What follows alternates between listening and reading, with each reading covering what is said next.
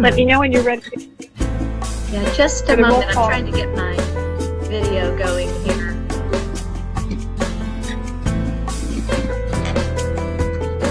Okay, well, I'm going to go ahead and start the meeting without video.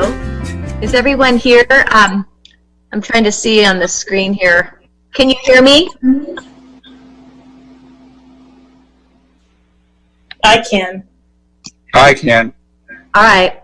Maybe I'll. Thanks. Okay. Well, is Councilmember Ham on yet? Doesn't look like it yet. Okay. Still here. Go ahead and we're calling. Go ahead and call this meeting to order. It is June 2nd, 2020. It's 5 p.m. I'm going to take a roll call. Councilmember Ward? Here. Councilmember James? Here. Councilmember Ham? Here. Great. So, and Mayor Pro Tem Ferguson is here. So we have a quorum for the meeting. We're all here. And do we have any public comments? No, we do Closed not. session? No comments. No comments? Are there any other comments or announcements you want to make, City Attorney or Council?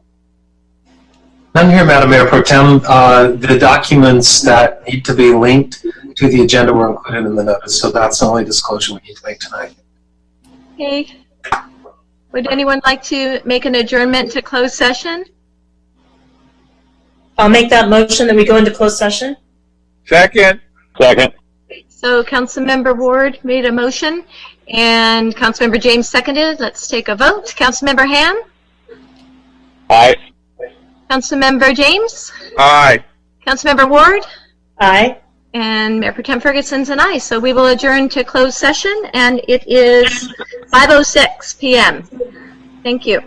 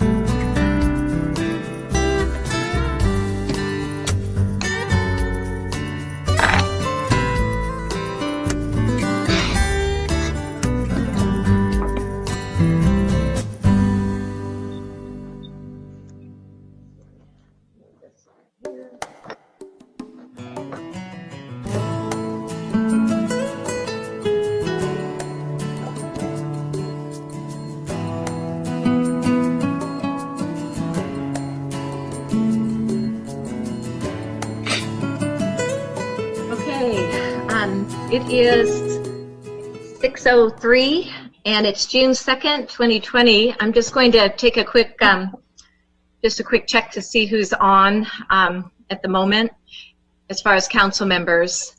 I see Council Member James. Council Member Ward, are you on with us? Council Member Ham, are you on with us? Okay, we're waiting for a couple. Oh, hi, Council Member Ward. Okay, looks like we're just waiting for Council Member Ham. Let's go ahead and give him a couple of minutes to join us.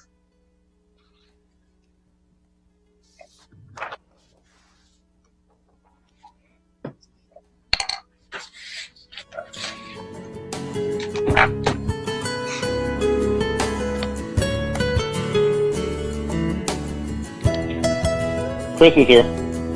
Okay, hi Councilmember Ham. Thanks for joining us. So we'll call the meeting to order at 6:04 p.m., June 2nd, 2020. And I'd like to ask Councilmember Ward, would you like to lead us in the pledge if you have a flag near you? Do you have a flag near you today? No? Okay, Councilmember James, I see you have a flag near you. Would you like to lead us in the pledge? Absolutely. Oh, great. Thank you. Let's all rise. I pledge allegiance to the flag of the United States of America and to the republic for which it stands, one nation, under God, indivisible, with liberty and justice for all. Great. Thank you so much for that, Councilmember James. All right. Well, with the Zoom, I went ahead and did a roll call already, but I'll do it again just for the sake of order. Councilmember James? Here. Thank you. Councilmember Ward? Present. Thank you. Councilmember Ham? Aye. Thanks. And Councilmember Laura Ferguson is here as well. So we're all here tonight. First up on our agenda is special presentations, but before I do that, let's have City Attorney report out what happened in closed session, please. City Attorney? Yeah, thanks, Mayor and Council. If you just let me have a second here to find my notes. Oh, sure. I've got it.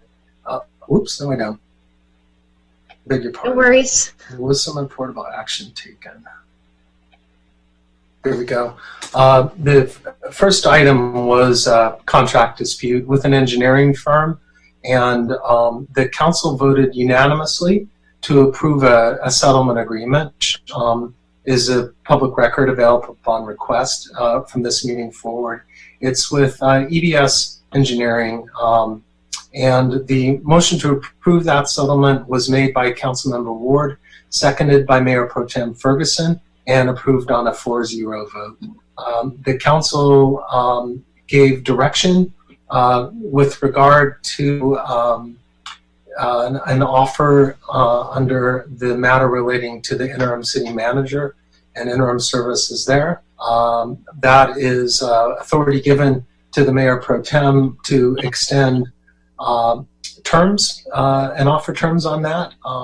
If those terms are accepted, then that item will be brought back for a vote of the City Council in open session at its next meeting. Not an offer of employment, it's just direction by the Council to ask the Mayor Pro Tem to present those terms and bring them back on the public agenda if they are accepted.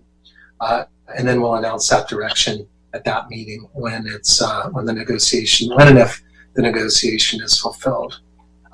Finally, the council voted unanimously to update its settlement proposal to the Foothill Eastern Transportation Corridor Agency.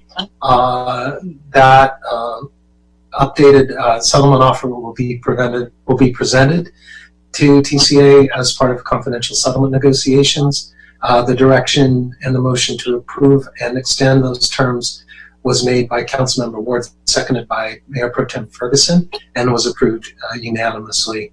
There are 2 items left for it. Well, there are more than that. The remainder of the items will be dealt with after the open session of your meeting tonight. The council voted to continue for a brief time its closed session after this occurs. Thank you. Okay, thank you, City Attorney. City Attorney, I noticed I did not hear you report out the vote on the contract for the interim city manager. Could you do that, please? Yeah, there were two sets of direction given. Those won't be disclosed until that negotiation is held.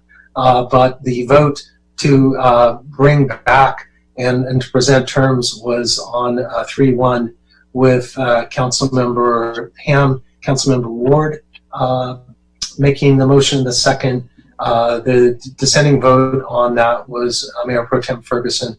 Mayor Pro Tem Ferguson made a substitute motion to present different terms, and that failed for lack of second. And so again, those terms will be presented to a candidate, and if the terms are acceptable, then a formal offer and approval will be presented to council at your meeting in 2 weeks. Okay, thank you very much, City Attorney. Will you be reporting out who will be serving as the interim while the... only if that candidate accepts the terms proffered by council. Okay, great. Okay, thank you. Well, we'll move on to special presentations. Toll road update. Yes, this is a toll road update, and we do have one email to read it whenever you want that. That would be great, City Clerk, please. Okay. Okay, Laura. Yep. Okay, this email is from Michelle Schumacher. The TCA, the Toll Roads, the Transportation Corridor Agency, a government agency with broken agreements, broken trust, and overall a financial boondoggle. Taxpayers deserve better. The 73 toll road was supposed to be free in 30 years. Instead, billions of dollars are still owed, and the TCA is now automatically increasing tolls 2% per year, continuing to drive up housing costs and the cost to do business in Orange County. The TCA is a joint powers agreement, a government agency that was trusted to build the toll roads, pay down the bonds, then go away. Instead, the least amount of the bond debt is being paid due to the continuous TCA refinances. Not only is the bond debt growing in the wrong direction, but also pushing out the years the toll roads will have to be tolled before being made free, as was their initial promise. We will have paid for the road 5 times by the time they are ever free to the public. The TCA wastes millions of dollars on consultants and an arm of lobbyists. Many TCA employees make over $300,000 a year with benefits and pensions that barely anyone in the public sector receives. They sponsor many events from golf to galas, enjoy international travel. They even spent $35,000 on one dinner. They are not good stewards of our hard-earned money. The joint power agreement for the TCA clearly states that the development fees are to be reviewed annually by the board of directors. This is not being done. Instead, they are automatically increased without required board review or approval. The board of directors has abdicated its power to lobbyists. The Foothill TCA has been collecting development fees and has not built anything in over 20 years. With no routes approved on the legislative maps, why are development fees still being collected? Development fees are a silent tax and are driving up the cost of housing and business in the county. This needs to stop. We have OCTA and Caltrans. We do not need a duplicative, redundant agency fleecing residents in Orange County. In March 2020, the TCA's board of directors unanimously voted to stop the South Orange County traffic relief effort, which they threw hundreds of millions of dollars at to try and extend the southernmost portion of the 241, which does not get many cars per day. A complete waste of money and boondoggle. While taxpayers were so thankful of this vote to stop the process, only 2 months later, they are back to their old tricks and trying to oppose legislation that would legitimize their unanimous vote 2 months ago. The TCA is speaking out on both sides of their mouth as usual, and sadly taxpayers are the ones getting the short end of the stick, while consultants and lobbyists bask in the money. In 2014, the Orange County Grand Jury issued a solvency warning to the TCA and county for their debt level. The Pacific Research Institute found that the TCA's business model was probably not sustainable from the start, and the TCA in 2008 asked for a $1.1 billion bailout. With times getting tough potentially in the future, it is time Orange County cuts the fat. The TCA needs to go. It's a good time for you to see if it's still prudent to be a member city of the TCA. It takes 8 cities to pull out. And then Michelle attached a current TCA debt snapshot. Please note the time period is of the last TCA CEO's reign. He was making more than the president of the USA to manage less than 90 people. Please stand up for Orange County taxpayers and stop the government development fees, or stop the development fees and the unintendable future of the TCA. It's time to get smart. That is from Michelle Schumacher, and the only comment I have for this item. Mayor Pro Tem, can I make a toll road update? That'd be great, Councilmember Ward, please. Thank you. So, the residents, I want to make them aware, it was mentioned earlier, but Senator Pat Bates put forth a bill 1373 to the Transportation Committee. It was heard this week, and they unanimously voted for it. It states that the toll road currently stops at Oso Parkway.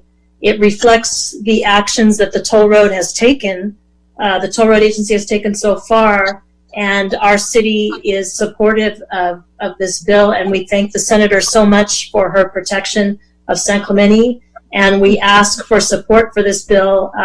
It does reflect what the toll road has done, and it also reflects the changes in the highway that the toll road has agreed to with the 2016 settlement that they did with the Save San Onofre Coalition. So we are certainly supportive of that and happy that the Transportation Committee has moved that to the Appropriations Committee.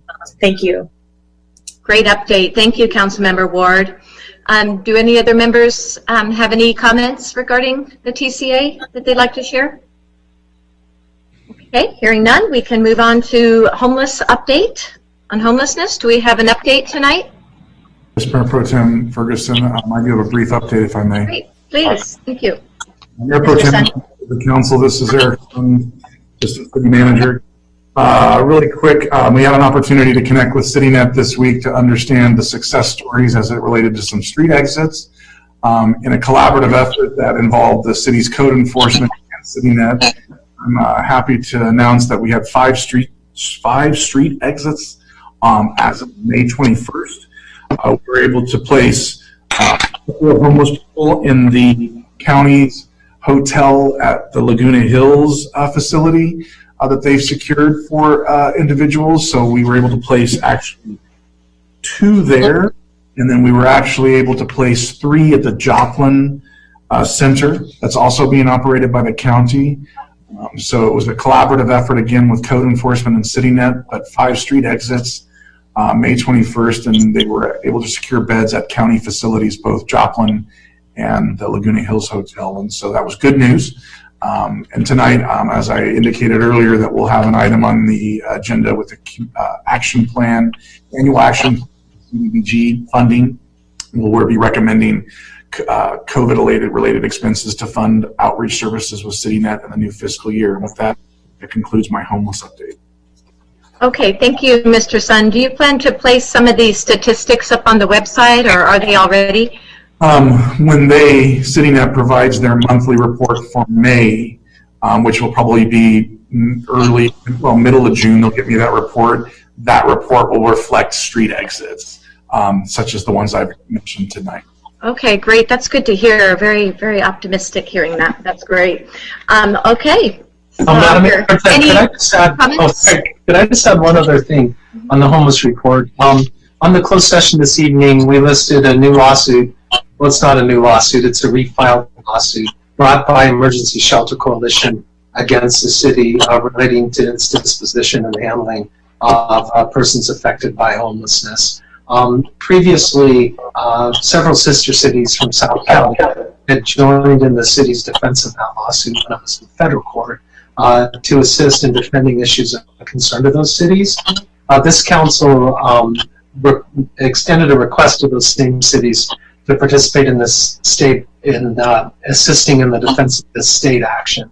And following this council's discussion of that, we met with the lawyers and the managers from each of those cities. They've recommended to those respective city councils that they continue in assisting in the joint defense of that lawsuit to the extent that it relates to shared issues. Most of it does relate to shared issues. And so they have agreed to take those city by city to those city councils for their continued support in that defense. So far, each of them that has been presented has approved the request made by this city council to assist. Thank you, City Attorney. That's a good addition. Thanks so much for sharing that. Do we have any public comments for this item, City Clerk? Yes, we do have one comment. Great. Can we hear that, please? Yes. The homeless living on the streets and in cars continues to be a problem in San Clemente. Without city leadership, the homeless problem is going to continue and escalate over the next weeks and months. This is an election year. When you are asked the question, what has been done successfully, and what is your plan for the homeless on our streets, beaches, and public spaces in San Clemente, how will you respond? The plan could include providing a building in San Clemente. What building does the city own that could be utilized for homeless services? Is the old City Hall building an option that can be used for homeless services? If not, what building do you propose to coordinate homeless services in San Clemente? With Orange County for funding and resources to assist San Clemente in meeting the needs and challenges of our homeless, unsheltered population. A site building needs to be identified for use. Defining the problem, 50 to 75 individuals. Coordinating care and services with service providers and nonprofits in San Clemente, FAM, Mercy House, and CityNet. Clear communication and engagement of our San Clemente community. We can either meet the challenges and needs of the homeless in San Clemente, or the problems will continue and most likely worsen for our city. Warren and Donna Vidrine. That's the only comment I have. Great. Thank you for those comments. Very nice. Okay, so next we have oral communications, part 1. Do we have some comments tonight, City Clerk?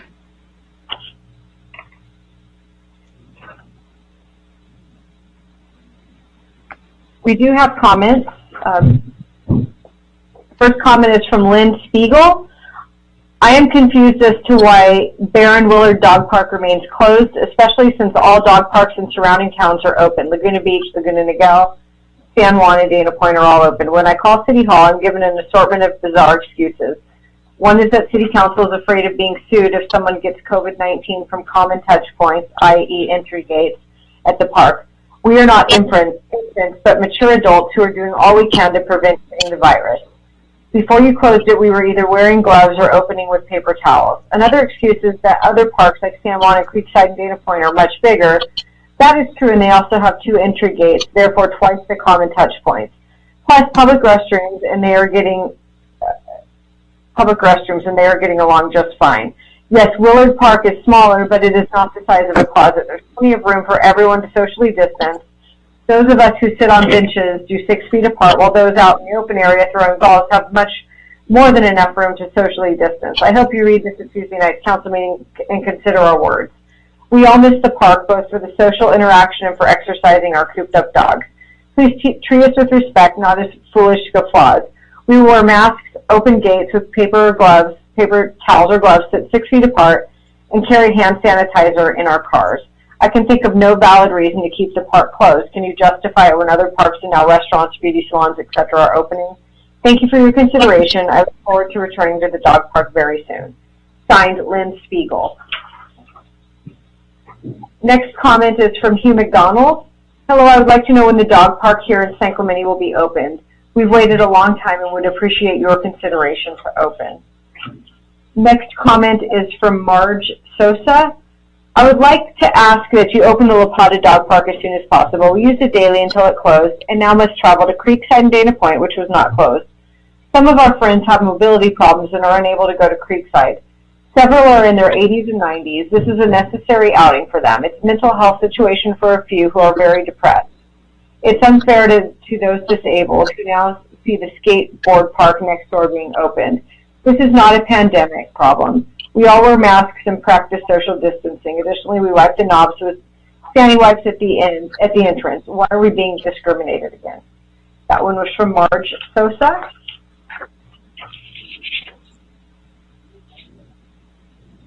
Next comment is from Steve and Dale Scavelli. Dear council members, due to 2 incidences in the past 3 weeks, we respectfully ask the council members to classify poop graffiti similar to graffiti in order that it receive immediate correction by the city workers responsible for graffiti removal. We have owned the building at 101 to 103.5 Avenida Del Mar for approximately 40 years. Over the years, we have spent several hundreds of thousands of dollars in improvements and continue to maintain this property to reflect our pride of ownership. A few years ago, we experienced our very first incident of graffiti on the alley side of the building. The city abated the graffiti, and we repainted the wall to blend with the remainder of the building. We searched for a more permanent deterrent as we recognized how graffiti negatively impacts the community. Trellises were attached to the side of the building and vines were planted, similar to those on the Stanford Court building at the alley on the opposite side of Avenida Del Mar. Some of the trellises were stolen and the plants were torn out by acts of vandalism. Over the years, the city has attempted to beautify the alleyway adjacent to our building due to its high level of use and pedestrian significance. We have worked with the city in any way possible in these attempts, from participating in a plan to install historical lighting on the building, failed after city determined their participation would not be cost effective, to allowing the attachment of public art against our better judgment and appearance. We permitted the attachment of the art in the spirit of cooperation. However, as you may recall, it was eventually removed after numerous accidents and vandalism made the art unsightly and expensive for the city to maintain. The homeless people camping out in the front alcove and rear parking lot of the building have been the more intense issue over the past few years. In order to keep the property pristine, we have been vigilant in addressing the presence of the trespassers and the co-commitment residue left in their wake. It seems we are now at a tipping point. The situation has now devolved from vandalism and normal graffiti to poop graffiti, with someone actually defecating on the side of the wall in the alleyway. This is not only disgusting and unsightly, but presents a health and safety issue. We ask the city to recognize this as a form of graffiti and remove it as swiftly. Stephen Dale Scabelli. The next email is from Ann Bailey. Dear City Council, I would like to know if the fireworks will be held on the 4th of July. If so, can you share the plans on how to maintain social distancing? I live in the Pier Bowl area and need to plan accordingly. The next email is from Debbie Gallimore. Dear City Council members, on behalf of my family and especially my 2 teenage daughters who are members of the San Clemente Aquatic Swim Team, thank you for listening to our emails at the May 19th Council meeting. We appreciated the discussion and generation of ideas to assist our team in returning to swim practice in the city pools. Since that meeting, I have been in touch with my daughter's endocrinologist to discuss her safe return to swim practice. Thanks to detailed information on pool chemistry provided by Aquatic Supervisor Carrie Brill, as well as the detailed social distancing plan created and documented by the San Clemente Aquatics team, her doctor has wholeheartedly endorsed her return and was quite impressed by our collective response. He is thoroughly comfortable with the plan to get back in the water. We appreciate your continued and persistent efforts in getting our pools reopened for San Clemente Aquatic Swim Team practices. The next email is from J.T. Parr. What up, Council? My name is J.T. Parr. Chad just hit the nail right on the head and fired me up. He absolutely is right. We are in a pandemic, and Tom Cruise is the hero we need right now. Let me be vulnerable for a sec. This pandemic has scared me, and Chad says that's okay. But growing up, I didn't get scared of stuff like this. I was only scared of report cards and intimacy. But in general, I would look death in the face, like Rip on a dirt bike, roll down a steep hill with my body limp, and it always fired people up. As I've aged, I've noticed that I don't push it as hard. I worry I've lost my edge. One person who sharpens my edge, though, is Tom Cruise. When I watch him behind the scenes training for Collateral, I suddenly forget what fear is and I take charge and hustle to a busy intersection to moon people. I feel whole again. This may sound frivolous, but there is power in letting it rip counsel. In these times, more than ever, we need someone to fill our hearts with courage. A symbol that says even if we're stuck inside, a determined human can still go farther than any other actor would dare. My mom is from Colombia. When I came downstairs this morning for breakfast and told her about our plans for the space station, she mentioned Tom Cruise was huge in her homeland and the world over. This is extra huge because China and the U.S. are beefing. Our mutual love of Tom could quell that. Maybe one day Hong Kong's home adventurer thespian Jackie Chan will go to space and we can name something after him. Let's give the world something to look up to. And says I'd also like to sing a song if it pleases the council. Thank you, J.T. Park. Okay, the next one is from Chad. I don't see a last name. What up, council? My name is Chad Kroger. I'm an activist and stoke lord. I come to you in the gnarliest of times. I don't know if you've looked outside, but it's pretty nuts. There's something called a pandemic going on. When the quarantine first happened, I managed to stay stoked.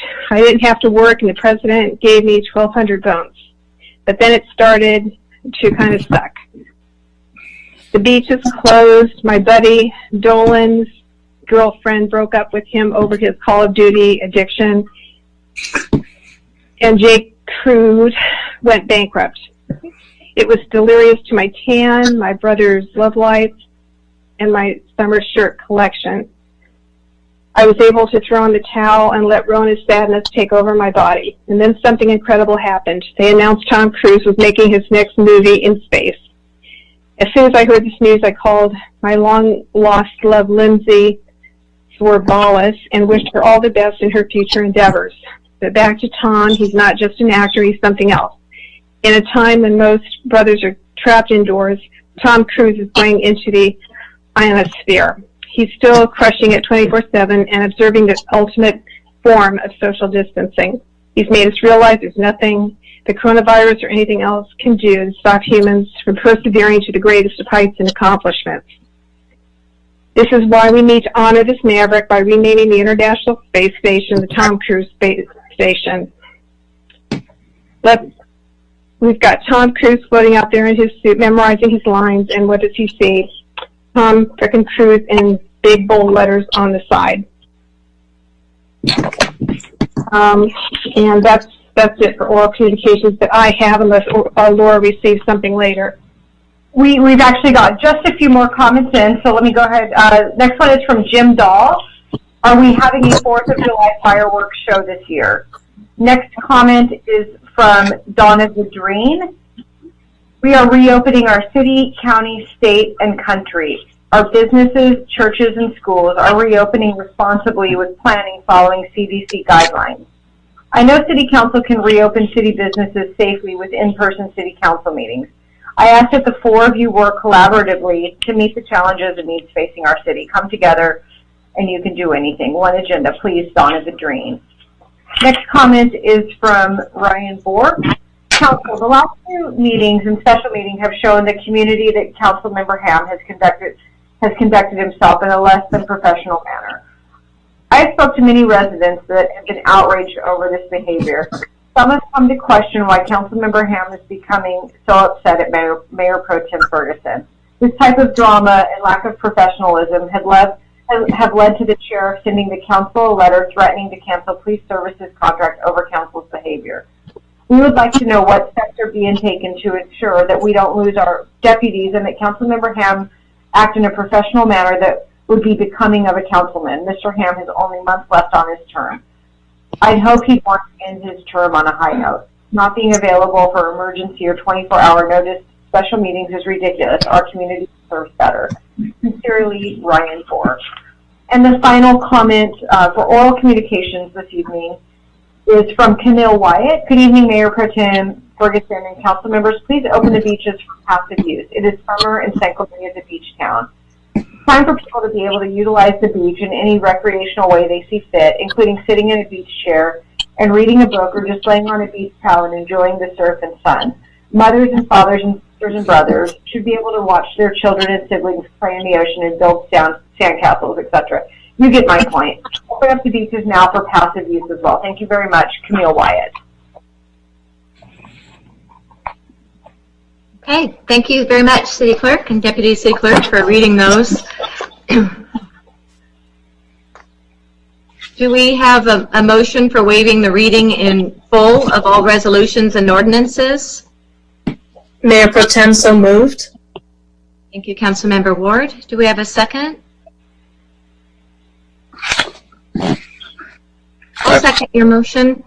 Was that you, Councilmember James? Second? No, I can second. Absolutely. Thank you. Okay, that's great. Thank you. All right, we'll go ahead and vote on that. Councilmember Ham? Aye. Councilmember James? Aye. Councilmember Ward? Aye. And Mayor Pro Tem Ferguson is aye. That passes unanimous, 4-0. Next is consideration of agendizing items requiring immediate action. Any items agendized will be considered under new business unless otherwise determined by majority vote of the City Council. Do we have any items? Okay, hearing none. Move on, and we've already done our closed session report. Scott, I jumped ahead on that. Thank you for giving that tonight. Do we have any other items, City Attorney, before we move on? No, thank you. Nothing more. Okay, thanks so much. All right. Should I turn this over to you, City Clerk? Thanks. Yes, on the consent calendar, we do have comments on item D. Okay. That's the annual tree maintenance services. Yes, that's all I have. Okay, thank you, City Clerk. I would love to have those comments read now, if you would, please. Okay, so there are probably over 50 of them, so I'll let Laura start. Okay, So, thank you. Mayor Pro Tem, don't we Yes, need Councilor to pull that item in order to hear those public comments? Oh, thank you very much, Councilmember Ward, for that. Yes, we do. We should go ahead and do that if we are planning to do so. Let's see, consent calendar. Let's go ahead and, go through whatever we're going to pull first, and then hear the comments. Thanks, Councilmember Ward. That's great. You're welcome. Do we have any, let's see, let's go ahead with the first one. City Council, are there any items that we plan to remove tonight? Any requests for removal? D. E, as in David? Okay. D is Delta, yes. Great, thank you. I would like to just pull the minutes of May 19th. I have just 2 little edits. Any other items to pull? I don't have any items, Mayor. Okay, thanks, Councilmember Ward. Councilmember Ham, Councilmember James? Nothing. Okay. Nothing beyond D. Thank you. Okay, Councilmember Ham, are you good? Or do you have some items you'd like to pull? Nothing. Okay, thanks so much. All right, City Clerk, can I turn that over to you? Where are we here? Okay. Can we go ahead and have a motion to move the balance before we address these items? I will move the balance. Thank you. Second. All right. Councilmember Ward motioned and Councilmember James seconded, and let's take a vote. Councilmember Ham? Aye. Councilmember James? Aye. Councilmember Ward? Aye. And Mayor Pro Tem Ferguson is an aye, so we will move the balance. That passes 4-0. City Clerk, I'll turn it over to you now to pull these items for discussion. Okay, did you want to go with them in order? Or that'd be great if we could just maybe do the minutes first. That would be great. Okay.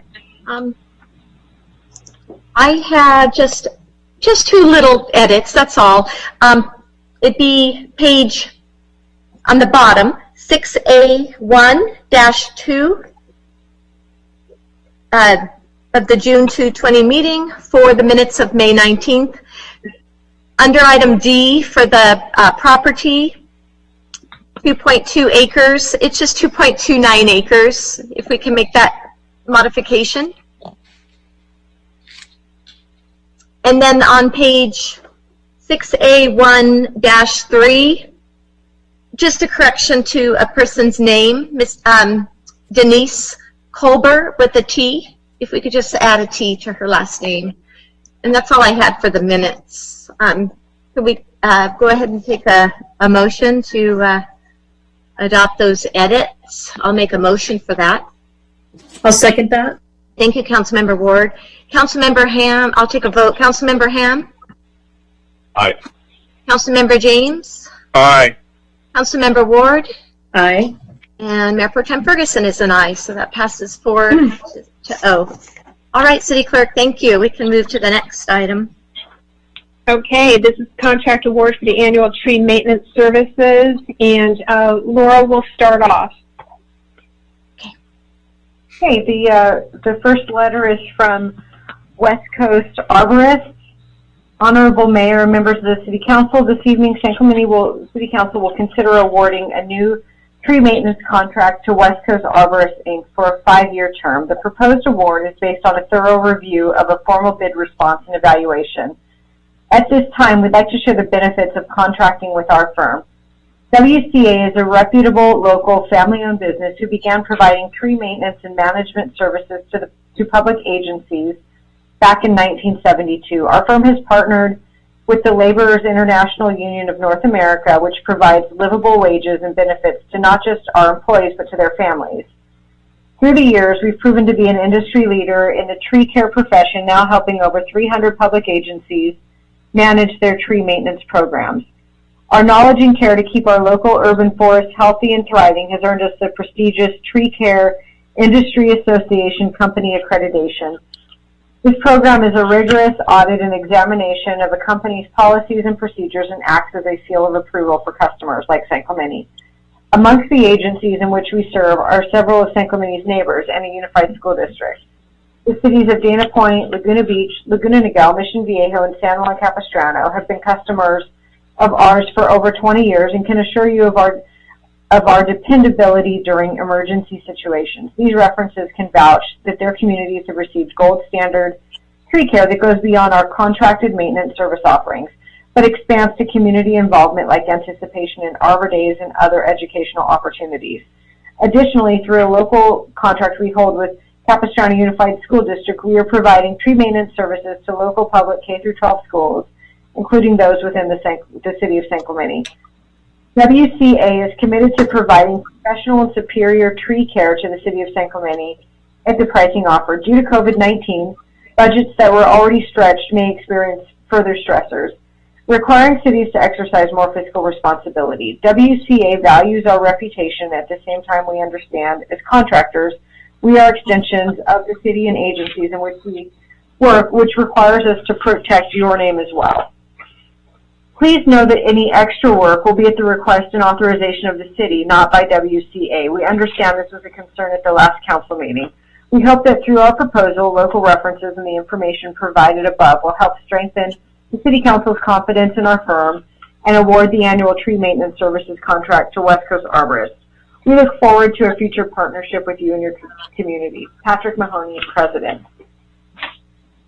Next comment is from Rod's Tree Service. Dear City of San Clemente City Council, working with and in the City of San Clemente has been one of our greatest honors over the years. The trees on our streets are more than another tree or another job. These trees have been planted and maintained by our grandfather and family members.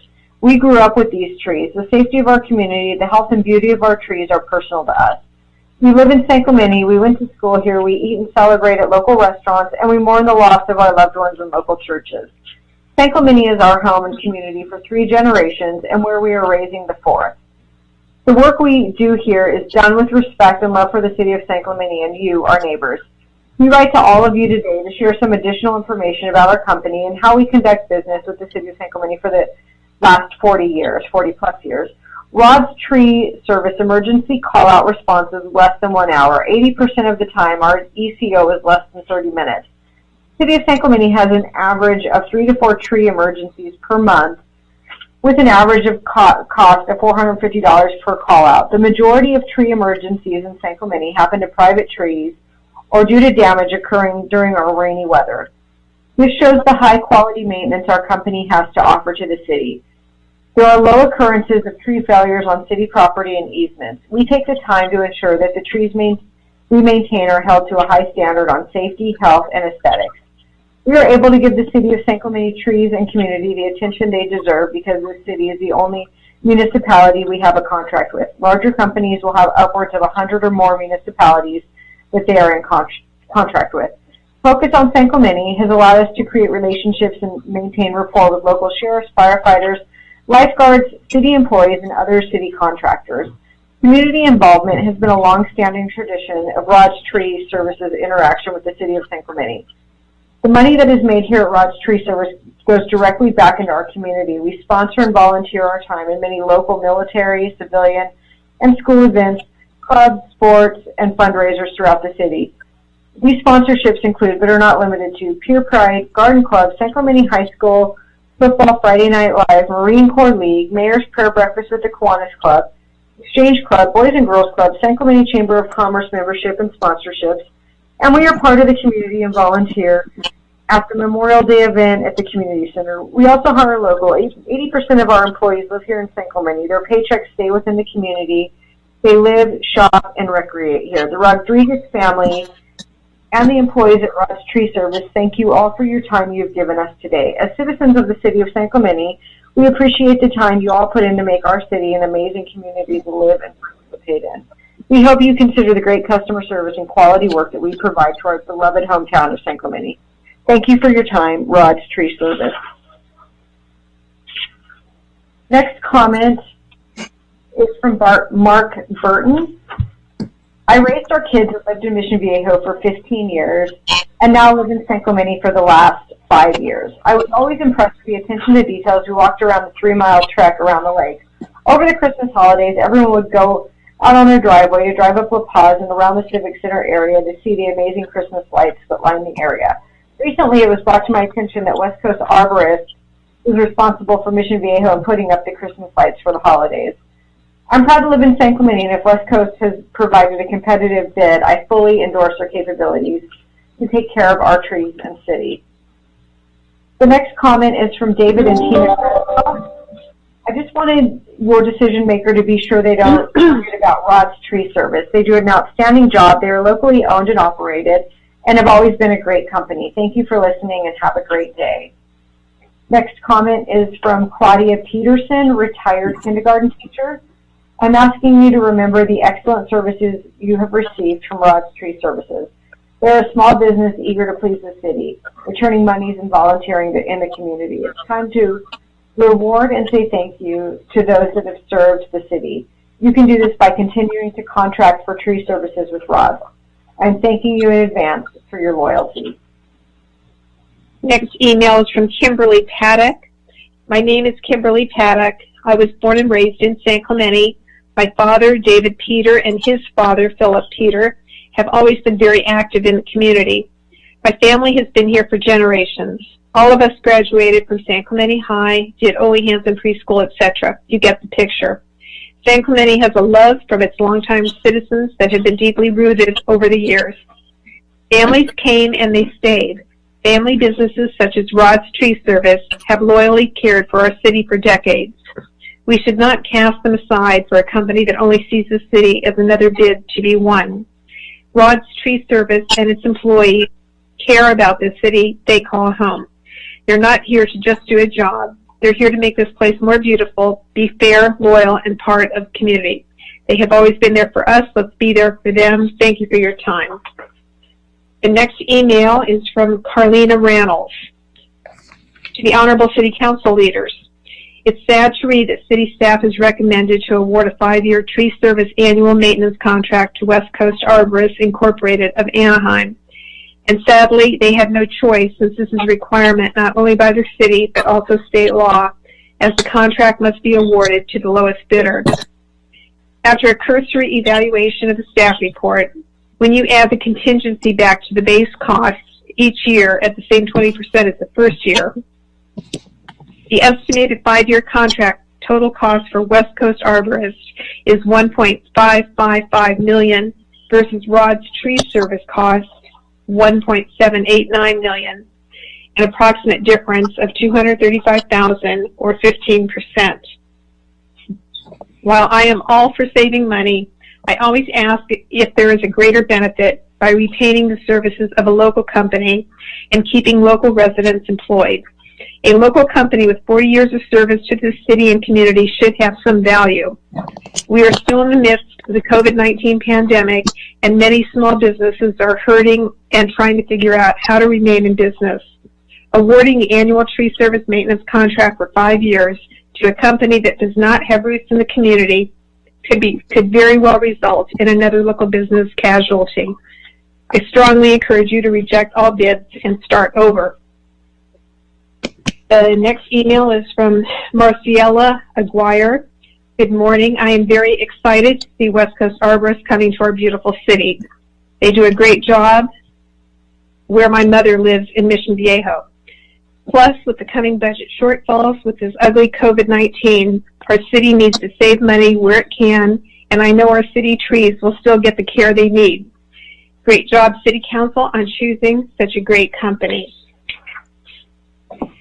The next email is from Amelia Menzel.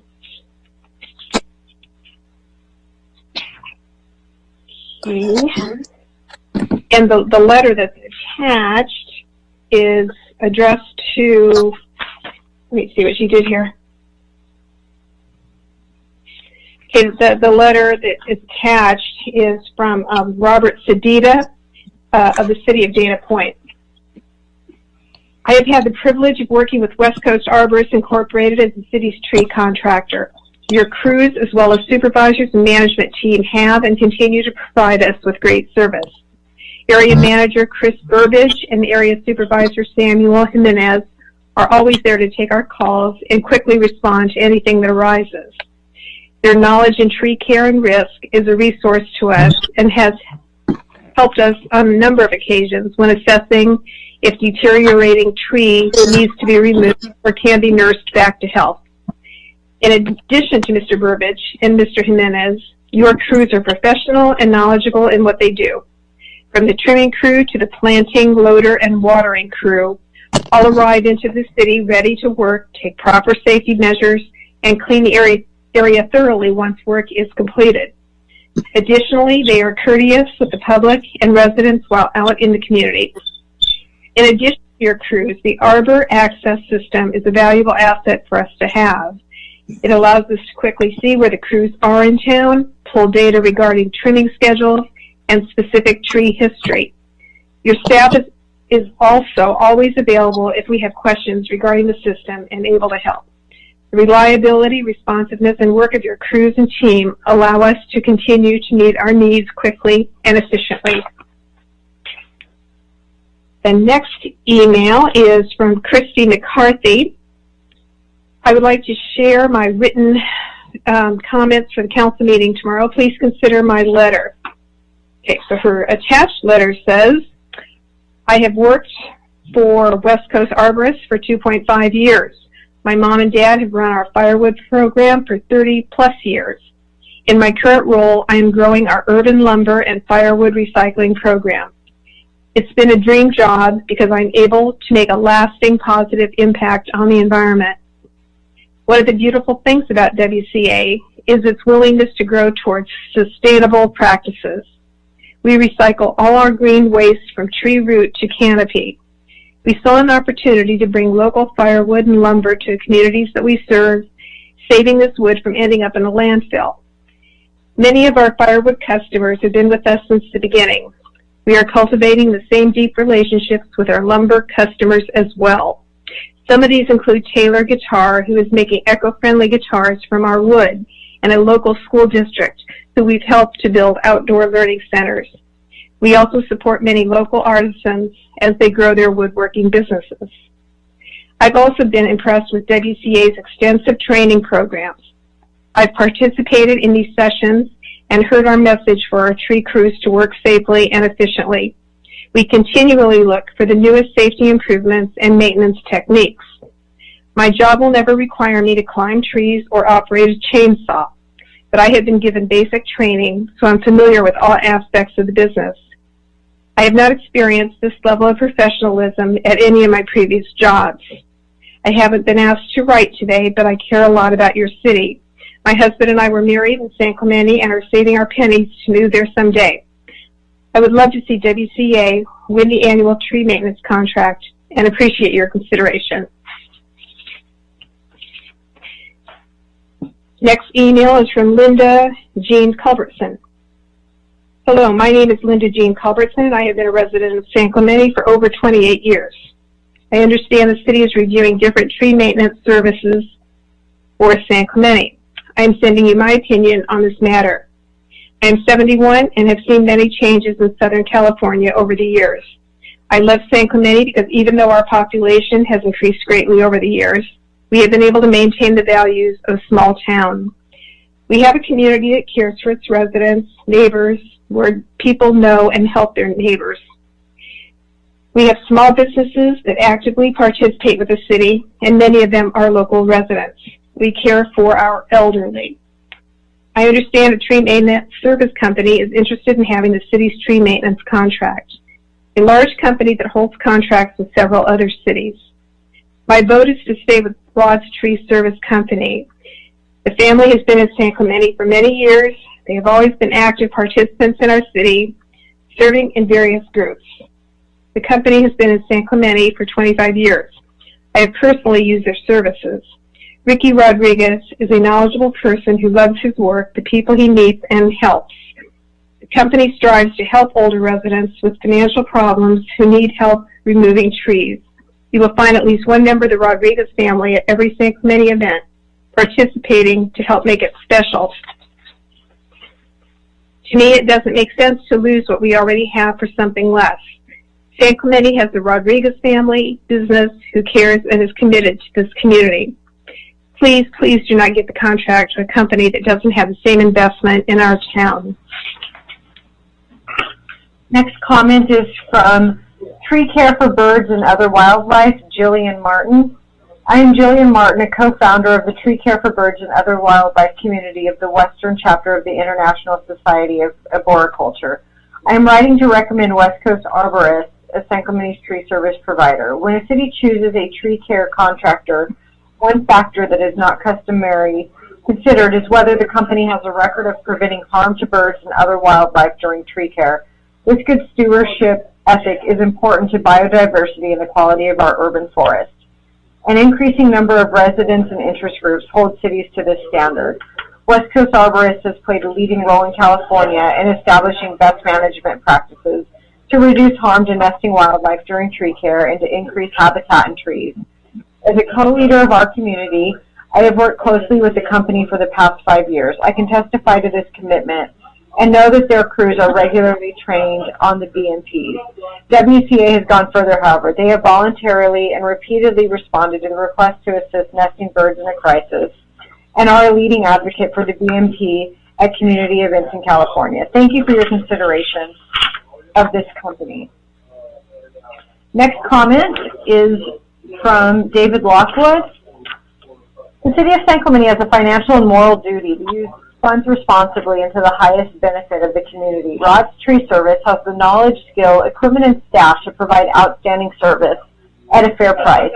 Rod's Tree Service is a local San Clemente minority, veteran, and family-owned business that has lived and worked in San Clemente for over 60 years. The majority of the employees live and work in San Clemente. They spend a lot of hard-earned money at the city's businesses and generate additional tax revenue to the City of San Clemente, not cities far away. Rod's Tree Service has been recognized and honored by the Chamber of Commerce for their outstanding contributions to the community. They support many events such as the annual Memorial Day service and the street fiesta that bring people pride and additional income to San Clemente. Alternatively, using an outside contractor that has to make about 70 miles round trip each time they perform their services is both costly and environmentally unsound. The time and expense spent driving back and forth could be better served by performing services locally.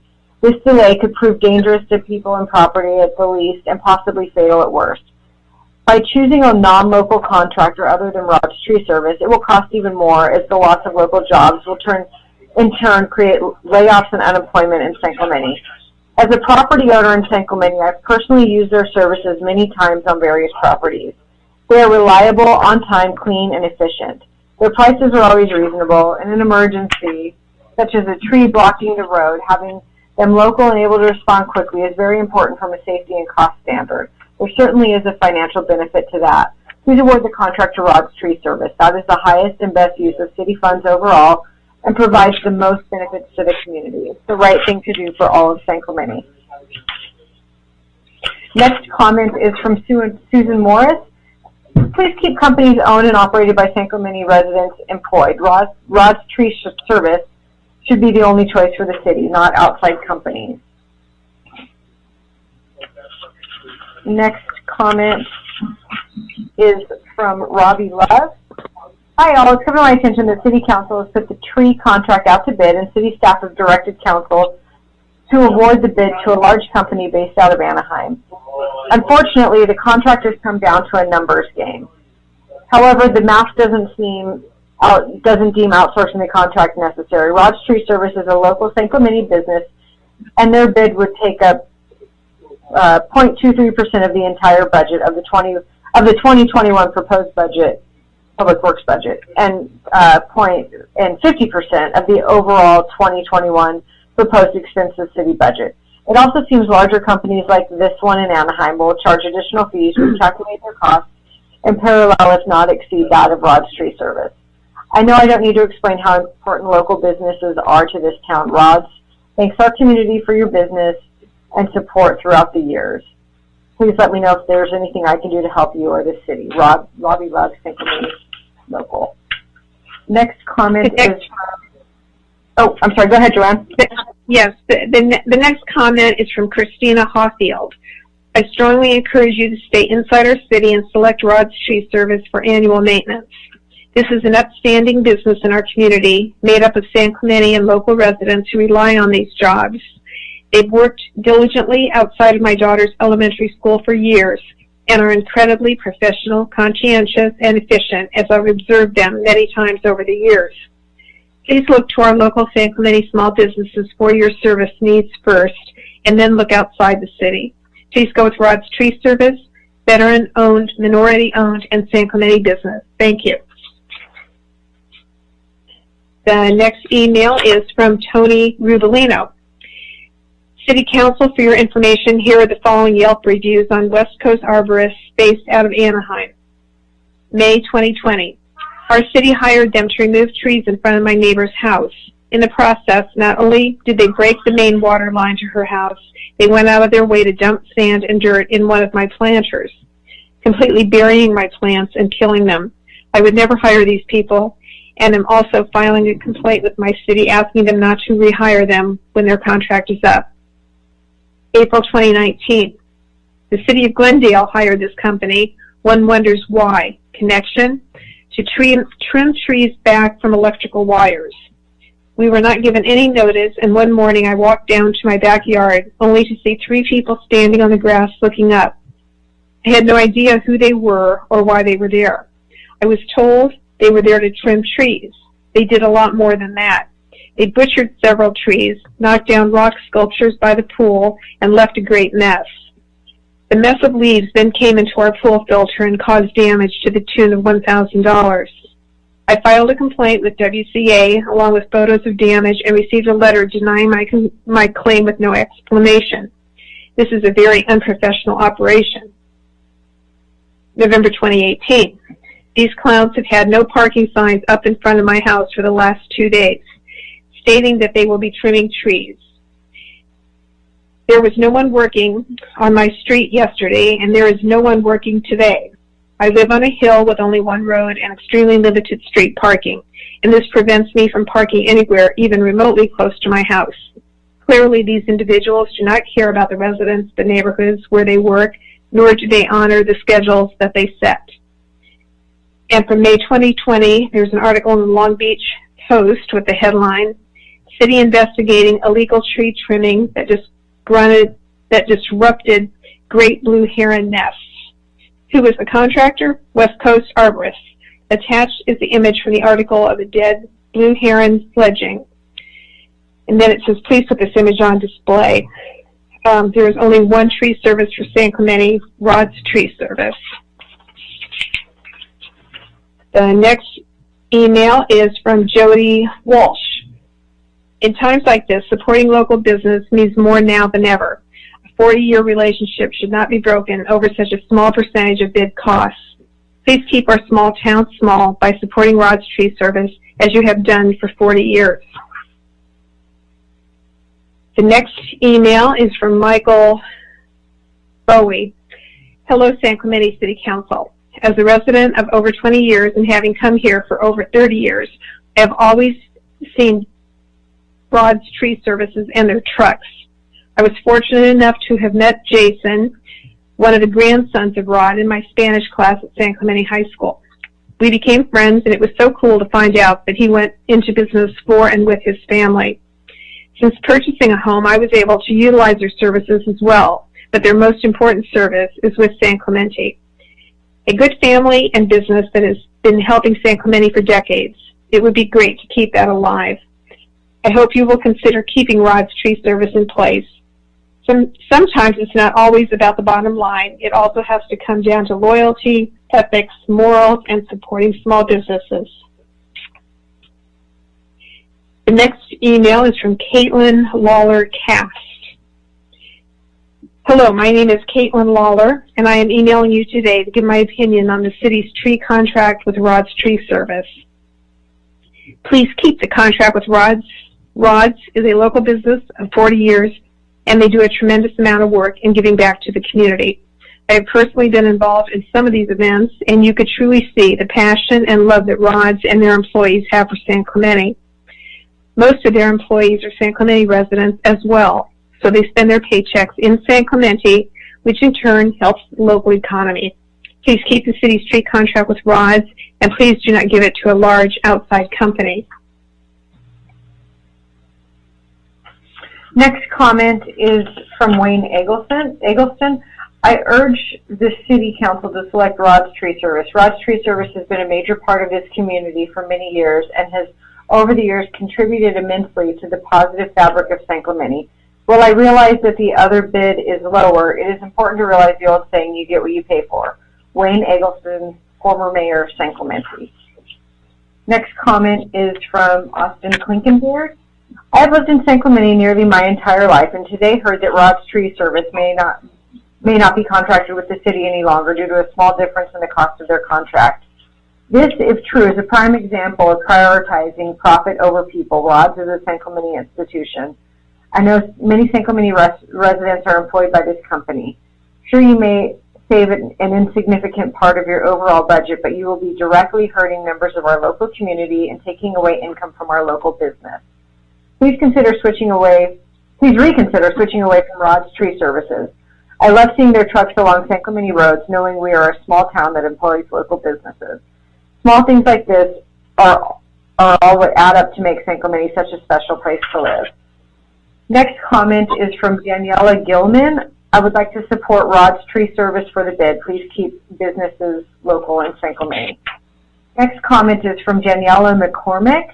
I'm writing to support the bid going to Rod's Tree Service. They have been in the community for approximately 40 years, and we should support doing business with other local companies in San Clemente.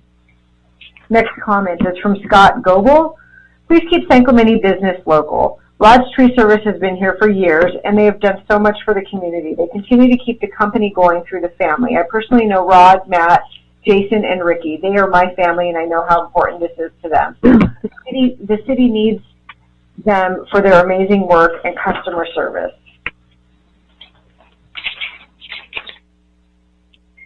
Okay, the next email is from Kurt Saunders. My name is Kurt Saunders, and I'm a lifetime citizen of our great San Clemente. I've grown up in this town and have seen it change over the 28 years of my existence. Some good change, some bad.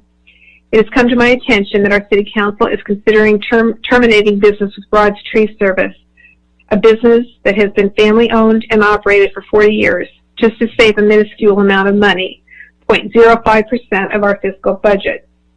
I understand the immediate attraction of saving money for the City Council, especially during these times, but the bigger picture needs to be considered.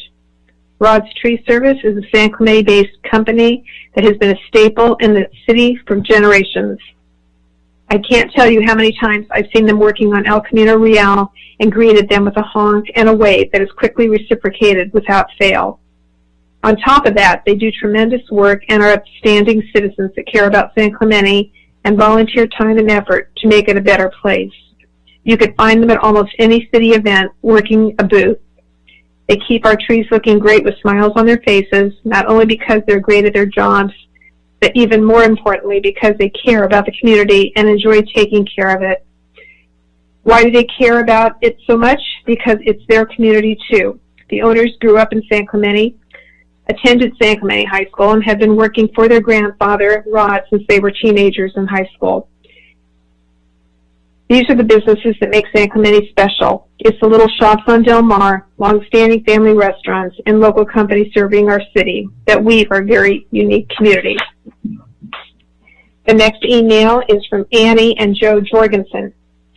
Hello, I'm emailing to urge the city to keep Rod's Tree Service in contract. Rod's has been servicing our city and community for many years. They employ local residents who spend their money in town. Don't turn your backs on a local business to save a buck when there are so many benefits to supporting a local business.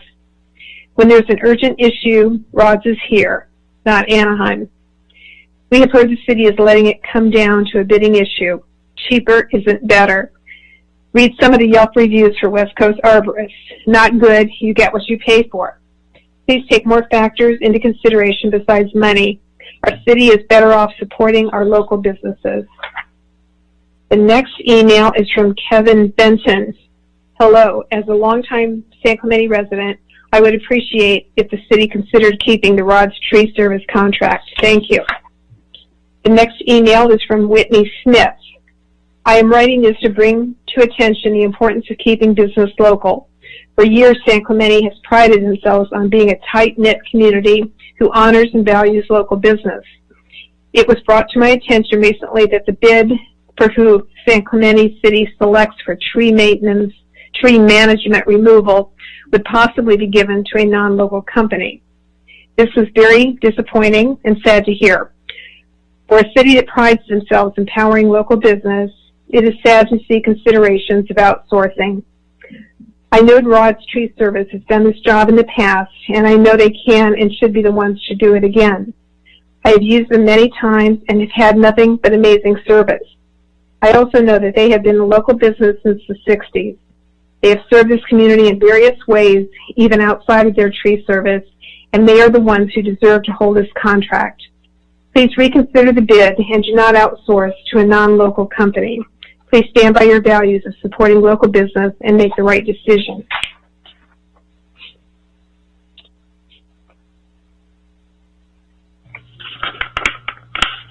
Next comment is from Steve Dreyfus, San Clemente City Council. I've been a resident and business owner in San Clemente for 35 years.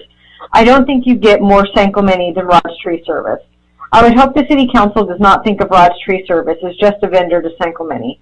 I would want my town to think of Rod's Tree Service as our family. I'm 100% sure that's how Rod's Tree Service thinks of San Clemente.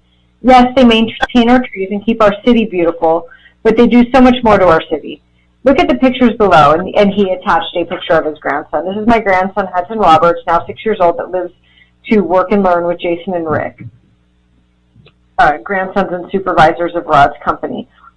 One picture video show Rod coming out, special to meet Hudson and give him words of encouragement and to have great work ethics. I clearly remember Rod telling Hudson on another job near the Pier Bowl, when you work, you expect to get paid. However, if a senior does not have the money to pay you, you do it for free and help them. I may have that video to show you. That is what Rod's Tree Service is about. I remember all the donations Rod's Tree Service has given out to youth sports, YMCA, and San Clemente over the last 35 years of living here. In conclusion, please do not vote another vendor to come take over Rod's Tree Service for a better price. There's much more to choosing a vendor than financial reasons. You can always find somebody to do it for cheaper. However, Rod's Tree Service and San Clemente are an institution and a great partnership. Please keep Rod's Tree Service and my tax dollars in San Clemente. Next comment is from Larry Culbertson. I understand that it may sometimes make sense to take the low bid, but in the case of our tree maintenance services contract, it would be a horrible mistake to replace Rod's Tree Service with West Coast Arborists. West Coast Arborists may or may not get our basic tree maintenance service accomplished, but the cost to our city would be far more than the paltry $69,300 we would save. Rod's is more than just a proven contractor. They are more like part of our city fabric. Richard Rodriguez's letter to you on April 21st enumerated the myriad of services and advantages that Rod's provides over and above that which is called out in the contract. And remember, money paid to Rod's stays in town. The business and their employees are local. They have been a gold mine for us. Think about it. If we dump Rod's and a year or so later we realize we have erred, Rod's might not be well enough might well not be available to get back, and our tree community will never be the same. Rods has given us over 40 years of faithful service. Let's show them a little loyalty and do the right thing for San Clemente. Larry Culbertson. Next comment is from Kellyanna Fox and the Fox family. I'd like to advocate and support a local business, Rod's Tree Service, to continue to be contracted with the city of San Clemente. Please, they are a loyal, kind, and hardworking family business that has greatly contributed to San Clemente and its people. Thank you. Next comment is from Rick Delante. I read with interest in the San Clemente Times the proposals put forward to the city by Rod's Tree Service and the Anaheim Arborists for the upcoming 3-year maintenance program. Now the proposals will be for a 5-year period. I cannot see why the city would adopt a new maintenance service considering the record that Rod's has with the city over time. We have 26 palms on our property in Flora Vista, and Rod's has maintained all those trees annually since we purchased our home in 1997. I've watched how the team works, including climbing, pruning, safety measures, and harnesses employed, and disposal of plant material. The work is flawless.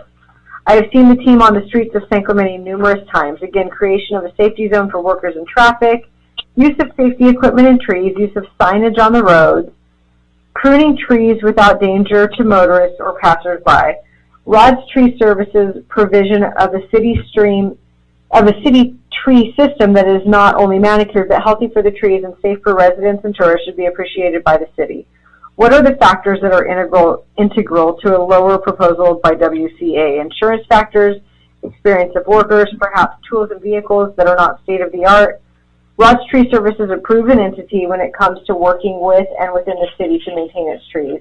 I strongly recommend, as a client who has years of experience with this company, that the city vote for quality and a proven record in approving Rod's Tree Service proposal. The next email is from Susan Nelson. Council members, I write to you this evening to encourage you to renew the contract with Rod's Tree Service. Rod's has been beautifying our city for the last 40 years. They are not only fast, friendly, and safe, but their service record is awesome, and the extra philanthropy work they do in our town goes above and beyond their contract. Please take all of this into consideration when considering an out-of-town company. Allow them to continue their good work in our town as a local business and our neighbors. Now more than ever, we need to take care of our own. Thank you for your time. The next email is from Michelle June Lee. Rod's Tree Service is the only tree service that the city of San Clemente has ever contracted with. Please, please keep it that way, as this would be a termination of a 40-plus year relationship between the city of San Clemente and a local business. I urge you to reassess this decision and keep local businesses local. Next email is from Robert Riley. Keep Rod's Tree Service working on San Clemente. They are a local business that cares about the city and are the best for the job. You are making a mistake if you get rid of them. Next email is from Connor Tobiah. Keep it local. Don't get rid of Rod's.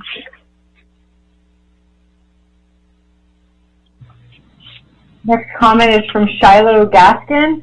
Rod's Tree Service is a staple in the San Clemente community and run by some of the coolest, most loyal human beings ever. Please do not let some outside Anaheim-based company come in and take true local San Clementean jobs. Keep it local. Kimberly Benton. As a longtime San Clemente resident, I think it's important to maintain ties between local San Clemente small businesses such as Rod's Tree Service. By keep jobs within San Clemente, we can help keep these businesses open and keep our money in San Clemente. Next comment is from Jeremy Barub. We all know local small businesses are the backbone of not only our city, but that of our nation in its entirety. This is highlighted right now more so than ever before. The huge volume of PPP distributed loans just reiterates this point. Our economic future currently being threatened by a broad spread variety of impacts that really exaggerates the need to keep our money in our community wherever possible.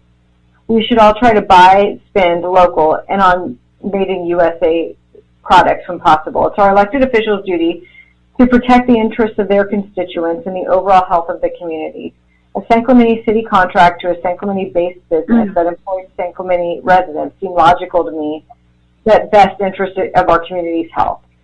Trickle economics at its simplest. Keep San Clemente money in San Clemente. Tax and revenue pays salaries, infrastructure, special projects, and overall community support.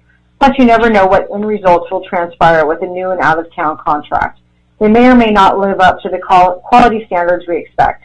Plus, they likely lack the personal connection to our city that brings an additional sense of pride and additional effort into their actual work. There's many more reasons I can think of to extend the previous contract, but I feel I've provided my 2 cents with enough validation, so I'll just leave my statement feelings as stated. That being said, I suggest the best interest for the city of San Clemente is to keep the annual tree maintenance contract with Rod's Tree Services. They do and have for many years supported the city and our community in more ways than just cutting our trees. Time to show them we are a community that cares and wants to keep local as important now as ever. Next contract is from next comment is from Tasha Sanchez.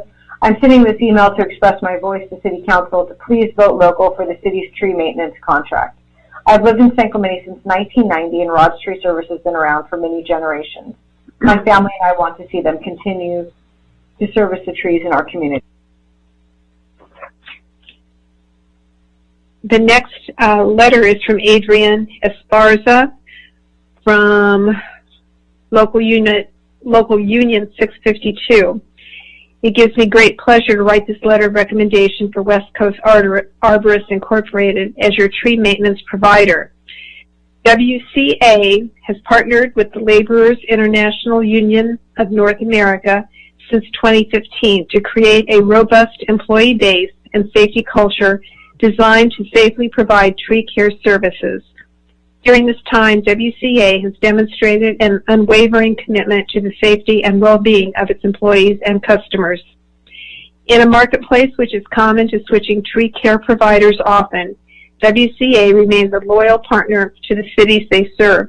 Their partnerships allow the ability to maintain continuity and build upon numerous risk-reducing strategies, including but not limited to proper traffic control, tie-off and fall prevention, manual material handling, use of personal protective equipment, cleanup tasks, and return to work. All of these efforts support a best-in-class operation with claim frequency and severity rates well below the industry benchmark. WCA understands that keeping employees safe goes hand in hand with keeping its customers safe as well. We trust that your experience with them will be as positive as mine. It is for these reasons and many others that I recommend WCA for award of contract without any reservation whatsoever. If I can answer any questions, please feel free to contact me. Next email is from Nick Goebel. I am writing this email with hopes that San Clemente continues to utilize local businesses like Rod's Tree Service for their service contract. The company is not only locally established, but has been a fixture for the city for many years.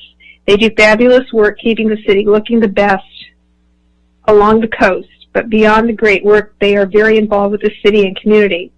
They participate in local events, are always a fixture at the fiesta and other events, and involve generations of families running and operating the business.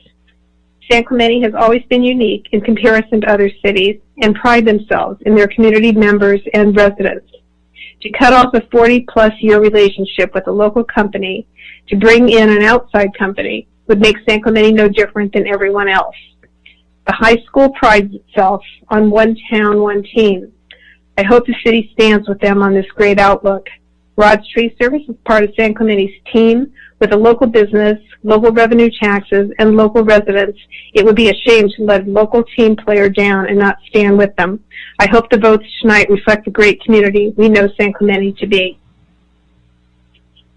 The next comment is anonymous, and it says, I would like to start with thanking the Orange County Sheriff's Department for doing an outstanding job protecting our community and stopping the intoxicated aggravators from instigating problems for the peaceful protesters. May we hope and pray that the madness ends and the Floyd family can find peace and justice with so many other families that have suffered these horrifying injustices across our country. The irony of it all is the community concerned and fears about out-of-towners coming to San Clemente. Meanwhile, City Executive Management, Assistant City Manager, who came from City of Long Beach, once again pushes for out-of-towners to replace locals, specifically the out-of-town vendor to remove a longtime San Clemente business and jobs from San Clemente residents. His recommended vendor is also contracted with the City of Long Beach and they are now being investigated for damage done to the Long Beach community, just as he did damage. Is it not bad enough that he has belittled and bullied the sheriff's department to the point that they want to break their city contract, as well as pushing out city employees that are San Clemente residents? That is not enough? No, not enough. He is emboldened to continue to cheapen the community with lower valued, unprofessional vendors and cheaper, unqualified, out-of-town employees who could care less about our town and care more about what is in it for them. He doesn't care about quality, history, integrity, and he definitely doesn't care about the San Clemente community. Please select San Clemente businesses, San Clemente residents, and San Clemente jobs over out-of-towners. Please check on your nefarious executive management for motives, money mishandling, and financial mayhem, please.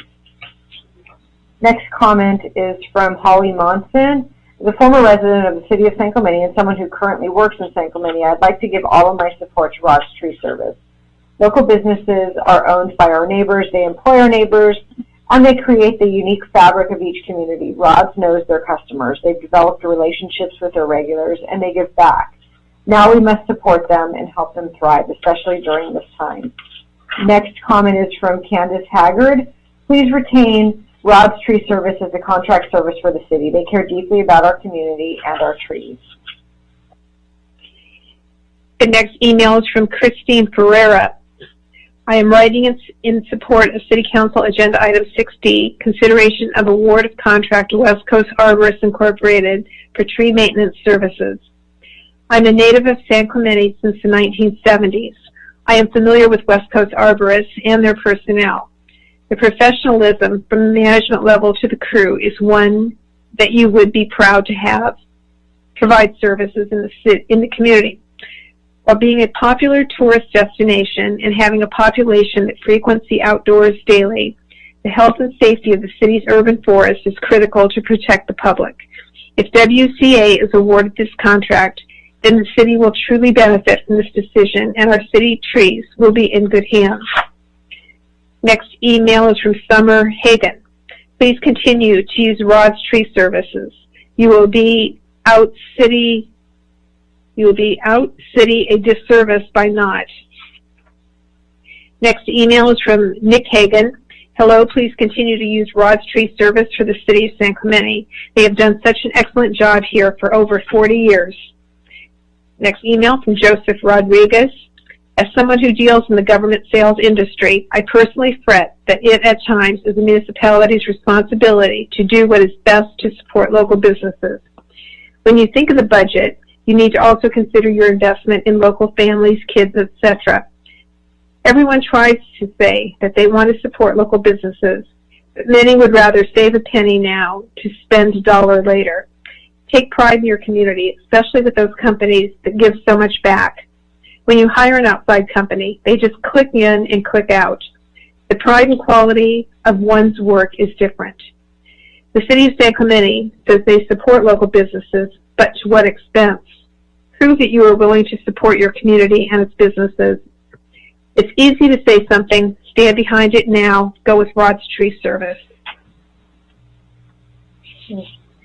Okay, the next email. Oh, go ahead. Brown. The next email is from Walter Aaron Cast.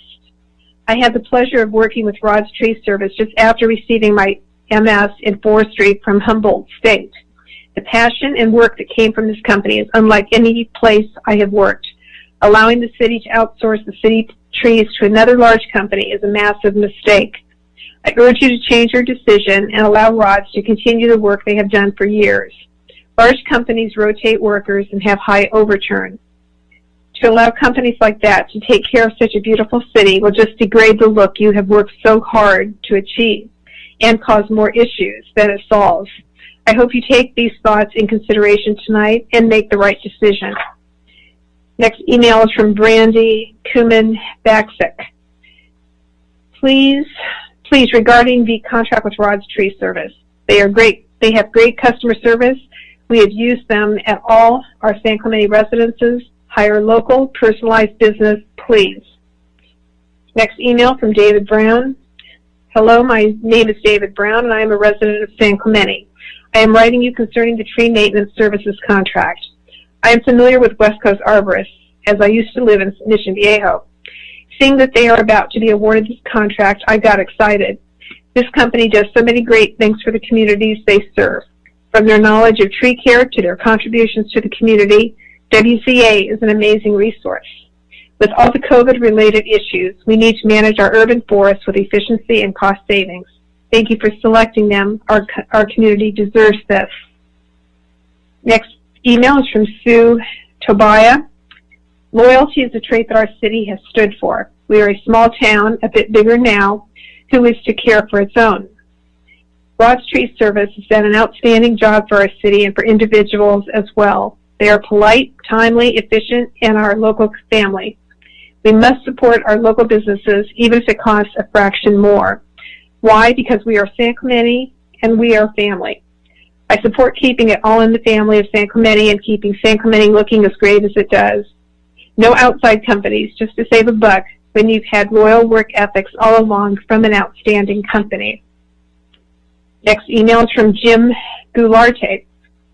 I'm submitting an email response to this evening's agenda item 6D, Rod's Tree Service Contract Renewal.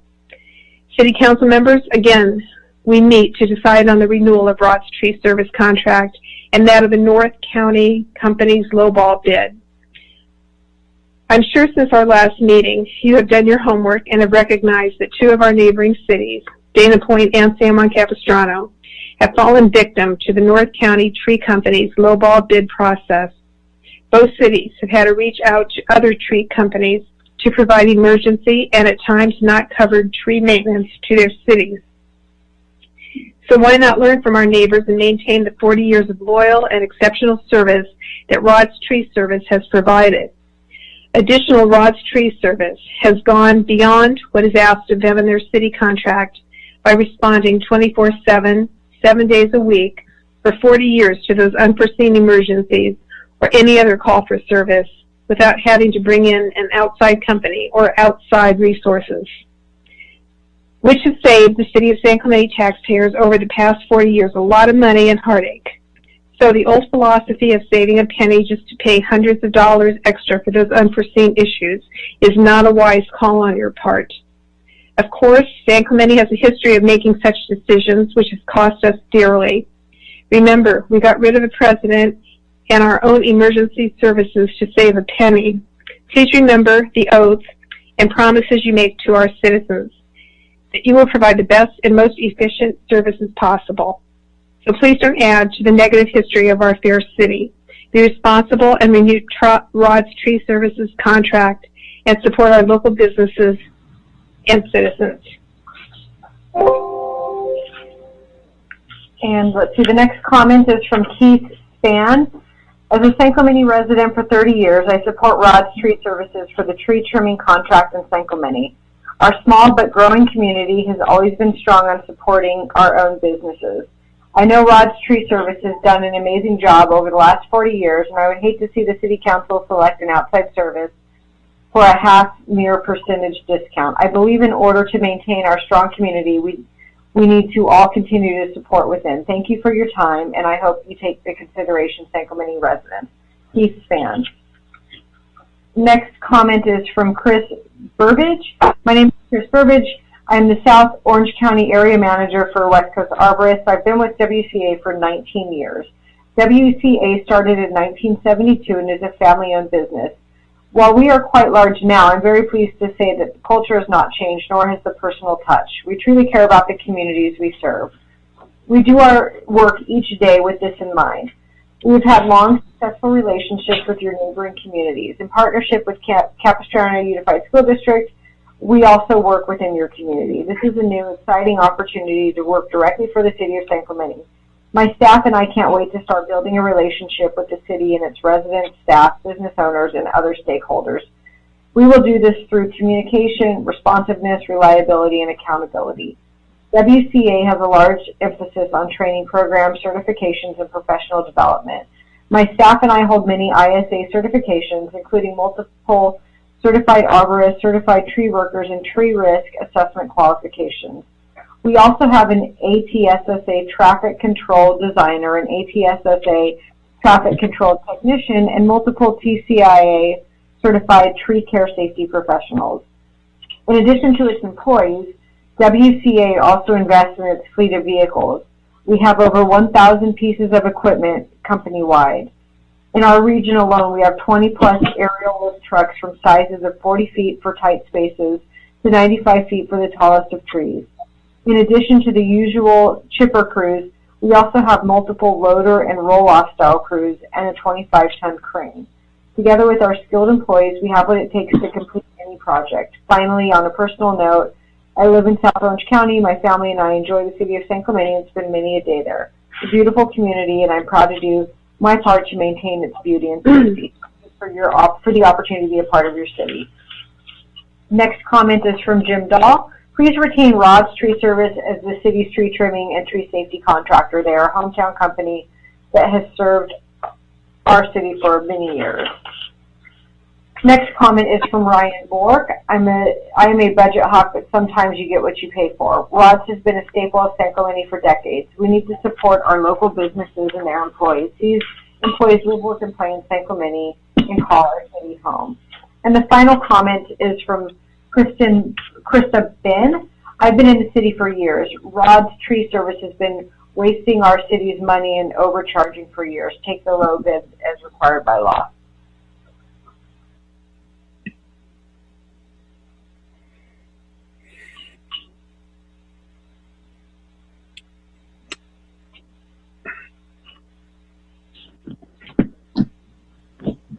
That's the end of the comments.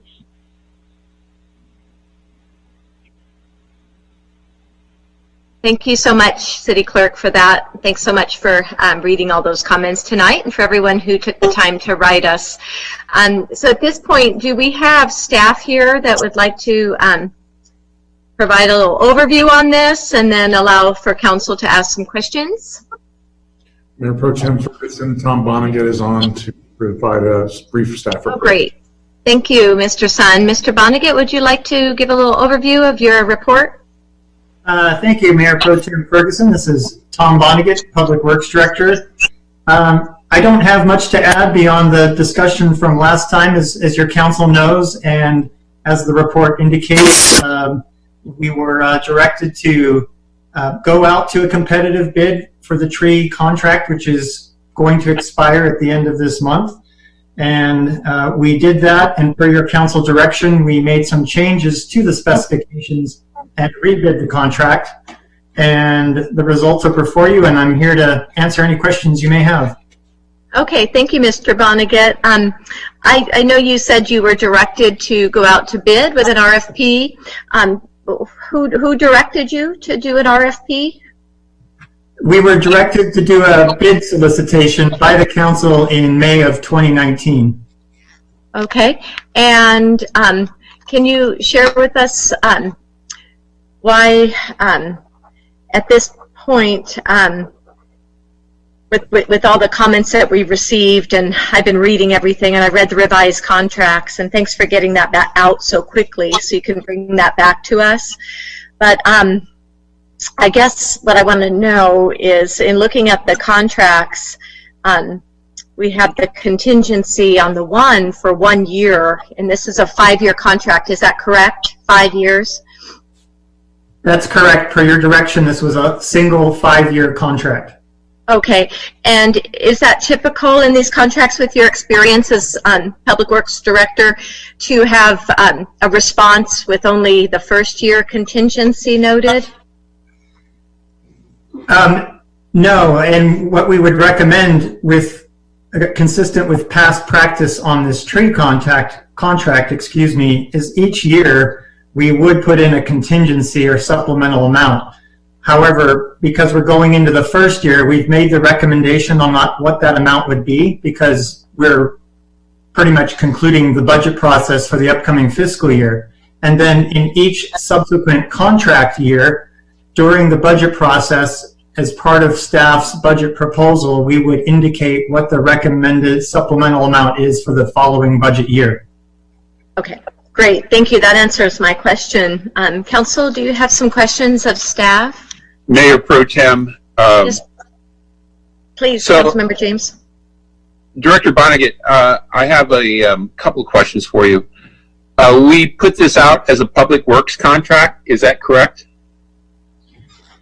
It's a maintenance services contract, but it follows a public works bid process. So so with the public works bid process, we're required to take the low bidder. Is that correct? Yes, unless you reject all bids, your other option is to take the low bidder. Why would we not have gone with a personal services contract where we could take other things into consideration other than just the bid, just the low bid?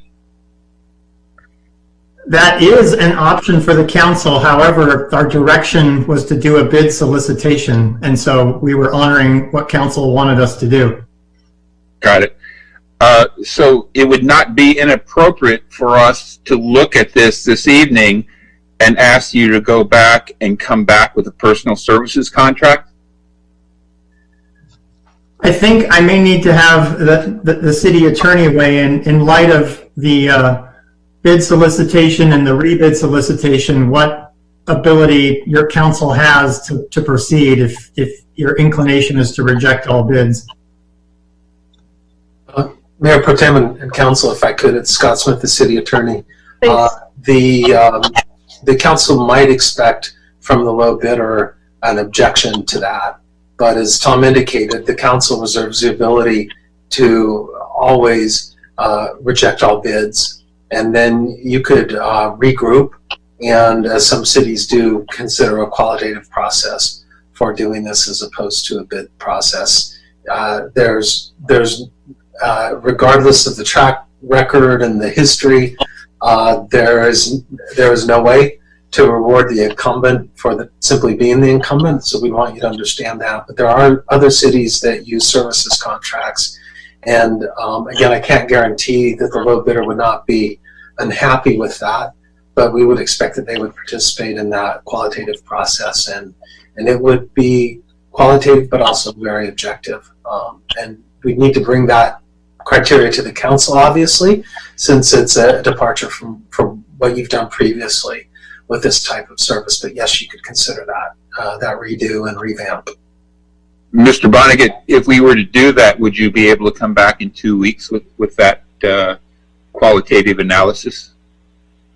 Unfortunately, no. If we were to go under a new process, we probably wouldn't be able to come back to your council until your second August meeting or possibly first September meeting, given the time to draft basically a new proposal package, and the fact that we have a few council meetings which we won't happen this summer. Sure. It might take about 3 months before we could get back to you. And during that time, the rods would work under the current contract they have. Would that be correct? Unfortunately, the current contract is 15 years old, and it doesn't have a continuation provision, so it will expire at the end of this month. What we would have to do is negotiate a short-term agreement to get us to the point where your council could again consider how to move forward on a long-term basis. Okay.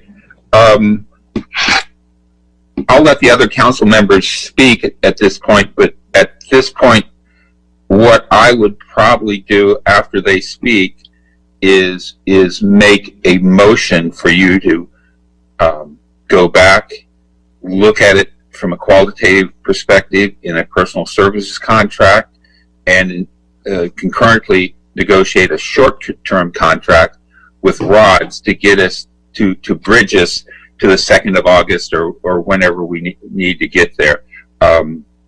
That's the direction I'm going, but I'm willing to listen to my fellow council members as well. Thank you, Councilmember James. Do we have any other comments? Councilmember Ward, Councilmember Ham? Yeah, this is Chris. Can you hear me? Yes, please, Councilmember Ham. Thank you. Yeah, so I can read the tea leaves where Gene's going with this. I'd support him if he wants to make a motion.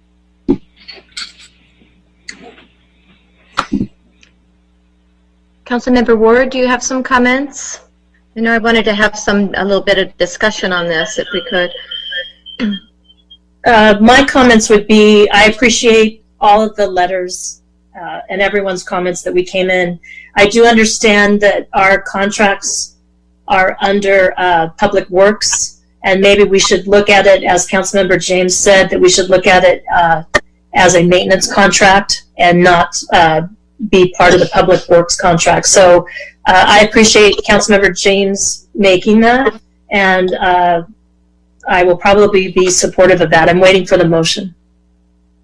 Great, thank you. I just, before we make the motion, I just wanted to make a couple comments myself, and about this is that as we enter a new fiscal year in just a few short weeks, and not knowing the real revenue reductions that we will be facing as a city from COVID-19, I am very uncomfortable adopting a contract, a long-term contract, knowing what we don't know. So I couldn't support this tonight. I would definitely support, just even at this point, a month-to-month in the contract we currently have, but definitely not comfortable entering a new contract at this time. So would you like to provide your motion, Councilmember James? Would you be comfortable if it were a one-year contract?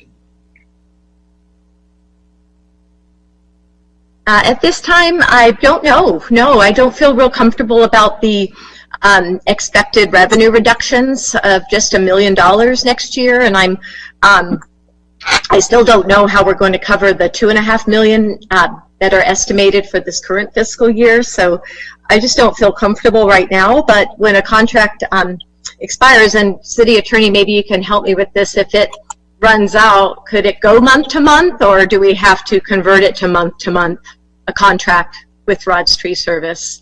It can go month to month, but Mayor Pro Tem and Council, we wouldn't want to abandon this process and have a long-term contract negotiated without a competitive process. So what I understood you to say, Mayor Pro Tem, is that you would want a competitive process going into a month-to-month, and that would be just fine. But I don't think it would be advisable to have this contract extended for a year without having an intervening competitive process. Okay, thank you for your legal input. I appreciate it. Certainly. I'm sorry, Councilmember James. So no, I would just comment. I would just make the comment, I'm sorry, that your motion should just reflect that we go with a temporary contract agreement in the short term with them until we are able to move forward with our bid, or not a bid process, but a different process that we're talking about. And we'll see that when we come back in August, it sounds like. That would work. Mayor Pro Tem, if I may? Yes, please, Mr. Vonnegut. Just one important clarification in any motion that your council considers is that if you are inclined to pursue the direction being considered, that the motion maker include an item to reject all bids submitted for the tree maintenance contract, so we can officially close that out if that's your intention. Okay, yes, that would be great. Would you like to revise your motion to that two-part motion, Councilmember James? I'm working on it right now. So reject all bids, create a temporary short-term contract, and for staff to study, to take under consideration a personal services maintenance contract to bring back to us on August the 2nd. Great, thank you. Do we have a second to Councilmember James' motion? I believe that has to be August 16th. I could be wrong, if staff can correct that. Yes, Councilmember Ward, just to clarify, I meant the second council meeting in August because your first one is dark. I believe that date is the 16th. That would be our target. Okay, I'm good with that. So my motion is to reject all bids this evening for Director Vonnegut to negotiate a short-term contract with Rod's Tree Service, and for Director Vonnegut to come back to council on August the 16th with a personal services maintenance contract. Okay, thank you. Do we have a second for Councilmember James' motion? I'll second that. Great, thank you, Councilmember Ward. I will take a vote on that. Councilmember Ham? Aye. Councilmember Ward? Aye. Councilmember James? Aye. And I'm an aye, Mayor Pro Tem Ferguson. That passes 4-0. Okay.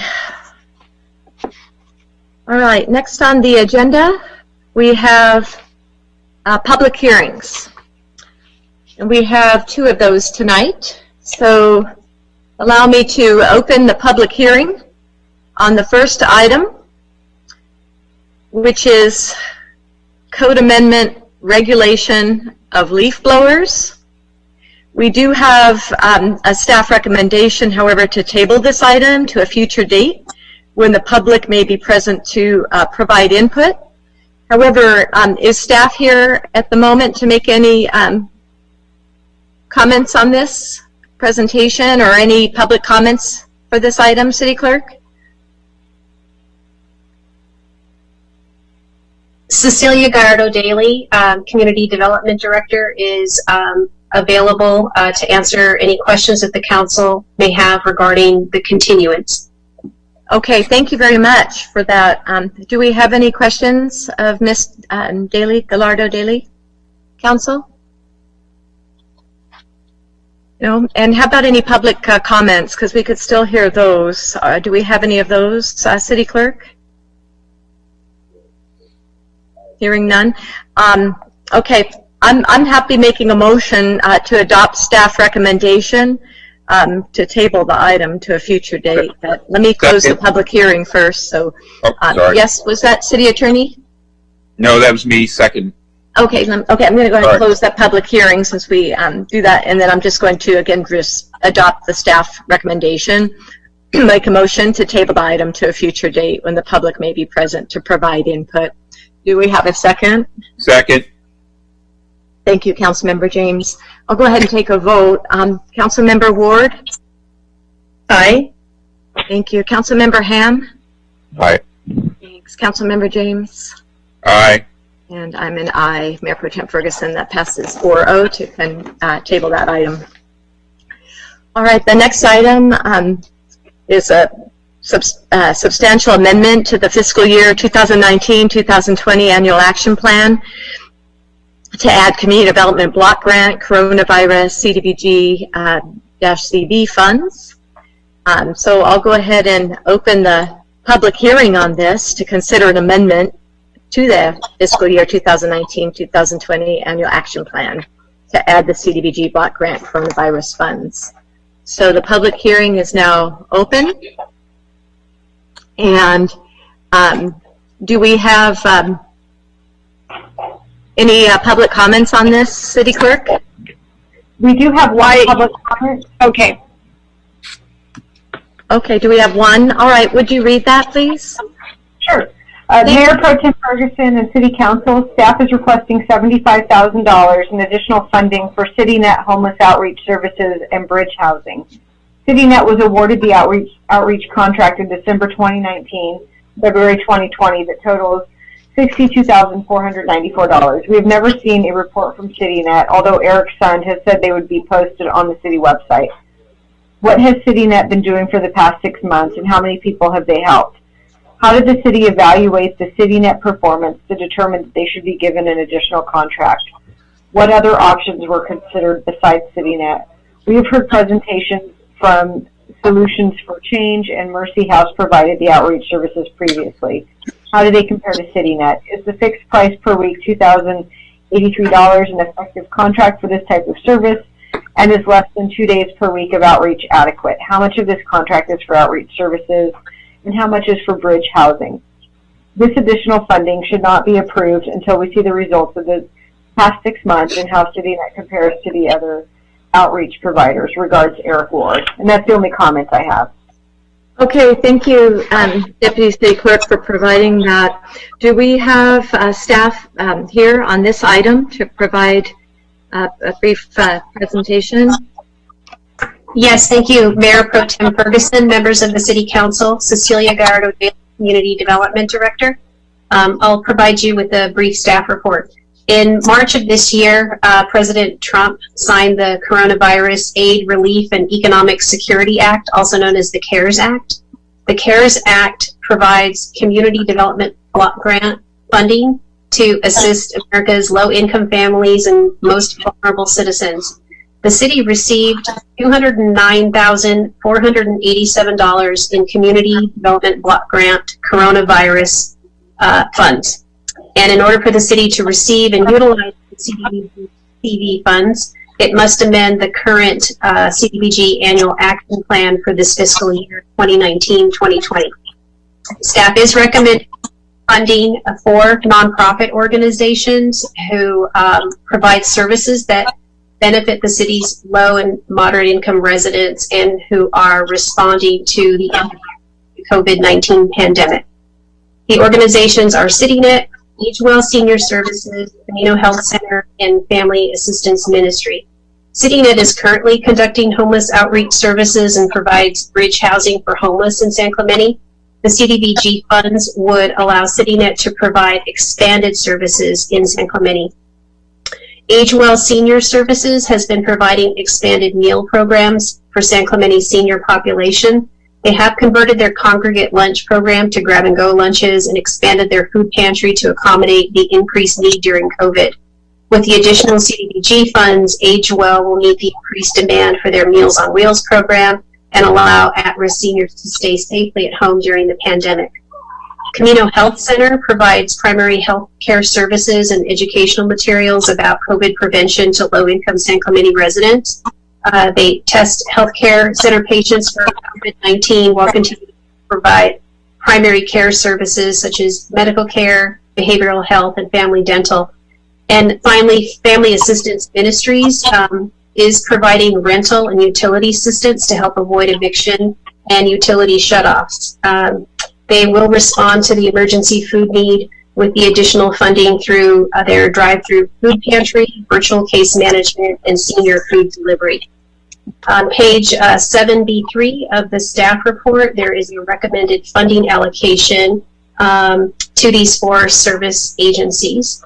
And with that, staff recommends that the City Council hold a public hearing, approve and adopt the substantial amendment to the fiscal year 2019-2020 annual action plan, the CDBG CV funds, and authorize the city manager to submit the substantial amendment to the fiscal year 2019-2020 annual action plan to HUD.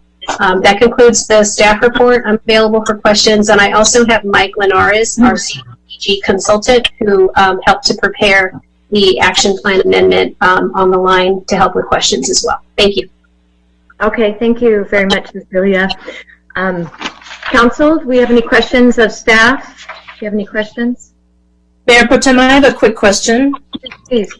Of Cecilia, on the AgeWell Senior Services, the Meals on Wheels, is that going to, are they participating in that program that was going to take restaurants or professional food kitchens preparing the meals? Are they participating in that program? I don't know. I'm going to refer that question to Mike Linares to see if he knows the answer. Thank you. Good evening, Council. Can you hear me? No. Yes. Okay, thank you. My understanding is that they are participating, but these funds would be used in addition to those services being provided as part of that program. Okay, so I would just encourage staff to work on that part. I think with the Meals on Wheels and the Senior Center being closed, that I think it would be advantageous for them to take part in that program and provide food from the restaurants. I would prefer to see it be local restaurants if we have any say on that, but definitely someone that can provide that. And so that was my only question. And Mayor Pro Tem, if once discussion is over, I'll be happy to provide a motion. Okay, great. I'll go come back to you on that. Thank you. Councilmember Ham, Councilmember James, do you have any questions of staff before we have discussion? I'm good. You're good? Okay, Councilmember James? I guess my concern is, how have these organizations performed? Do we have metrics, particularly CityNet and FAM? Do we actually have, and senior services? Do we have metrics on how they performed, objective metrics that are verifiable? Do we have that? Thank you, Councilmember James. I'm going to let Mike Linares answer that question. But just preliminarily, we did reach out to the service providers to try and get an understanding of the increased need for their services during this COVID pandemic, and asked for some supporting data to identify that there has been an increased need in services. And then I just have a follow-up question. I know you have your colleague respond, but my follow-up question is, are these the 4 most deserving nonprofits in town with need? Yeah, I think that what we tried to do was look at the social service agencies that were providing services to people in San Clemente, and based on our at-risk seniors who need to stay home because of their age group and their safety during the pandemic. We know that AgeWell has had to shift how they deliver services, but there's also been an increased demand in their services. So we thought AgeWell Senior Services was an important service provider, as well as Family Assistance Ministry with their homeless prevention program and providing assistance to families to avoid eviction and utility shutoffs, and also for their drive-through food pantry. Camino Health, health is sort of fundamental to what's happening right now during the pandemic. And we also believe that CityNet can outreach to those homeless in the city that have to comply with the stay-at-home and social distancing requirements as well. So we believe that these organizations could provide the most benefit and have a demonstrated ability to utilize the funds to serve residents of San Clemente. But I'll let Mike Linares add anything that he thinks is important. So one more. So how did you break up this $209,000? I mean, CityNet certainly got the lion's share of it. How did you make that determination where those dollars went? Yes, thank you. So out of the $209,000, there is a portion for administrative costs that the city can utilize for monitoring and oversight and reporting. So we took 10% of the $209,000 for administering the program, and then what we're looking to do in the next fiscal year is, with the council's concurrence, look at expanding the CityNet contract to full-time service rather than part-time. So my understanding is that with the current CityNet service, CityNet is only in the city part-time.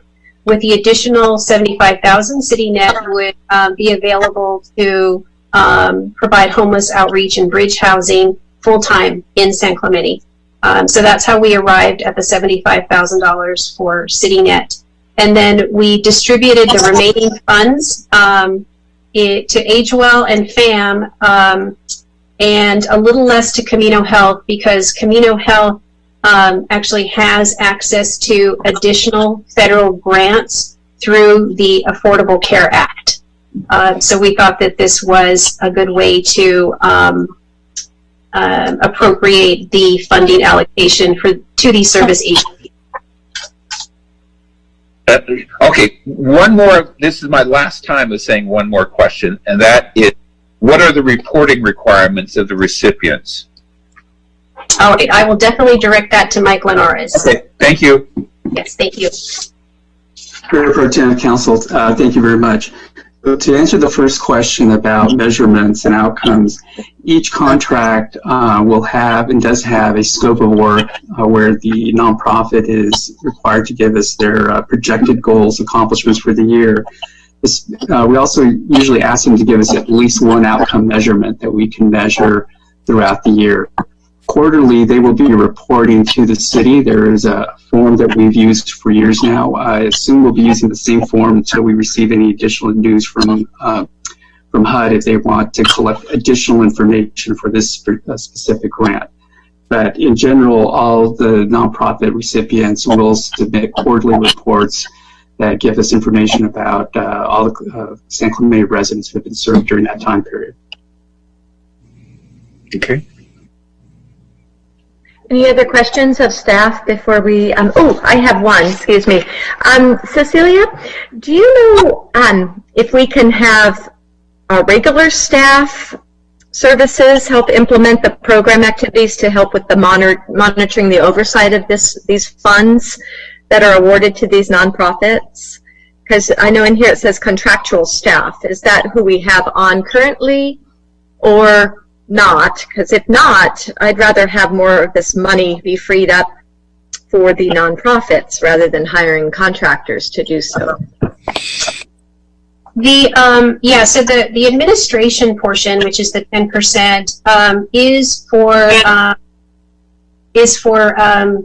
community development staff to monitor the program and process the required reports for our finance staff to create a new accounting system and to draw down the funds from the HUD system.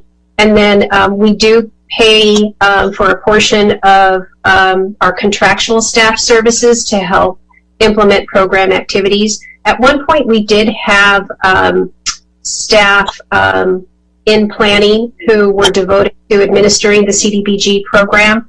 I think over time, the complexities of the program and the reporting requirements got to the point where it just made more sense for us to contract out for that expertise. And the person that we have, Mike Linares, is somebody who actually provides services to many of the Orange County cities. So we benefit from some best practices as well, which has been beneficial to us. Okay, thank you so much. If there's no other questions of staff, thank you so much, staff. We'll go ahead and have discussion on this item. Anyone like to go first? Mayor, I think you need to open the public hearing and close it. Unfortunately, this is the hard part about the meeting. That's right, I did open it. I have to close it now. Thank you. All right, perfect. Thank you so much, Councilmember Ward. I did open it earlier, so we'll close that. Could we have some discussion on this? I have a few comments, but I'd rather defer to others to go first. Council members? I will go quickly since Councilmember James went. These are our current core services that our public is plugged into. This is where they go for their services. I do agree that FAM, it is right to give them this $40,000 more because the rental, what did they call that? The state put a moratorium on evictions, and I believe that is going to be ending soon. And I'm hoping that our residents are plugged into FAM and maybe Agewell and anyone else that they can get assistance from. So I agree that we need to do this. CityNet just started. I think they started over the holidays in January. It was really, I think, their first full month of doing this that wasn't in the holiday season. So I understand, we don't have very much on them, but they have had great success in getting people in housing recently. And so I do agree with the extra cost in that because added services are what's necessary to help those people stay off the streets. So Camino Health has always done a great job. We never hear anything, but our residents do rely on them so much, and they're located at the end of Pico in Talega. So I do appreciate that we haven't heard anything from our residents about housing or needs, and I think that our churches and our services are meeting those needs right now. So I really commend them for that, and I'm happy that we were given these extra CDBG funds so that we can fund them. So those are my comments. Great, thank you. Very great comments. Councilmember Ham, do you have any comments? No, I'm good. Okay, thank you. I just wanted to talk a little bit about the CityNet services. We haven't yet, as a council, addressed their contract. It expires at the end of this month. So I'm hesitant to award $75,000 having not addressed the contract and seen any comprehensive analysis on the effectiveness of what they've been doing for the last 6 months. They were hired in December 2018, and I believe it was March that there was a renewal of not renewal, but added additional funds. Council voted to give more funds to continue through June. So I'd like to see what they've done, how they've been effective, more comprehensively over 6 months. Tonight we got some good news that 5 people have some housing, and that's great, but we haven't had those numbers in that large of a number for months. And also, I haven't seen us upload their data, their monthly information. I know several months ago we talked about it, but certain privacy issues existed, and that information needed to be extracted before it could be uploaded, and I haven't seen that. And just early on, I know it was probably the first 4 months, their contact information, as I was trying to find it for folks trying to help some people who are homeless, wasn't there. But I know that's more of an internal issue, but that's been remedied, and that's all up there so people can actually find them for them to come out. But let's see. Yeah, so lastly, at 2,000, I believe it was 2,080 a week that they're paid. I just want to see that we're getting a good return on that investment in helping the homeless. And I'd like to see an analysis when we do see a contract come for renewal later this month that also includes our Human Affairs Committee that has actually been doing some work with homelessness, and homeless advocates in the community too that know the homeless firsthand, as well as our 2 deputies that are assigned to homeless outreach. I'd like their input as well, so we really know whether this is worth renewing. So those are my comments. Thank you. Would anyone like to make a motion or have discussion on that? My comments. One last thing on CityNet. I don't get a warm fuzzy on CityNet because it seems like there's not a lot of data that comes back from their outcomes and what they're achieving. Could we forward the 40,000 to senior services and 33,000 to communal health care and 40,000 to FAM, and hold this 75,000 until we get a better feeling on what CityNet is doing? That's a great idea if we can. Cecilia, would we be able to do that? So the amendment to the action plan allows us to have access to the CDBG funds sooner rather than later. I don't believe that we can identify funding for some of the money and not the remainder of the funds. What we could do is perhaps postpone the amendment to the action plan until the council feels comfortable committing to additional funding for CityNet. but I think I'd want to ask our CDBG consultant, Mike Linares, whether or not we have to specifically identify the funding source for the $75,000 in CDBG-CV funds, or could we just identify it going to a nonprofit social service provider? Mr. Larness? Council, I would suggest kind of the latter that was just mentioned. Moving forward with the amendment, we can keep it generic enough in terms of the description of in the application to HUD, and then depending on what the council wants to do at a later point in time, we can make that amendment. The last council meeting, the council actually did take action. Had to give a waiver so we can make these changes in a very short period of time. So we move forward now. We can come back in a relatively short time frame and have amendments done. So I would say move forward with it. That way we don't hold up the other funding. And Mr. Linares, if I could, what are you recommending, that we have just the description of services and not the company that would be the recipient of the grant funds That is listed? correct. Yes. Okay. Okay, thank you, because we definitely have a need. Okay, I like that recommendation.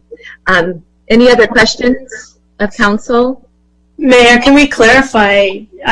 None of the names are in our motion for the staff recommendation, so I don't think we're saying we're blessing any of it. This is staff's allocation. My only concern with holding any of it up is there may be homeless in San Clemente that could get housing and we don't have it allocated. So my question to staff would be, say we did allocate this to CityNet, their contract's going to come back to us. If we modify that, we may not be paying that $75,000, but it's only allocating it now. It's not giving them the $75,000. Is that correct? That's correct. It earmarks it for use by CityNet at such time that the city wishes to contract with CityNet for that additional amount. Okay. So I would ask my fellow council members if you're okay going forward with the staff recommendation, because this is CDBG funds and we have to make this amendment, knowing that that contract will come back and then we'll decide it then. We're not really saying, hey, we're giving them $75,000. Is that okay? That's a good point, Councilmember Ward. Thank you. Where is the money now, Cecilia? Where is this money now sitting? It is just, it's sitting out there, and as soon as we can submit the amendment to HUD, they will go through their process and release the funds to the city so that we will have the funding available to us. My understanding is that it does take 4 to 6 weeks for HUD to release the funds for our use.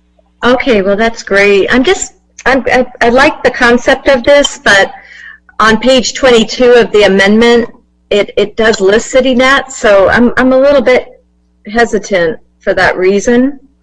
But I guess, as Councilmember Ward said, if we end up not entering a contract with them once it expires, we should be protected. Not to say we're not, but I'm just saying, just pre-planning, being proactive on that. Is that correct, Scott? Could you weigh in on that from your legal perspective? Yeah, that would be correct. Okay, great. Thank you. Would someone like to make a motion, council members? Mayor Pro Tem, I'll make a motion. That'd be great. First of all, we held a public hearing on this substantial amendment to our CDBG block grants, and so I make a motion to approve and adopt the substantial amendment to the fiscal year 2019-2020 annual action plan for the use of community development block grant CV funds. Number 3, I authorize the city manager to submit the substantial amendment to the fiscal year 2019 to 2020, annual action plan to HUD. Very good. Do we have a second to Councilmember Ward's motion? Pardon? Was there a second? Second. Okay, thank you, Councilmember Ham. We'll go ahead and vote. Councilmember James? Aye. Councilmember Ward? Aye. Councilmember Ham? Aye. And Mayor Pro Tem Ferguson is aye, so that passes for, unanimous.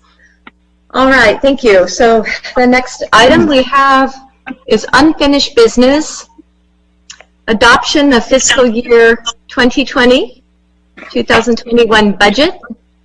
And we have a report from the Assistant City Manager considering the adoption of the budget. Would you like to provide a brief presentation, Assistant City Manager? Yes, thank you, Mayor Pro Tem Ferguson. This is Eric Sund, Assistant City Manager, City of San Clemente. I have Jake Ron, our Financial Officer, and the brief staff report. We don't have any PowerPoints. I know that there are a number of public comments in the clerk's office to be read as well. And with that, I'm going to pause and let Jake Ron give a very, very brief presentation before you take public comments. Okay, thank you. Mr. Ron, please.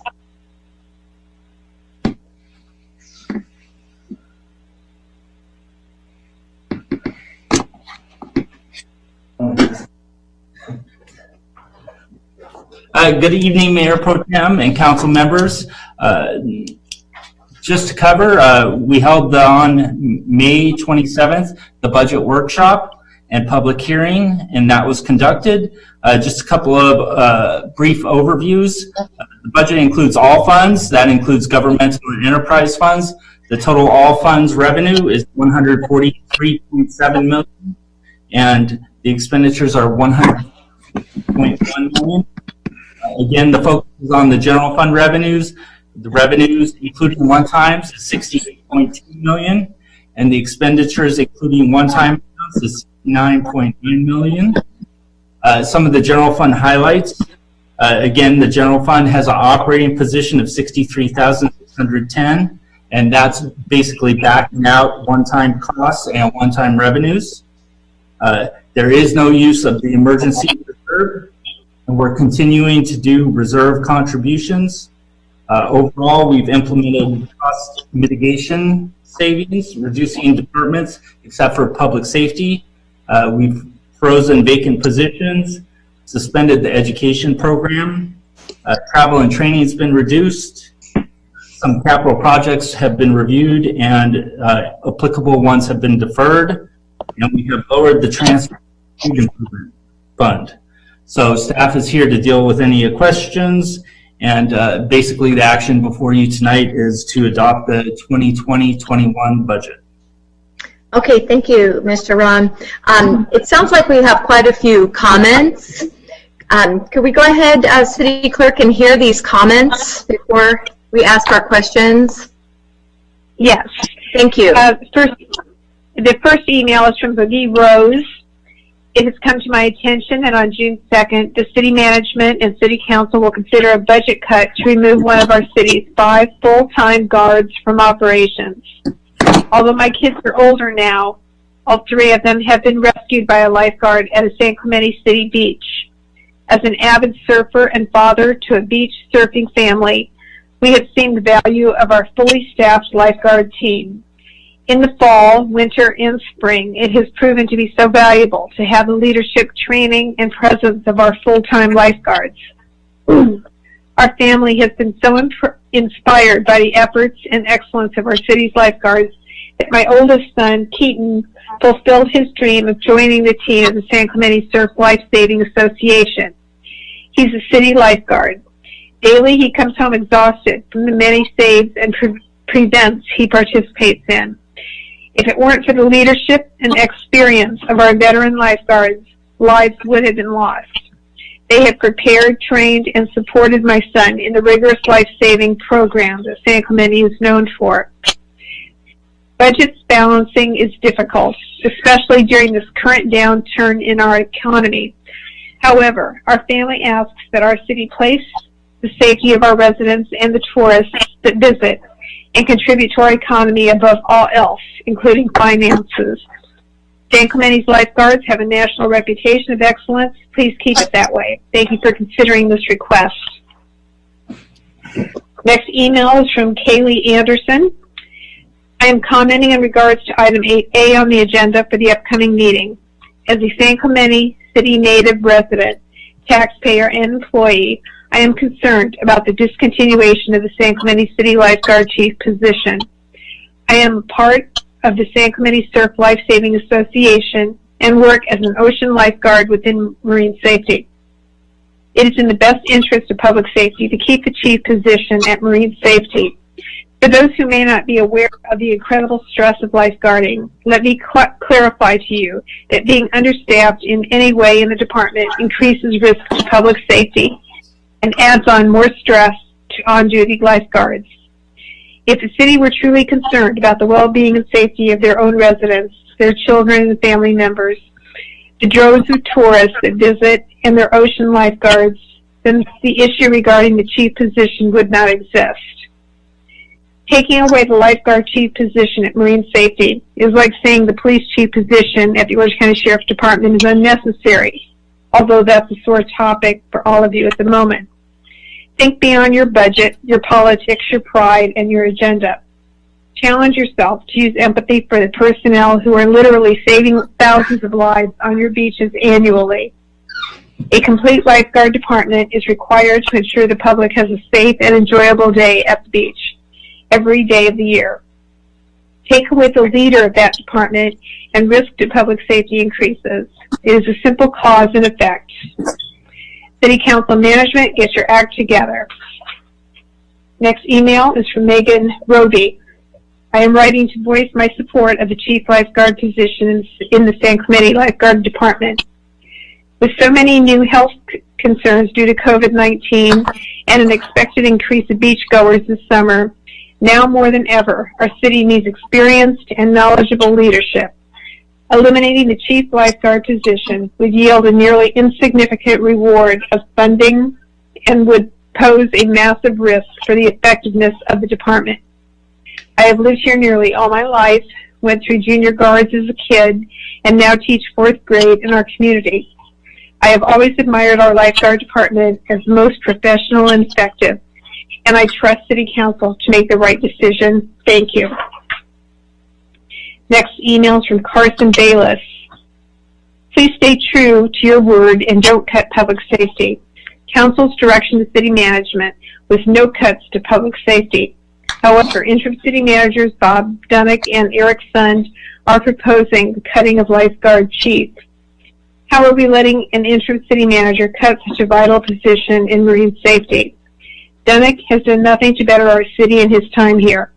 He and Eric Sund have caused our city national embarrassment with the sand filling of the skate park and the fence around the parking lots.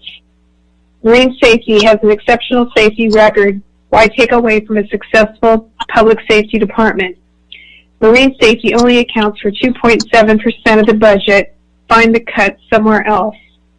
City Council, how will you be able to sleep at night knowing you crippled marine safety while increasing the likelihood of one of our children drowning just to save a few bucks? Keep your word, don't cut marine safety. Next email is from Laura Schubert. I am writing to support the San Clemente City Lifeguards. There is a proposed budget cut of 1 full-time staff position for these lifeguards. During this time of COVID-19, where beaches are packed, demands are overwhelming, and safety is paramount, this is not the time to be cutting such an essential position. Our lifeguards put their own lives at risk every day, now more than ever. No longer is it about just watching the water. Our lifeguards are now trying to help stop the spread of COVID to hundreds of people. We need to ensure that they have the support they need. Please reconsider cutting this vital position. If you are unsure, I'd invite all council members to walk down to the beach on a weekend and observe for 1 hour. And then ask yourself if this is where we should be cutting our public safety, our public funding of safety. Thank you for your time. God bless you and our awesome city of San Clemente. Next comment, this is Nick Mall, resident of San Clemente since 1973 and retired fire captain, 22 years with City of San Clemente and 12 years with the Orange County Fire Authority stationed in San Clemente. During my years working in the city, I have had a lot of experience with our Marine Safety Department on emergencies, training, and planning. I also have experience and knowledge of other lifeguard agencies such as California State Parks and Kauai Lifeguards. You should know that your Marine Safety Department is the most professional and effective I have encountered by far. The ethic and standards of professionalism is set by leadership. I urge you to not diminish an organization which is performing so well by eliminating the top leadership position. I believe this would be demoralizing and result in good talent leaving for other opportunities. I know you need to be fiscally responsive to the current economy, but please don't break something which functions so well. It's not worth the price. Thank you for listening. Feel free to contact me for further insight. Next comment is from Lori Lanfear. As beach crowds continue to grow each year, I'm concerned that the City Council is considering cutting one of the full-time lifeguard positions. We've had successful safety on our beaches. Why would we want to jeopardize this? Please reconsider this vote and keep our citizens and tourists safe. This comment is from Cindy Lawson. I'm writing in support and to help protect the lifeguard chief position for the San Clemente City Lifeguard Department. Our lifeguards are strongly needed on our beaches in San Clemente. Cutting this position would be a huge detriment to the safety of our beaches. Please do not cut this position. Next comment is from Aaron Rowe. Please do not eliminate any positions from the San Clemente Lifeguard Department. Full staffing is critical and necessary. San Clemente is a beach destination. It is on our seal, and Spanish Village by the Sea is now our brand. The ocean is our draw, and the safety of our citizens and visitors is paramount, especially now. Our beaches have been inundated with visitors during COVID, well in advance of our regular crowded summer vacation season. San Clemente's continued safety record depends on the leadership and presence of experienced lifeguards. We cannot expect our lifeguard department to provide the same excellent service with an inadequate number of employees. Budget cuts of essential safety workers poses risks to the health and welfare of those who enjoy our beaches and exposes the city to immense liability if a tragedy should occur based on the lack of adequate staff. I hope you will support another successful summer by maintaining a full staff in our lifeguard department rather than handicap their efforts with budget cuts. Aaron Rowe. Next comment is from Delia Robbins.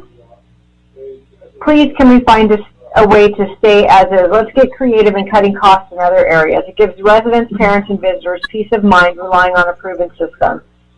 Make happen, please. We love your efforts and dedication. Cheers. The next email is from Scott and Tish Loosely. I am writing today to show support for retaining the lifeguard chief position within the San Clemente City Lifeguard Department. As a premier coastal community of Southern California, the beach is one of, if not the greatest, asset in the city of San Clemente. While being a beautiful environment, the ocean poses many inherent dangers for the people who visit.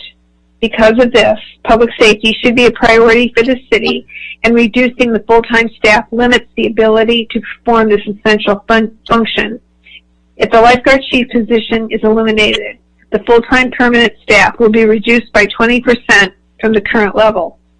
This is significant and will inhibit the ability to have leadership within the department, ensure redundancy when staff are on leave, and diminish the city's ability to respond to emergencies. With the increased use of the beach due to the current pandemic, retaining and filling the vacant lifeguard chief position should be a top priority for the city. While budgets are stressed by this situation, public safety should not be an area that is reduced. I trust that council members and the city manager place risk management as a top priority, limiting the city's liability when misfortune strikes. None of you want to be the one who addresses the media when an accident occurs at the beach. The funding state by reducing the lifeguard department places a small role to the city budget when the potential for litigation may be increased due to staffing cuts. For this and the other reasons previously stated, I strongly encourage the council to retain the lifeguard chief position now when it is needed most. Next email is from Lisa Scheel. We need a chief. While budget cuts may be necessary more than ever, public safety should remain a priority. San Clemente is a beach town. Locals, tourists, surfers, and swimmers have been able to enjoy our coastline, knowing they have skilled, committed, well-trained lifeguards watching over them. Eliminating this full-time Marine Safety Department leadership position will put a major strain on beach safety and operations. My name is Lisa, and I have been a resident of San Clemente for almost 20 years. We have raised 3 boys here on the beach. San Clemente is all about the beaches and the lifestyle, and I feel so very lucky to be a part of this community. I can't say enough about the Marine Safety Department city lifeguards. All 3 of my boys participated in the junior lifeguard program. All of them have spent endless days in the water on the sand, and I have been so grateful for the dedicated, professional, skilled department that year after year keeps us all safe. The community outreach, events, and education provided year-round, in addition to keeping us safe on the sand and in the water, is what makes the city of San Clemente stand out among the lifeguard departments. My oldest son has been a lifeguard now for 6 years. Few people really think about what goes on behind the scenes. The lifeguards just don't show up to their towers. There is ongoing training, education, community outreach and events, meetings, scheduling, exchange programs, and so much more. The lifeguards are ambassadors for our beach city. They have a stellar safety record, one to be proud of. The department needs and deserves a strong leader. So does our community. Please don't put us all at risk. Thanks. Next comment is from Greg Holsizer. Greetings, City Council members. As always, thank you for your leadership and diligence, particularly during these challenging times. I'm writing out a concern regarding language included in the fiscal year 2021 budget transmittal letter, specifically the language on page 15 that reads, Marine Safety. The Marine Safety Division budget totals $1.9 million and is decreasing from the prior year by $478,340, due mostly to a $400,000 one-time payment to on the lifeguard pension liability and the retirement of the Marine Safety Chief. This year, an amount is budgeted for the Marine Safety Chief. However, if unused, the amount of $165,000 can be used to make an additional payment on the pension liability to lower future costs to the general fund. Although I agree that reducing unfunded pension liability for the city is important, given the Marine Safety Department leadership and public safety needs at our beach, eliminating the Marine Safety Chief position is not an effective trade-off. My understanding is that at the May 5th, 2020 budget workshop, the City Council directed that there be no reduction to public safety in the fiscal year 2021 budget. Marine safety is listed under public safety on page 117 of the budget. So this matter would seem to fall under that directive. Now more than ever, we need a full contingent of experienced leaders in marine safety. Our beach attracts more than 2 million locals and visitors per year, and the safety of those locals and visitors is key to our reputation, quality of life, and economy. Reducing marine safety staffing to fund a future pension shortfall would be a very short-sighted decision. I respectfully urge you to fully fund the Marine Safety Chief position for fiscal year 2021 to direct staff to fill all available marine safety positions as soon as practical. I'd appreciate having this email read and entered into the record at tomorrow's City Council meeting. Thank you. I'm happy to discuss my thoughts with you at your convenience. Regards, Greg Holsizer. Next comment. Oh, go ahead. Go ahead, Laura. Go ahead. Next comment. Thank you for your hard work as we navigate these incredibly difficult times. Your leadership is greatly appreciated.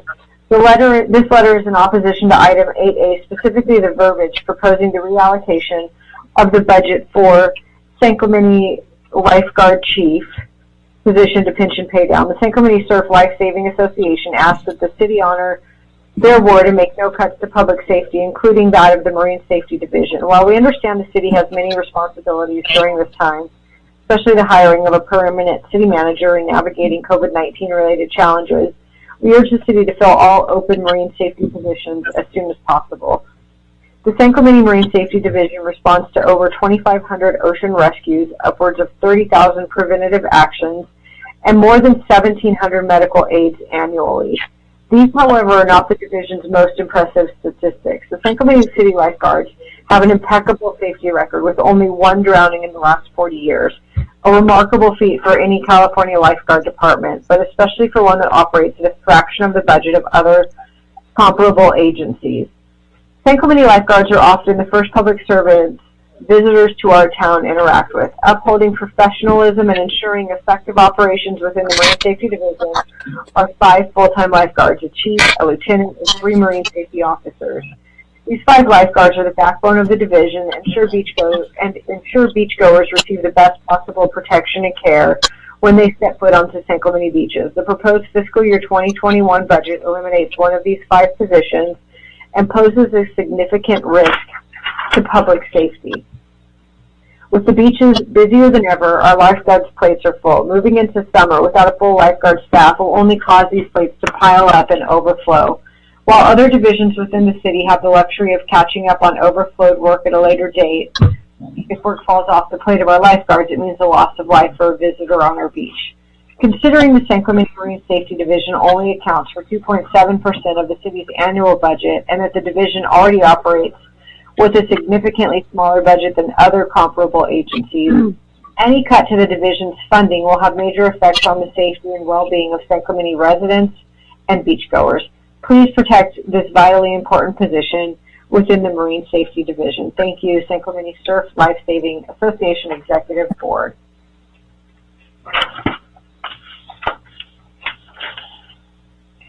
Next comment is from Norm Scheel. Good evening, council members. Your hard work and leadership is much appreciated.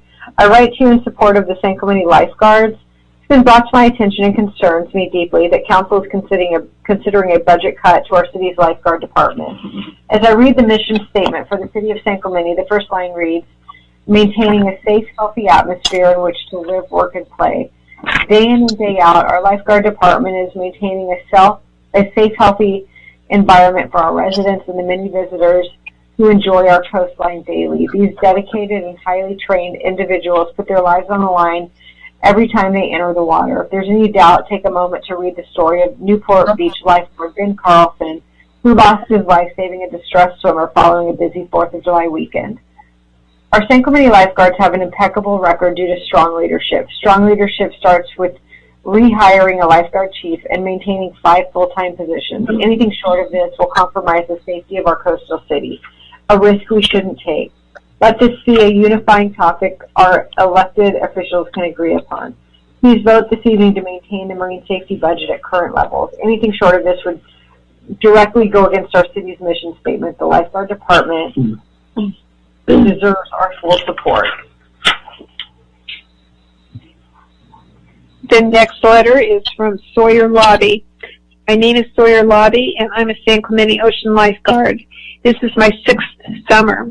I am writing to respectfully ask the council to reconsider any action that would cripple the city's Marine Safety Division by eliminating a full-time staff position. There are a lot of reasons to keep the Marine Safety Chief position, and I'm sure you've heard many of them tonight. I'm sure you know that our chief serves as a crucial liaison between marine safety leadership and city management. I'm sure you know that the entire Department of Marine Safety operates at a minuscule portion of the city's budget while performing a difficult and vital public service.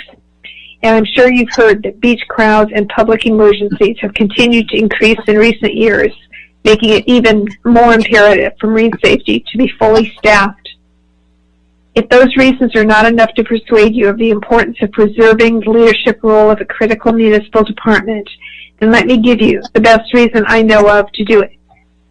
I know of to do absolutely anything relating to public safety on San Clemente beaches because my boss said so. My boss is Acting Marine Safety Chief Rod Millott. He has worked for the city's lifeguard department for decades. In his previous capacity as Marine Safety Lieutenant, he personally oversaw the monumental annual tasks of hiring, training, and recertifying all lifeguard staff. He makes the daily schedule for our lifeguard department and has been responsible for ensuring that the beach is fully, safely staffed every single day since before I was a junior guard. He also cares deeply about the Marine Safety Department and sets the highest possible example of dedication on a daily basis. For example, this past Sunday, after hearing reports that lifeguard structures would be targeted in a large and potentially volatile protest, my boss made immediate arrangements to maximize the safety of beachgoers while minimizing risks to lifeguard personnel. Then, amid threats that Tower Zero would be burned down in the protest, he went up to the pier tower and secured it himself, allowing no one else to take that risk. This management style is called leadership from the front, and it is why you should follow Acting Chief Millott's recommendations without question. If he and the other dedicated staff are telling you that 5 full-time positions, including that of the chief, are necessary to the effective function of marine safety, then I promise you they are right. Please vote no on item 8A of the agenda this evening. Next comment is from the San Clemente State Lifeguard Association. As fellow lifeguards, we understand the impact that one full-time position can have on daily operations in the life-saving department. This budget cut could potentially put the public at risk as it leaves a hole in the ocean safety team that saves 2,500 beachgoers, performs 30,000 preventative actions, and accomplishes over 500 medical aids each year. Having a crippled ocean safety team could prove to be a liability not only towards the residents of San Clemente, but for the city as well. Thank you for your time. San Clemente State Lifeguard Association. Dear council members, as a previous participant of the City Junior Lifeguard Program, I learned the importance of preventative measures in maintaining safety. These lifeguards play an essential role in our safety every day of the year, especially when the seasonal lifeguards are not on the job. I've seen friends and family members be saved countless times from rip currents and other hazards where full-time positions were called upon. Please vote to keep the lifeguards to continue to protect our community. Sincerely, Eliana Clark. Next comment is from Brett Weichart. My wife Lisa and I have lived in San Clemente since April 2005. We have 10 children, ages 2 to 19. We love San Clemente, especially the beaches. All of our children who have reached the age of 8 have participated in the Junior Lifeguard Program. We're so grateful to live here and to be your neighbors. Our 3 oldest sons, Tanner, Brendan, and Connor, are proud to be San Clemente lifeguards. Tanner is currently serving a 2-year mission for our church in Texas. Our twin sons, Brendan and Connor, have been very busy working the beaches lately. As you well know, with COVID-19 quarantines being lifted, the water is packed. When you combine large crowds with the sizable swells we've had lately and bad riptides, it's a recipe for disaster. I was heartbroken to read of some drownings in Huntington Beach in LA waters last month. Both boys have had multiple rescues and saved several lives within the last few weeks themselves. One of the most memorable was a little boy about 9 or 10 years old who was really struggling to stay above water, being washed out to sea. When Brendan got to him, the little boy said, thank you, I love you. You need to know this is exactly how I felt when I was rescued by a lifeguard in Newport when I was 9 or 10 years of age. Being rescued from what would be certain death is a feeling never to be forgotten. It is what led me to become a lifeguard myself, and for me it stemmed 3 more. I'm quite convinced our family will generate more lifeguards for San Clemente as time goes on. When I heard that you would be voting on a measure to reduce the budget for the lifeguard program, I wanted you to know that I am opposed to it strongly. As a resident of San Clemente, as father of young children and 3 of your guards, it would not be best for San Clemente to make cuts to public safety. Your proposed cut would unnecessarily jeopardize San Clemente residents, the hundreds of thousands of visitors we receive each year, as well as the brave young men and women who put their lives on the line every day to save those in danger. What would happen if your cut results in an increase in drownings? Who would be to blame? Please do the right thing, the safe thing, by not making the proposed cuts. Let San Clemente's waters be known as the safest in California. Thank you for your consideration. Brett Reichart. The next email is from John Clark. I have been a San Clemente resident for the past 20 years and regularly go to the beach with my family. The lifeguards are an essential resource for all beachgoers. We hope that you will continue to maintain the current level of lifeguard staffing at San Clemente City beaches. I have observed the number of swimmers and beachgoers who do not understand the dangerous riptide and put themselves at risk of drowning. Our lifeguards are constantly monitoring the ocean to identify people that are putting themselves at risk and respond better than I have ever experienced at other beaches. As a parent of 3 daughters that grew up in San Clemente, participated in junior lifeguards, played water polo, and spent many days at the beach swimming in the ocean, we understand the importance of keeping the highest level of lifeguard staff as possible. Recently, I was swimming at T Street close to 2 Marines who had just recently been enlisted. They had moved to Southern California from the East Coast. These brave young men did not fear the ocean and entered the water under a red flag condition with high waves and rip currents. I wish I could say I had the skills to rescue these young men. I didn't. I witnessed the preparation and communication of our San Clemente lifeguards as they quickly came out to rescue and educate these novice swimmers. We need more lifeguard staffing, not less. Next email is from Juliette Clark. Please vote to keep the full-time lifeguard position. Growing up in San Clemente, I've gone to the beach a lot. One day I got stung by a stingray, and it was extremely painful. A helpful lifeguard reassured me that the pain is normal and brought me hot water and told me the steps I should take to assure a smooth healing process. Without this help, I wouldn't have known what to do. Eliminating a full-time lifeguard position could give someone like me a terrible experience at our San Clemente beaches. As a lifeguard, as a lifelong resident, I appreciate all of our lifeguards. Next email is from Scott Goldman. I am writing to express concern about agenda item 8A on the City Council meeting agenda tonight. Adoption of fiscal year 2021 budget indicates a reduction of 20% in the Marine Safety Department with no explanation. I think that marine safety should be one of the city's highest priorities, given the high percentage of beach activity we have, and don't think it should be reduced by such a significant percentage. I urge the City Council to reconsider this action and not reduce the marine safety budget. Next email is from Monya Clark. I have been a San Clemente resident for the past 20 years and regularly go to the beach with my family. The lifeguards are an essential resource for all beach goers. Eliminating one of the full-time positions will spread the remaining lifeguards too thin. I have personally experienced the preventative measures they took for the safety of my family. Although we are all experienced swimmers and surfers, there was a day when the rip current was so strong that we weren't paying attention. We were being carried away from shore and needed their help. A lifeguard from the main tower was paying attention and sent a guard to help us before we realized what was happening. This type of diligence has saved lives and cannot be compromised. Please vote to keep the lifeguards to protect our community. Next email is from Ellen Duffy. As anyone who lives in or around the city of San Clemente knows, this has been an extremely turbulent several months for the entire city. The ramifications of COVID-19 and most recently the protests concerning the death of George Floyd have undoubtedly taken a toll on the city residents, city resources, and city staff. However, no group has had to bear the brunt of the turbulence to the degree our marine safety staff has. Dealing with limited staff resources, due in part to the retirement of Chief Humphreys, this group of men and women have been on the front line in dealing with both these events, in addition to their regular duties of keeping the city's beaches safe on an almost daily basis for the past several months. These individuals have been the face of the city of San Clemente to the thousands of visitors and hundreds of protesters, and it is my understanding that city staff is suggesting cutting the marine safety budget by eliminating funding to replace the chief's position in order to, in part, cover some pension-related costs.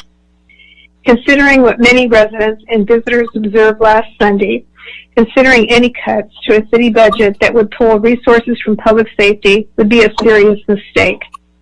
Looking at the city budget online, it seems that the Marine Safety Department comprises less than 3% of the city's financial resources. Seriously, the team of individuals who have unquestionably the most contact with our local residents and visitors is being targeted to cover pension expenditures. The wonderful beaches in the city of San Clemente have long been a source of pride for the city. Do not make this very short-sighted decision that would expose the city to further liability. On the chief's position and considering our current societal climate, enhance any and all resources to increase staffing for the city's Marine Safety Department. Next is from Tyler Bauer. My name is Tyler Bauer, and I work as a state beach lifeguard in the Orange Coast South District, San Clemente. I heard budget cuts may be made to the San Clemente City Lifeguard Department, and I am concerned for our public safety. I believe it is very important to keep what you have because what you have has worked for so many years. I truly hope you consider all the potential risks of cutting the lifeguard budget, and I hope that in doing so, you understand you may be putting lives at risk by limiting the amount of eyes that are put on the ocean on a daily basis. Please consider keeping your permanent staff the way it is and supporting your local lifeguards now more than ever. Our beaches only get busier each year, and it is extremely important to have all the resources needed to ensure that every person coming to the beach will be able to return home that night to their families. I appreciate you taking the time to read this message.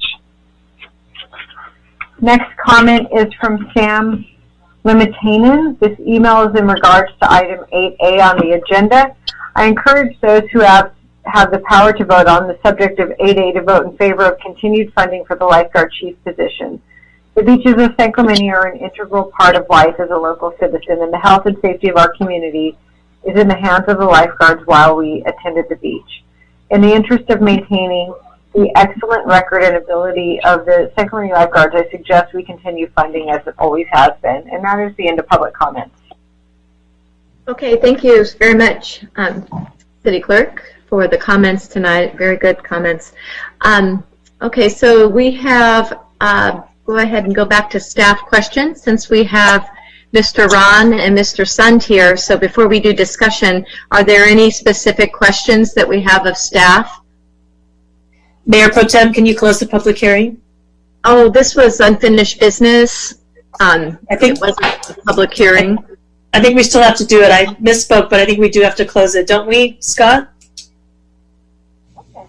Close public comments? Oh, we can just close public comments, yeah. Okay. It wasn't a hearing. But Scott, that's not routine. We only have to close public comments for public hearings. Yeah, you don't have to vote to do it. The mayor can do that. The Mayor Pro Tem. Great. Okay, wonderful. So do we, I have some questions of staff. Does anyone else, would anyone else like to go first? No? Okay.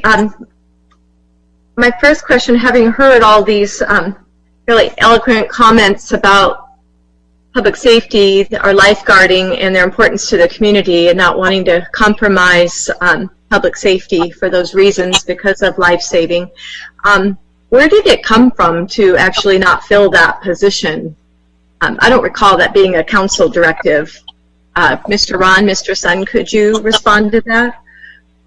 Mayor Pro Tem Ferguson, this is Eric Sund, Assistant City Manager. I'll comment on that. So when we, the staff council in April with a COVID update, we indicated at that financial update that some of the mitigation processes that we were putting into place as it related to budget, one of them was freezing all vacant positions. So this position is currently vacant, and it is one of the frozen positions. But I do want to clarify, if I may, the position is not cut. That is not the intention of any of the frozen positions. As communicated at the budget workshop, I think Councilmember James brought it up, as when positions are vacant, what are we doing? And so in the case of all vacant positions, we'll always reevaluate to see if we can deploy it better, more effectively, and also take into consideration cost. It's the intent of staff that these positions won't remain frozen forever. These positions were frozen just to help us through as it relates to COVID from the pandemic standpoint. And so we will be coming back to council at different times, as we've communicated monthly, to update council on revenues and expenditures. And as things look good, we'll come back and say we need to adjust staffing, whether it's this position or another position that we will recommend to fund or to move forward with. Filling the position will be something that we will do. Okay. Okay, I think that answers my question on that. However, on May 5th, the City Council unanimously voted on 4 specific items, but the number one was, of these 4 items, was to not make any cuts to public safety in the fiscal year 2020-21 budget. And that's essentially what we're doing. Public safety, as one of the speakers alluded to on page 117 of the budget, does include our public safety groups, and that includes marine safety, police, and fire. And it is significant that we make sure staff follows council directives when they do prepare the budget, and it's been ignored. So I want to point that out, that we need to make sure that that's in there because we already voted on it. And I know several people had mentioned that. They must have tuned in on May 5th. So that said, let's see, I know that just thinking of looking at marine safety, are we currently operating on a 3/5 staff? Because I know I worked at the city for a long time, as you know, and we used to have 5 people there, right? 5-person full-time staff. And then, of course, 90% of the staff is seasonal, right? Seasonal lifeguards with no benefits. So it is truly if you look at the overall cost, 2.7%, I believe, of the whole budget. So I definitely can't support cutting there. But are we currently at 3/5? Because I believe one person is out. Is that correct, Mr. Sund? We're currently, just to clarify from a budgeting standpoint, we have 3 marine safety officers, 1 lieutenant, and 1 marine safety chief position. As I am aware, we're currently fully staffed with the 4 full-time positions. So your 3 MSOs and your lieutenant. I know 1 MSO or marine safety officer had another baby. So congratulations. Oh, wonderful. That's okay. That must be the person who's out right now. Okay. Thank you. Thank you very much. Let's see. And then for Mr. Ron, I have a question regarding the $2.5 million that was anticipated in losses, revenue reductions in the fiscal year 19-20 budget. Have we reevaluated that now, since having a couple of incidents that required a large number of law enforcement in the last couple of weeks? Has staff or does staff plan to relook at that $2.5 million loss? We're continually looking at that. The $2.5 million was the anticipated revenue loss, and right. I think we're still on track for that. I just finished looking at April's numbers, and I feel confident with that number. As to the police contract, I know there were vacancies, so I would assume there were some because they couldn't move some officers between locations and all that kind of stuff, and we usually have that, as Gene James said during the May 27th meeting. There's usually an offset that comes at the end, so until we get that number, we don't really have a final number for the police contract. Okay, thank you. You will just have less revenue coming in, but covering those expenses, we don't know what those are yet. Do we know what those expenses are in terms of the impact of the budget, or were they just absorbed? Are you saying absorbed in the contracts? Well, again, going back to when we provided the update to council, we said usually there are cost savings throughout the whole general fund. We realize that things are tight this year, and we will be coming in closer to the numbers from a budget perspective than previously so. Okay, thank you, Mr. Ahmed. My question, if you can answer, was maybe it's for Mr. Sund, but were these 2 incidents that we had where we required a large presence, police presence, right? What was the impact on our current general fund budget, or was it just part of the contract and we don't experience it at all in our general fund budget? Can you answer that? Yeah, Mayor Pro Tem Ferguson, this is Eric Sund, Assistant City Manager. So yes, I can answer that. As Financial Officer Jake Ron indicated, that more than likely those costs will be absorbed in the current OCSD contract, both via the overtime budget as well as the vacancy credits that offset those increases. We have yet to receive our monthly report from OCSD as it relates to the overtime billing and the vacancies for that period of time that you're referring to. Okay. You get that about a month and a half to 2 months thereafter, because they'll be truing up at the end of June those costs. So we'll be able to report that back to the council probably at the second council meeting in June, but more than likely in our meeting in July, when we come back to you on a monthly basis to update you on budget, we'll be able to address where we came in with our police contract related. Okay. I guess my worry is that with the $2.5 million in revenue reductions, and then we have this increase of expenses, how are we going to cover that? Because we also included in that motion on May 5th was to not dip into the reserves, that we would have to avoid doing that at all. I'm sorry. I was going to say, as we reiterated, we're confident that they'll be within, the Sheriff's Department will be within their budgeted allotment, and that also includes vacancy credits that offset any cost increase. Okay, fair enough. Thank you. And then lastly, we talked about the CIP, and I know at the budget workshop I had pointed out to Mr. Vonnegut that we didn't see a list of any potential projects that could be deferred in the CIP program for council consideration in the budget, and those were going to come back, but I didn't see those in this report. Do you know why? So if it's the council's desire, Tom Bonnigan can speak to the public works project. Okay, that'd be great. The budget. Okay. But he can provide an overview briefly with regards to those projects. And okay. General fund projects at this point, Mayor Pro Tem.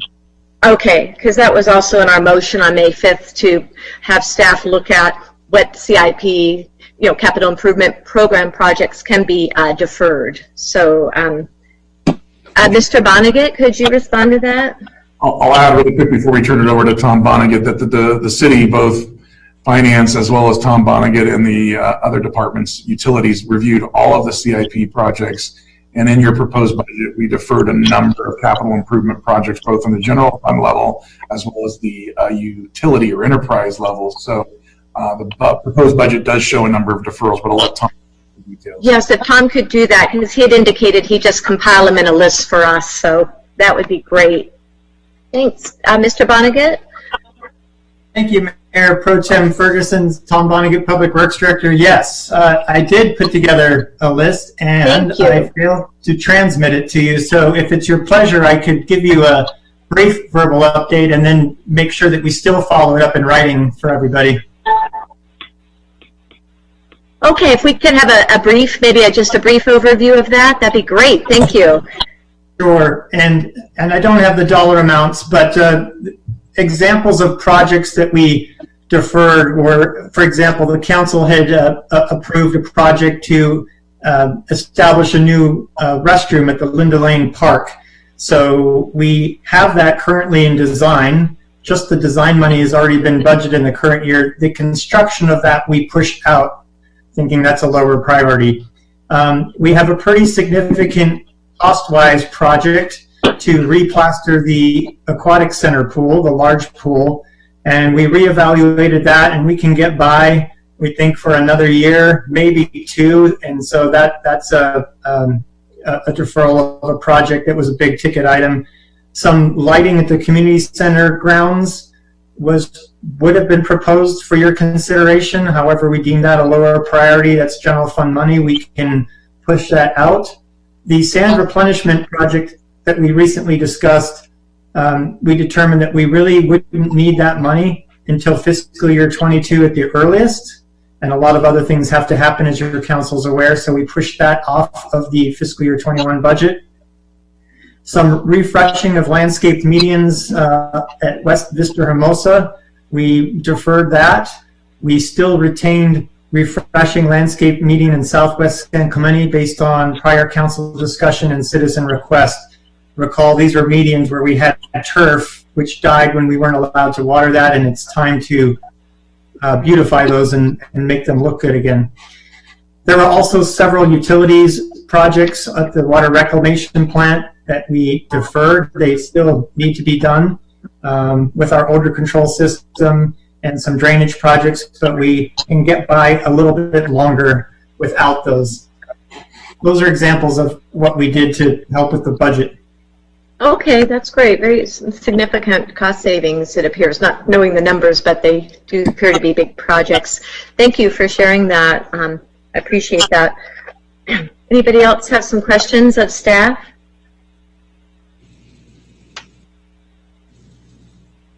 No questions? Would you like to have any further discussion on this? Mayor Pro Tem. Oh, please, Councilmember James. This is not a budget I'll be able to vote for. You know, across the country, you got 40 million people unemployed, 4 million a week filing for unemployment. Foreclosures are up. Evictions will be up. Families are tightening their belts. And only through the arrogance of government does government think, even at the local level, there's no need for belt tightening. I'm very disappointed in this budget. I won't be voting for this budget. I'm very concerned on what's good. This is unprecedented. So it doesn't matter on what a budget looked like 2 years ago or 3 years ago or even 20 years ago. We have to look at this unprecedented crisis that we have, and with the civil unrest going on in the country, it's only going to get worse. We need to be planning for significant cuts, and I just don't see it in this budget. And as I said, I'll be voting no on this budget. Thank you very much. Thank you, Councilmember James. Councilmember Ward, would you have some comments or questions? No? No, I don't have any questions. Okay. I would say to Councilmember James that this is a bare bones operating position for our city, and that's what we do as a city. We provide services, and we need to adopt a budget in order to do that, because we keep track of all expenses in our funds, and that's how we do it. We appropriate the money for it, and then we pay down from those accounts and those funds. And not voting for a budget leaves us without the ability to operate, as far as I'm concerned. I don't know of any city council that has ever not approved a budget. This is a city that went through hard times during the last slowdown, which was had to do with housing. This one is not that. It's a virus and expected to be hopefully short term. I think we're all hoping for that, and that's why our city and our residents are being so careful, so that this is short term and we get by through this without huge deficits to our city and our businesses. So I would encourage you, but our staff told us that this was just our core operating. So if you're thinking that we are not made substantial cuts, we have. And we've frozen positions, which we just had, 35 letters on because we froze the marine safety position. That's what we had to do in order to balance our budget and be operating and not making any dips into the reserves that we have or cutting public safety. So I would encourage you and ask that you please vote for the bare minimum, which is operating our city. Thank you, Councilmember Ward. Let's say with Councilmember James in terms of just being prepared, and I know I talked about this as well at the budget workshop, and I even brought it up in May 2019 of last year, just because it's cyclical. These recessions are cyclical. We didn't expect something like a new coronavirus to impact the economy like it did, so it's even going to be worse. But and with a $1 million anticipated shortfall in revenues next year, I hope that's the case, but I don't believe it will be. Just as I said at the budget workshop, working at a very similar coastal city, expecting 3.5 to 4 times more in both years, the current year and next year. So it's very uncomfortable for me to adopt a budget, which to me it looks like last year's in many ways. I mean, there are some projects removed and positions frozen, but that's not to say that the city manager can't fill those positions. I mean, if they are indeed frozen, then they've got to come back to council to fill, if I were to support that. But I just want to be prepared, be proactive rather than reactive, so that when we do have or experience more revenue reduction, staff can just simply implement the 5% cuts or the 10% cuts or 10, 20, 10, 15, 20. I'll change it to that if I have to. But regardless, we don't have those in place. And if those were pre-approved, then internally staff could trigger those and make those cuts accordingly without having to come to council. But I just don't feel prepared going forward with adopting a budget either, like Councilmember James, for that reason. There's the word uncertain is used over and over again, and there's just too many unknowns. It's very uncertain what the impact will really be, and I just don't think this budget does enough. So, Councilmember Ham, do you have some comments or questions? I see you. Yeah, absolutely. I do have some comments. Thank you. So I think Thanks. I think it's pretty ridiculous this evening that half the city council isn't going to adopt an approved budget when we've come in with staff and they've taken a look at everything, and we're going to come with a balanced budget in this fiscal difficult time, especially considering that this council just basically rewrote our entire proposal on how we're going to trim trees so that we can spend more money. Now, granted, I voted for that because I think we're going to get a better level of service, but then to turn around and say we need to tighten the belt when we just blew up an entire process on how we do RFP for tree trimming services, and we're going to spend more money potentially down the line, and you're talking about being fiscally conservative and you don't agree with this budget, is very disappointing. That being said, I'm not going to make a motion to push it through because going through another 2-2 vote doesn't get us anywhere. I will, however, ask that I get the support of council to approve funding of the sheriff's contract so we can get that online, so we're not doing another year of not approving the sheriff's budget this evening. So my motion will be to approve funds to continue the sheriff's contract for the next fiscal year. Do we have the sheriff's contract in front of us? No, it's on June 16th agenda. We don't have it in front of us, but I'd like to say that I'm for that, and every year I have voted for the sheriff's contract, and I expect to be doing that at our next council meeting. Council, I would just reiterate that this is very serious, not to vote to fund our city so that we can operate. I have trouble understanding why you cannot believe that we have professional staff that is able to do this. That's why we have our staff, and it is up to them to provide us a balanced budget and for operating, and that's what they've done. And I think that we are not being held accountable if we do not pass the budget. I am very sorry to see this happen, and I just have trouble finding why you can't believe that our city is in a better position than others when that's what we have tasked our professional staff to do, and that's what they've done. So it's very sad to see. I would think that other cities would be very happy to be in the position that San Clemente is in. We do a great job for our residents. Thank you, Councilmember Ward. Any other comments on this item or questions of staff? I would ask staff, do you need any direction from us, or you're going to be able to come back to us with something, or do you need us to give you any direction tonight? Well, this is Councilmember Ward, Mayor Pro Tem, and Council Erickson, Assistant Manager. So I'm gonna kind of look over to Scott, because if the council isn't going to entertain adopting a budget, I understand that there's a motion made to fund the Orange County Sheriff's Department contract, but there are a number of other critical services, Orange County Fire Authority contract, payroll, and other costs that need to be addressed and appropriated to continue providing services.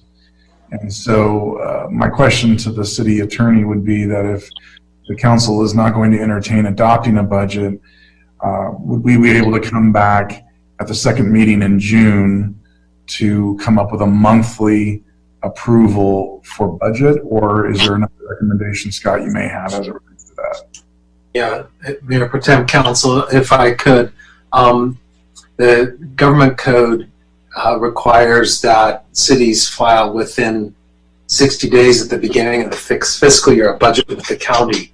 If a city's not able to do that, then that obligation is that you file an estimate of funds to be received, and then that you monthly file a list of expenditures with the county. So that's your legal mandate. What you would do, I think, going forward day by day is, and week by week, is what Eric said, is that with each expenditure, you'll need to look at not only just issuing a warrant, but adopting a budget, appropriating that amount, and then cutting a warrant for it. So you will have to go meeting by meeting. Thanks, City Attorney. But City Attorney, I didn't hear, did you cite the government code that says Yeah, 539. legal requirement to, excuse me, a legal requirement to adopt a budget? You know, I know that I brought it up at the last meeting, you know, we have to establish the appropriations limit for the fiscal year, but where's the legal requirement to adopt a budget? 53901 doesn't require that you adopt a budget. It gives you 60 days to file a budget after the beginning of the fiscal year.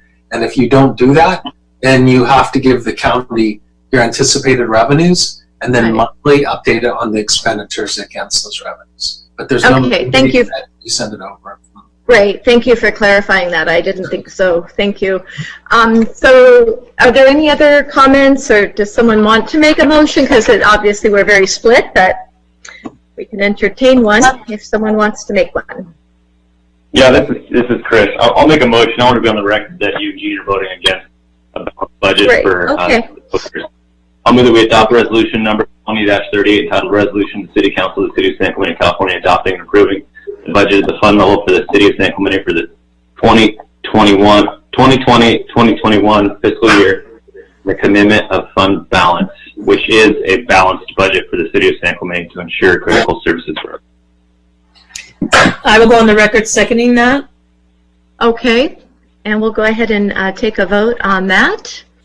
Councilmember James? Well, can we have some discussion on that before? Of course.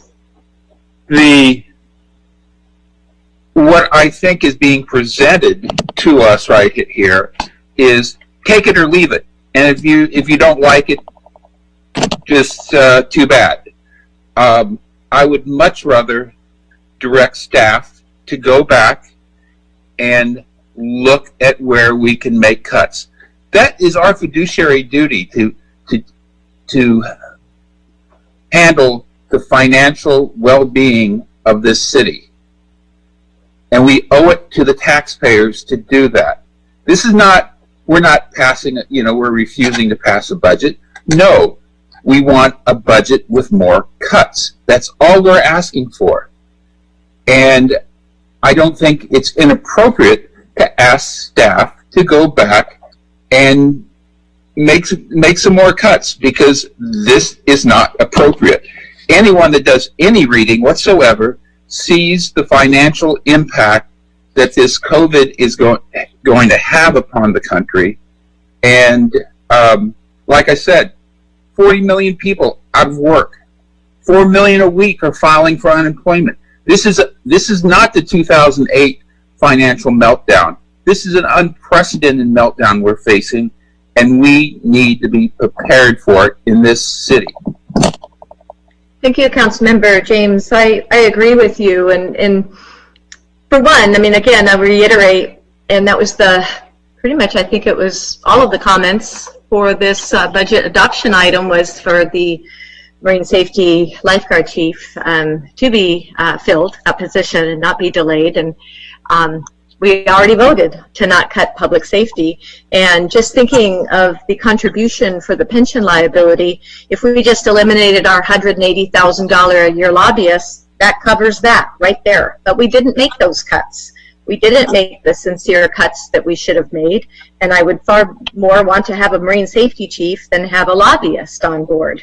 And again, if we were looking at another pot of money, we have this 2.29 acre lot that's been for sale, and it's publicly been presented, numerous bids, very popular site at Vista Hermosa and La Pata on the corner.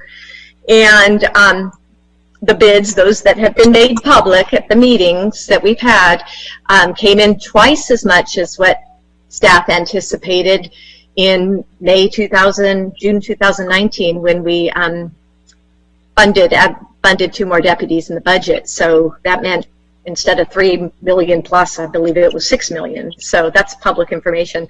So there's that money. So we just can't compromise that position. But again, there's no legal obligation or law that we have to have the adopted budget. And I just want to be able to be prepared and be proactive and have some cuts. But this budget doesn't eliminate any positions, reduce any pay, doesn't cut these lobbyist consultants and so forth that I've been hoping we could bring publicly to council. So anyhow, I just can't support it. But I will make help me out, please, Scott. Consider an amended motion. Can I do that? A substitute motion, yes. Substitute motion. Thank you, City Attorney. So my substitute motion would be to adopt and approve a budget that does not eliminate or does not impact public safety at all, and provides direction to staff to come back with cuts of, say, 10, 15, 20%, not that we're going to do it, but to propose that and where they could cut, so that in the event we do have revenue reductions far greater than anticipated, that those can be triggered at any time. Do I have a second for that? Second. Substitution. Thank you, Councilmember James. And any discussion before I take a vote on that? Yeah, I'd just like clarification from the city attorney how a substitute motion works. If we have a city council that's split 2-2, do we not take a vote on the initial motion and second, Scott?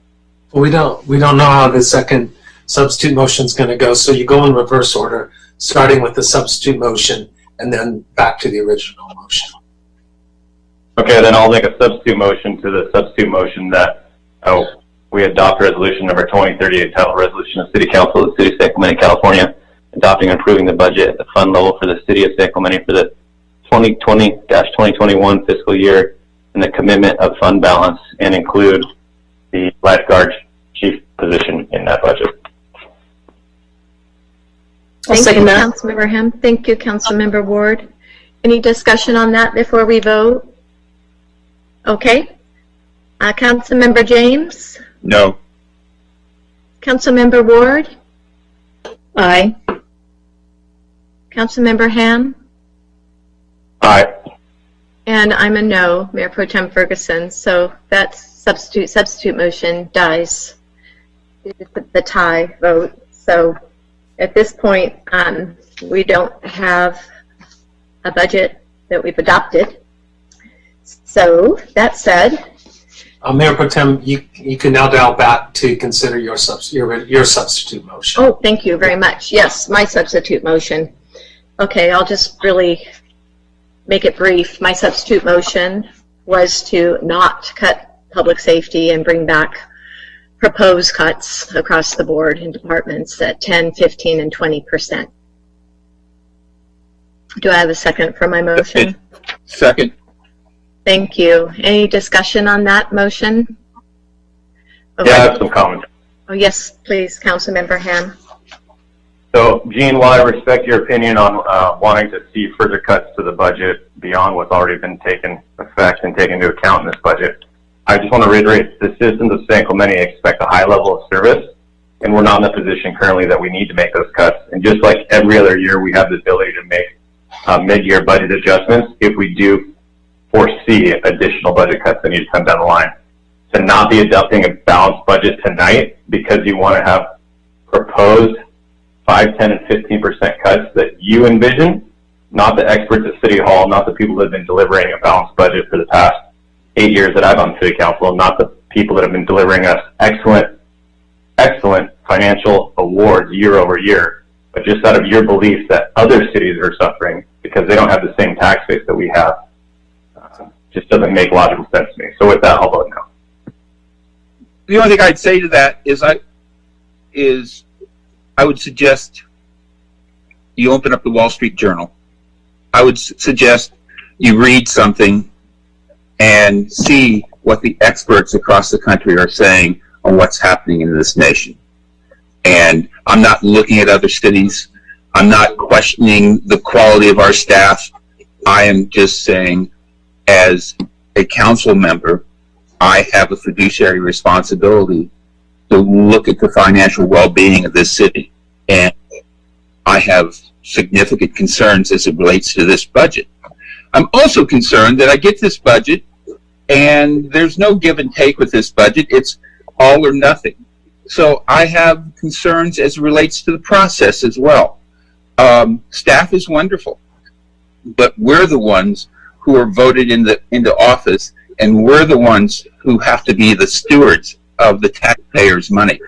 You know, if you work in the public sector, no, you know, you probably don't worry about the economy. If you have a public sector pension, you probably don't worry about the economy. But by God, if you work in the private sector and you pay money into the coffers of this city, you do worry about about the economy, and you do worry about the financial well-being of this city, because you're writing a check into the coffers of this city on a regular basis.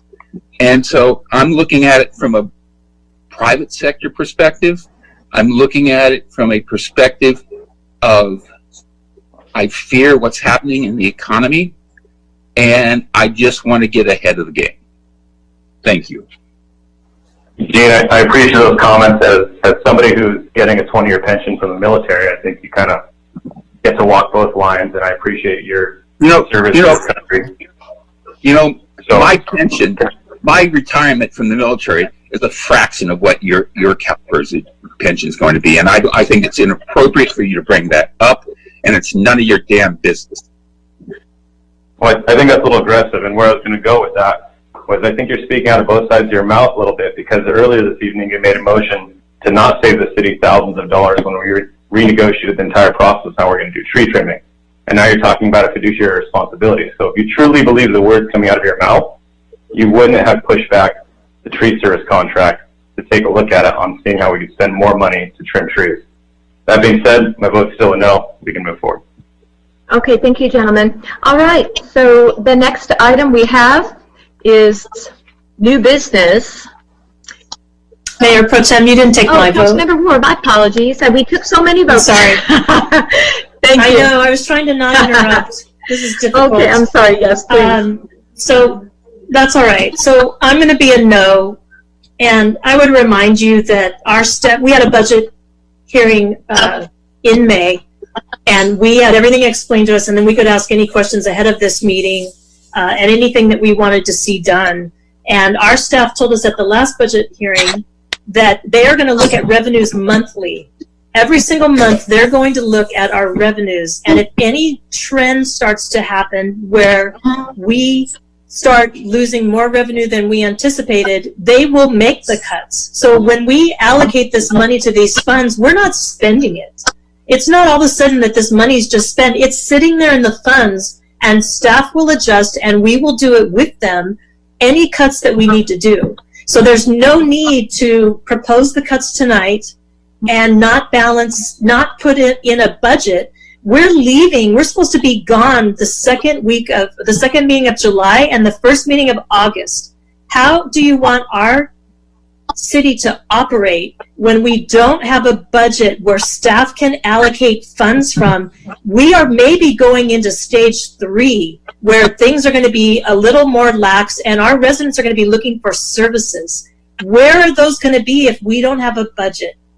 And that's the difference between private sector and a public sector. We deal with fund accounting, and we have to put money in those funds in order to pay out. And that's what we're going to need to do. We're going into the summer where everyone has been stuck in their house, and they're going to be wanting our services. So I would just ask you to think ahead and know, I know it's uncomfortable. I remember my first year as a council member. This is a lot of money. But we're not spending it all tomorrow. We're not spending it next month. We're not spending it the month after that. We're just allocating the funds to these accounts, and any concerns we have, we can certainly bring them up. But our staff is telling us there is no need right now to look at 15% cuts. We don't need to do that. And so I would say if you're looking at cuts like that, you're going to be looking at changing our operating where we're not going to have the staff and the services that our people expect. So that's my last comment, and I'm going to be a no on your amended motion. Okay, thank you so much for your comments on that, and I'll just appreciate that. I just wanted to remind everyone that there is no legal requirement to have an adopted budget. Our city can continue on providing services and programs. We can, okay? There's nothing wrong with being proactive, so that's really what I was after here. Regardless, let's move on from this item to the unfinished business that we have. I'm sorry, the new business. We have a warrant register under new business, and that's item A. So let's see, I just had, first of all, City Clerk, do we have any comments on warrant register? I don't have any unless Laura received something. I've not received anything. Okay, thank you. I just have a question on page 3, Warrant Register 520, 2020. It's the elite security, elite enforcement security. There's 2 line items at 13,160, so times 2. And I know we spoke at a couple meetings ago to eliminate that as soon as possible. Assistant City Manager Sun, do you know if these are old bills or are we still using them? Could you let me know? Sorry, I was on mute. With regards to the warrant register, can you specify the transaction? Sure. It's the warrant register, check register for May 20th, 2020, and it's page 3.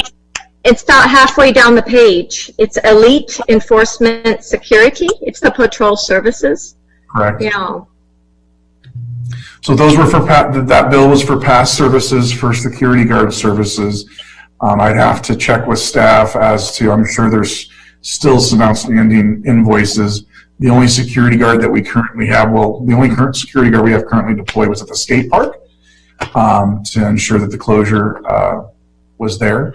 But I can follow up with staff and I can get an answer to the council. Because I'm guessing your question is twofold. It's A, is this a past charge? Yes. And 2, we're going to see this charge go away. Yes, and okay, so good. So, and this, okay, perfect. All right, that answers my questions. We won't be incurring that anymore. Are there any other questions of council on the warrant register? I'm happy to make a motion. No, go ahead, Mayor. Okay, thank you, Councilmember Ward. So I'd like to make a motion to approve the warrant register, approve the wire transfers numbers 2241 through 2244 and warrant registers 566776 through 566956 paid on 5/22/20 in the amount of $2.5 million, round up. And the second was to approve the wire transfers numbers 2245 through 2246 and warrant numbers 566957 through 567110 paid on May 29, 2020 in the amount of roughly $1.7 million, total for $4,232,000. Do I have a second? Second. Thank you. And maybe we have a vote on that. Councilmember Ham? Aye. Thank you. Councilmember Ward? Aye.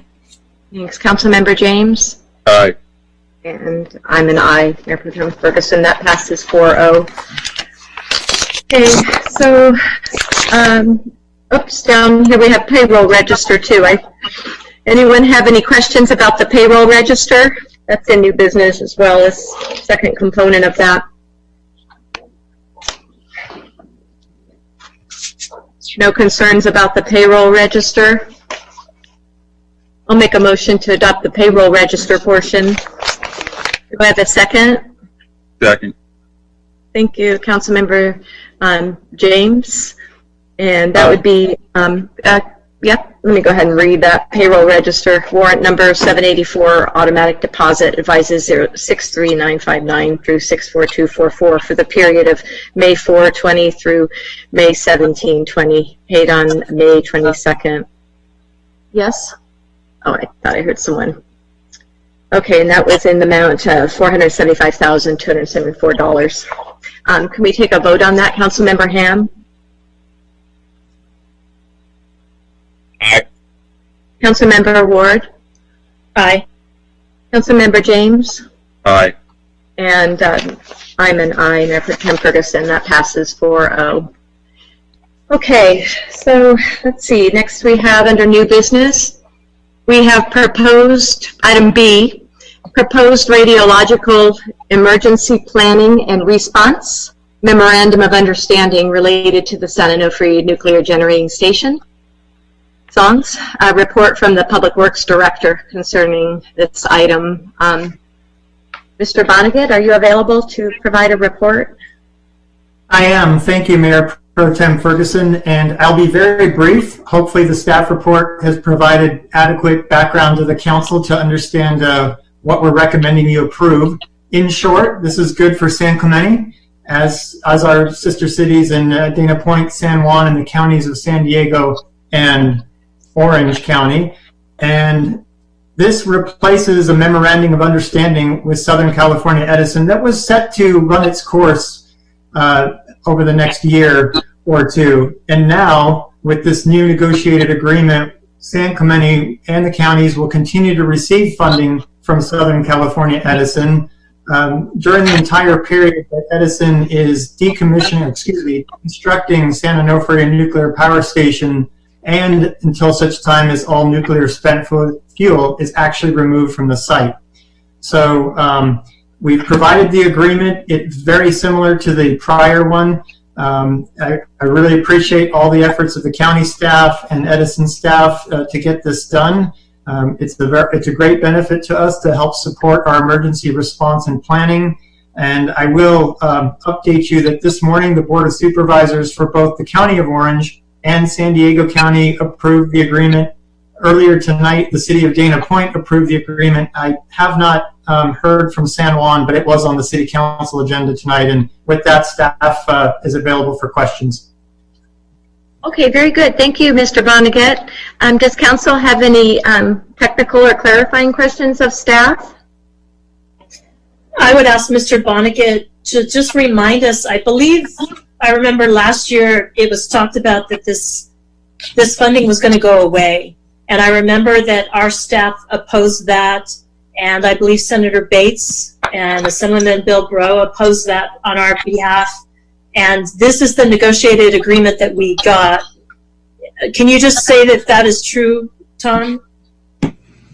Yes, thank you, Councilmember Ward. So, yes, the existing memorandum of understanding, the funding would have ended after fiscal year 22, and then it was left open as to what might happen after that. And so, with Senator Bates' encouragement, all the parties worked really hard to figure out what that should look like after the current agreement, and what we came up with is what's before you, and all of us are feeling pretty good that this is appropriate and adequate.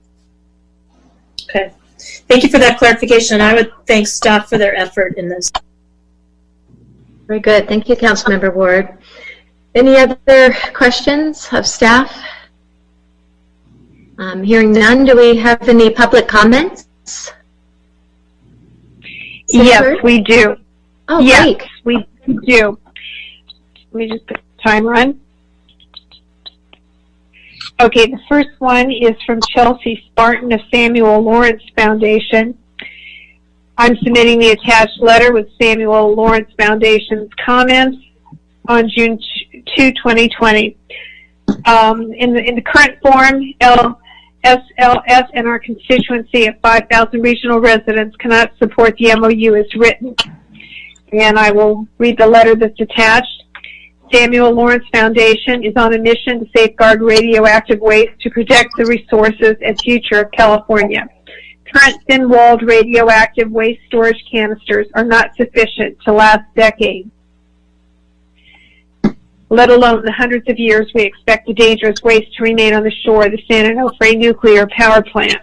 We cannot support the MOU as written because it does not provide adequate financial coverage for the ongoing emergency response training, and emergency prevention measures are absent. We make the following requests. 1, we support maintaining 100% funding of radiological emergency planning and response until all radioactive material is removed from the site. That money must remain in an emergency fund and not be credited to SCE each fiscal year. 2, we request the addition of local jurisdiction support for the construction of an on-site handling facility, for example, hot cell, which would provide an option to repair or replace damaged canisters before they cause emergency. 3, we request the removal of the confidentiality clause that prevents government transparency about the status of jurisdiction training on emergency response preparedness.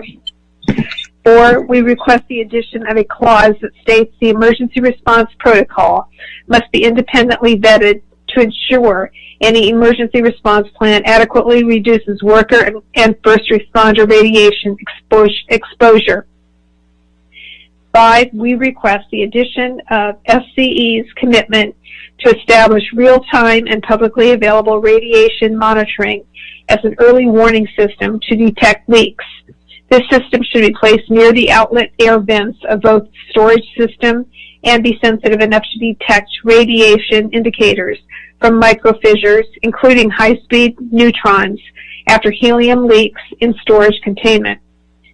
And 6, we request the addition of a stipulation that SCE agrees to only hire qualified nuclear scientists for the role of spent nuclear fuel monitors for as long as radioactive waste remains on site.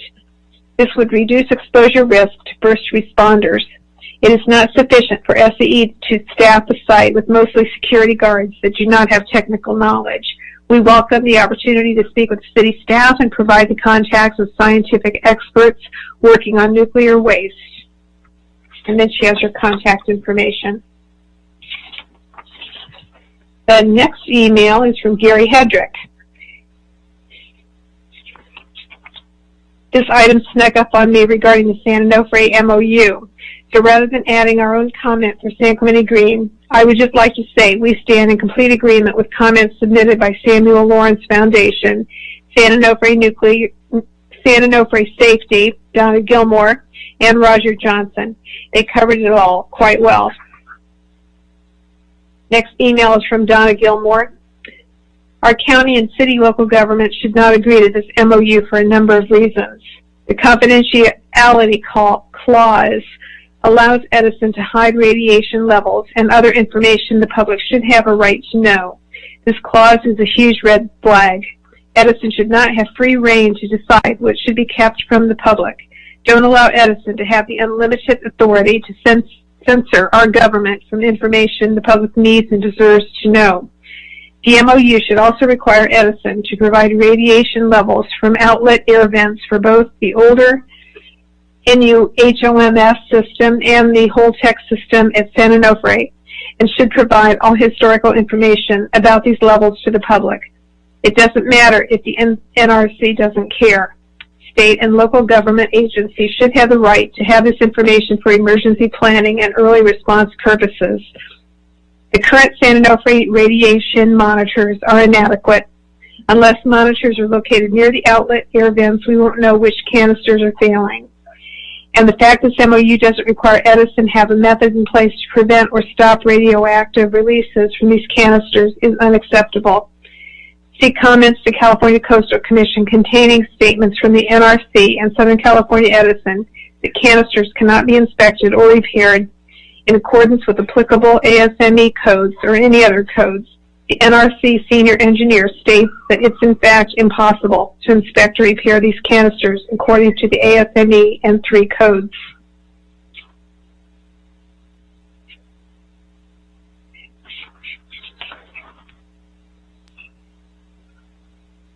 Okay, I guess she has one more sentence here. The number 1 priority of any emergency plan is prevention. This plan does nothing to prevent a radiological disaster in our communities. Okay. Next comment is from Dave Rice. I'm a resident of Las Flores, Rancho San Clemente, and have become very involved in the issue of safe storage of nuclear waste at San Onofre and emergency planning to ensure adequate protection of all our residents within close proximity to songs. I echo many of the concerns that have been raised already by Roger Johnson, by the Samuel Lawrence Foundation, and others in our local advocacy community. In addition to those, I would add, this process must be inclusive of local residents who want to participate and be a part of this emergency planning process. Currently, that is not the case.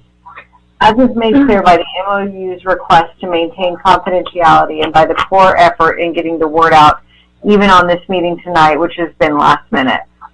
There is widespread concern that our likelihood of having some type of harmful release of radiation from the spent nuclear fuel being stored at songs is only going to increase with time, not the opposite. The canisters were designed for short-term storage, are among the least effective in the industry, thin-walled, no radiation or leak detection, no ability to repair should leaks occur. They have a 17-year original warranty, and we are now being asked to believe that they are fine for storage for at least the next 60 to 300 years. While Edison has done a good thing in starting a process of evaluating disastrous scenarios that could occur, that process is far from what it needs to be, not inclusive of community members, not transparent, and has big gaps in terms of its initial findings. It's clear that radiation leaks could happen either into the groundwater table, most likely, or into the atmosphere if enough heat builds up to create explosions of the nuclear material, which could happen in a number of scenarios. Should any of these occur, the current positioning of this emergency planning coalition of cities and SCE does not take into proper account the level of severity or disaster that could result to our community, to our environment, to our people, and to our economy. The current emergency planning recommendations state that should something disastrous occur, everyone should stay in place, either inside their homes or wherever they happen to be located, until proper evacuation procedures can be communicated to them. This is completely inadequate. There's no discussion of alternative solutions such as underground shelters, lead-lined rooms, hazmat suits, wide line available, etc., all of which will require significant investment dollars, far more than is being allocated in current plans in the MOU. There's also a little discussion about how to better ensure prevention of any nuclear accidents, which would include improved radiation monitoring, real-time city-controlled, not by SCE, better containment of the spent nuclear fuel on site, and concrete plans to have it all moved to a much more suitable location. And that's actually the end of the 3 minutes for this comment. I'll move on. Last comment is from Roger Johnson. I just learned about a proposed agenda item with regard to radiological emergency planning. A request was made to make comments before noon on Monday, which of course is impossible. It's already Monday afternoon. I'd like to comment after I have a chance to read what you're proposing later this afternoon or possibly tomorrow morning. Some years ago, Gary Hedrick of San Clemente Green and I met with Steve Foster and town officials in an effort to update and improve the town's plan for responding to a radiological emergency. After that, the town never responded to repeated requests to help improve the plan. Since zip code 92672 is now a nuclear waste dump for the indefinite future, this presents a huge challenge and burden on the town to prepare for a possible catastrophe in the decades ahead. A few miles from here, we have the radioactive equivalent of 17,000 Hiroshima bombs. Each one of the 123 canisters can release more deadly Cesium-137 than all of the Chernobyl catastrophe. Probably listened to the 4-hour CEP meeting last Thursday, which attempted to go into possible scenarios of what can go wrong. Gary and I both spoke at the meeting. There are many scary scenarios, the worst of which were not discussed. After listening to the emergency officials, it was clear that no one is prepared to deal with what might happen. No information was provided to residents on what they should do in the event of radioactive fallout. Until I get a chance to read what the town is considering, may I share with you a piece I wrote last week about whether cancer risks are increased for those of us living within 50 kilometers of San Onofre. And then he attached an article. So that's all I have for comments on this item. Okay, thank you very much for reading those comments. Very, very well done. Do we have any discussion on this item, or council, would you like to discuss based on hearing some of the comments before we vote on this? I don't think we need to discuss the comments. I appreciate everything that they all said. It doesn't, this MOU that we're doing tonight is just voting to, in order to continue receiving funding. We're not agreeing to anything that that SONGS is doing at this point. So we can certainly fight for real-time monitoring if they feel it's not coming on fast enough. I know that's something that they had agreed to. So all of these comments, we don't need to do this tonight. We just need to pass and approve the MOU so we can get funding. So that's my comment, and I'll make a motion. Great, that'd be great. Councilmember Ward? Okay, thank you. I move that we approve and authorize the Public Works Director or City Engineers to execute the amended SONGS MOU. Okay, I'll second your motion. Is there any discussion on that motion before we take a vote? Okay, hearing none. Councilmember Han?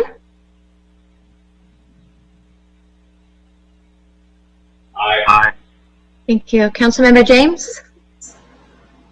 Sorry. Aye. Councilmember Ward? Aye.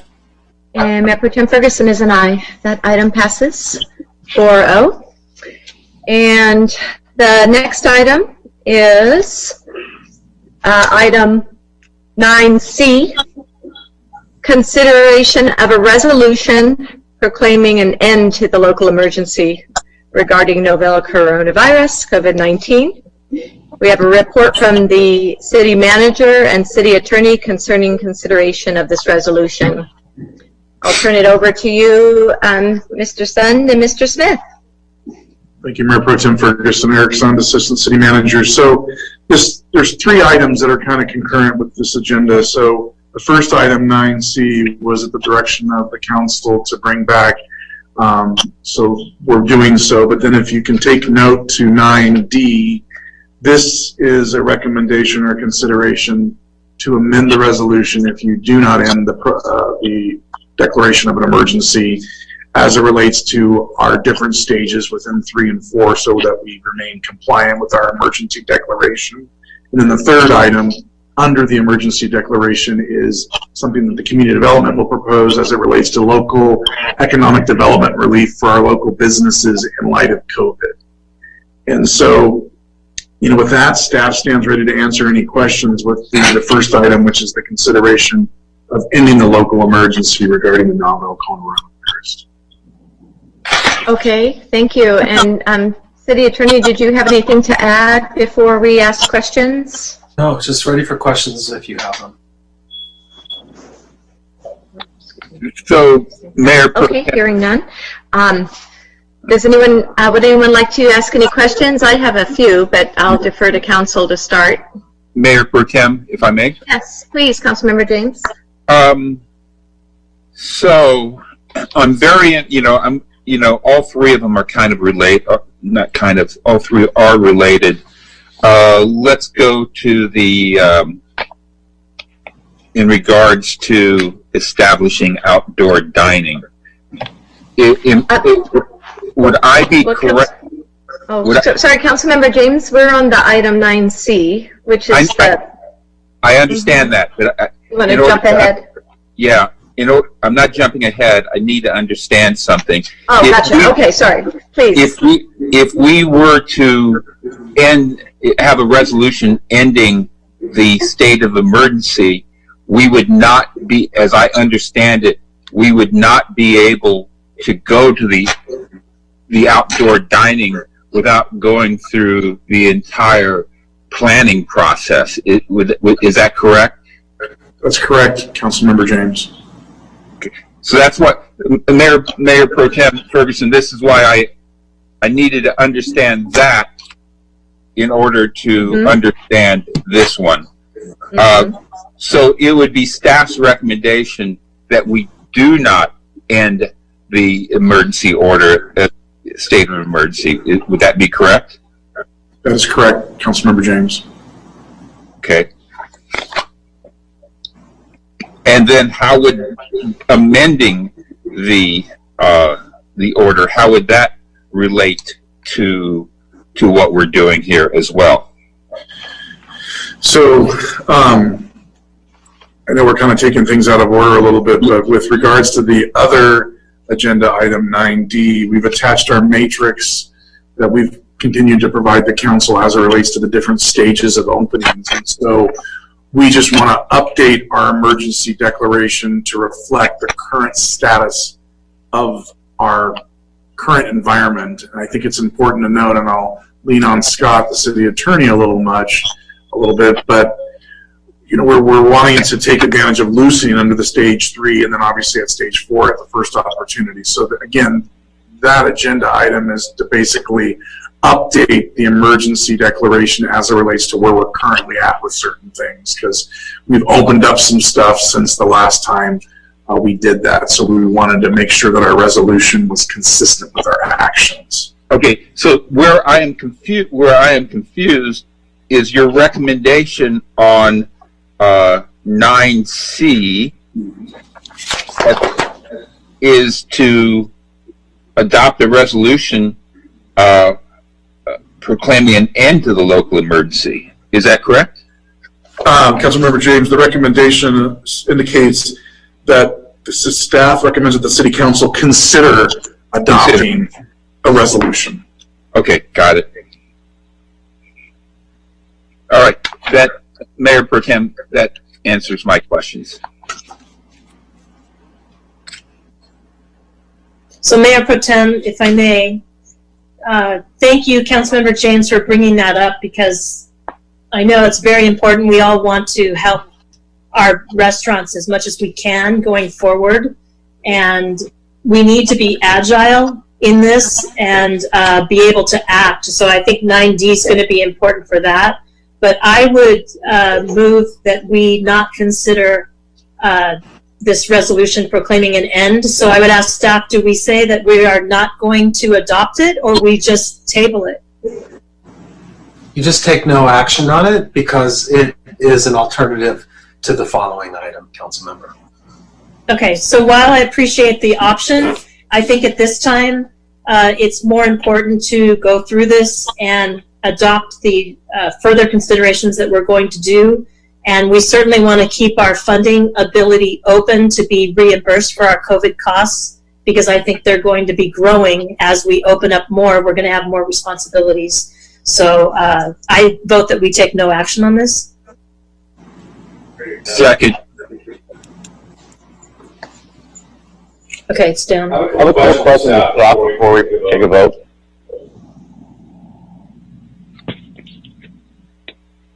Can you hear me?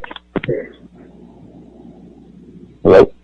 Yes. Okay, thank you so much. Thank you. I did hear the motion. I just wanted to bring something up regarding the proclamation of the local emergency that came through. The city attorney had seen this too from a resident who's an attorney, and I was concerned that we've been operating under the interim city manager's powers, emergency powers, when the law, according to this interesting information, I'll read some of it, which makes a lot of sense, that appears to not allow the city manager to have called a local emergency. Remember, he called the emergency, and then we ratified it later by council. And I don't believe the city ever properly voted to give the interim city manager those powers. So you don't get those powers just because you want them. So this law that was shared with both me and the city attorney, he looked into the San Clemente Municipal Code, and also, let's see, Code Section 812.050 and 8.12. It allows the interim city manager, or he didn't see where it allowed the city manager to declare the local emergency, even subject to ratification. What it does is empower the interim city manager to recommend that the city council convene and declare the local emergency, or to request the county or state designees or the governor to do so under the described circumstances. And this is a good learning lesson for later. Hopefully we don't have one for a long time, but it's an interesting question in light of recent events whether 8.12050 reads exactly as it should. It makes sense that the city council is the only local authority that can declare a local emergency, which of course requires notice and public comment, which was absent from the interim city manager's purported proclamation. So the alternative that we have here is that the interim city manager can proclaim a local emergency, declaring himself emergency director with those extraordinary powers subject to city council ratification. It's not supported by the language in the law. So I just wanted to share those comments. Lastly, given recent events, this gentleman, my guess, is most constituents would prefer 8.12.050 in its current form as an important check and balance. So one person cannot declare the local emergency that gives themselves such broad authority even for 1 week. So I wanted to share that. City Attorney, did you want to provide any input to that? I found that to be fascinating. Thanks, Mayor Pro Tem. I just say that I disagreed with that interpretation. I think Government Code Section 8630 and the city's municipal code are designed to take advantage of and to provide the immediate response to proclaim a local emergency as the city manager acts as head of the city's emergency services operation. That proclamation has to be ratified by the council within 7 days, and that took place in this case. So I'm not concerned, and I disagree with anyone who would have concern over the city's proclamation and its ability to recover costs under relevant provisions of FEMA. Okay, well, thank you for providing your legal input on that. What, City Attorney, what would, I hope you're hopefully the one I could ask about this, what would prevent us, say we did not adopt this resolution to end the local emergency, what would prevent us or what would allow us to change a couple of things in terms of our local emergency now that we're fortunately nearing the end, right? We're seeing the light at the end of the tunnel, is to reduce that extra spending authority that we gave the city manager. Remember, we went from 20, I believe it was 20,000 to 50,000. Correct me if I'm wrong. And then also just to have any future decisions be city council and not the interim city manager, and make us the designated authority to make those future decisions, which hopefully there won't be many. Yeah, you could change the designation in contracting authority at any time. The second item before you allows you to make those changes. Okay, that would it's be adjusting resolution. Your practice has been to do this every time you meet, to bring back interim actions for ratification by the council. So you could continue to do that, or you could mandate that explicitly in the item that's before, the second item that's before you. Okay, great. Thank you, City Attorney. That said, I completely can support Councilmember Ward's motion.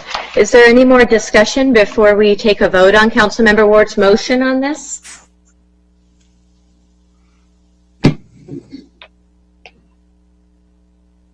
No, hearing none. Do we have any public comments? Yes, we do. Okay, great. Let's hear those, please, City Clerk. Okay, first comment is from Josh Hansen. I'm writing in to voice my support of the council adopting the resolution proclaiming an end to the local emergency. I implore the council to take a data and science-based approach regarding coronavirus. We're seeing data from locales around the nation that show reopening can be done safely. For example, Arizona reopened in a measured way weeks ago and has not seen any spike in hospitalizations related to COVID. In fact, their COVID hospitalizations are dropping. In the face of the novel coronavirus and the surrounding uncertainty, I think the council took appropriate actions in March. We now have 11 weeks of new data to analyze, and all of the data suggests it's time to begin reopening. Open the parks to recreation. Let us play 2-on-2 pickleball. Let us gather. Give us our city back, please. Base your decisions in data and science, not fear and speculation. Josh Hansen. And then the second comment is from Chris Hostetter. My name is Chris Hostetter, and I have many ties to San Clemente. I'm writing to address item 9C on your agenda. Here's my first request. Remove signage around beaches and parks that mandate how they are to be used. The signage denies parents the ability to passively monitor their children's active use without an inherent threat of retaliation with the citation. These signs are completely irrelevant, and we all know they are not being enforced by OCSD nor lifeguards, and only serve to CYA. Merely take a stroll on the Pier Beach to observe my claim. Secondly, I request to publicly be advised what the increase was to city revenue after reopening of the public parking lot and meters near the pier. Please advise. And those are the only two comments I have. Okay, great. Thank you very much. Okay, would we go ahead and like to take a, well, Councilmember Ward, would you like to restate your motion since it's been a little bit? Yes, I would just state that I believe we should not take any action on this resolution. Okay. Do we have a second? Second. Okay, thank you, Councilmember James. We'll go ahead and vote on that. Councilmember Ham? Aye. Councilmember Ward? Aye. And Councilmember James? Aye. And I'm an aye as well, Mayor Pro Tem Ferguson. So that passes 4-0 to take no action on that item. All right, next we have item D, which is the consideration of a resolution amending the City Council's proclamation of a local emergency regarding novel coronavirus. Report from City Manager and City Attorney. Consideration of the resolution. Turn it over to you, Mr. Sund and Mr. Smith. Thank you, Mayor Pro Tem Ferguson, Council Members, Eric Sund, Assistant City Manager. So as I communicated earlier, this item before you tonight is asking for the Council to consider adopting the resolution in which we would be amending our ordinance. As you look at the last page of the resolution, we've included our stages 1, 2, 3, and 4 as it relates to our reopening plan, so that our current proclamation of a local emergency is accurately depicting the current environment that the City of San Clemente is in relative to the stages. And then I'll conclude my report, and if there's any questions for myself or the City Attorney. Thank you, Mr. Sund. Do you have any additional comments on that, Mr. Smith? No, I don't. Except to turn your attention to the ratification section, Ms. Mayor Pro Tem. In that section 2 of this resolution, you can make it explicit that the status of public facilities is to be brought to the Council every meeting until the emergency is over. You could make that change there as if you wanted to amend the resolution according to your prior comments. Okay, thank you, City Attorney. Where would we indicate that officially that the local emergency director powers, so to speak, are with Council? Oh, I don't know. I have to look at that because I don't think you're. I've got to look at your ordinance. Can okay, you, no worries. That question, I'll look that up right now. Thanks. Okay, thank you. And also, yeah, that would be great. Thank you. And then, of course, the reduction in the authority, the spending authority cap. I'd like to consider that if we may, but whatever you find out would be great. Thank you. Do we? Well, first, do we have any public comments on this item, City Clerk? I don't have any unless Laura received something. No, I've not received anything. No public comment. Okay. Okay, thank you. Well, while the City Attorney is looking that up, Council, do you have any questions? I have a quick comment. You know, what we're looking at is the plan for all the different stages.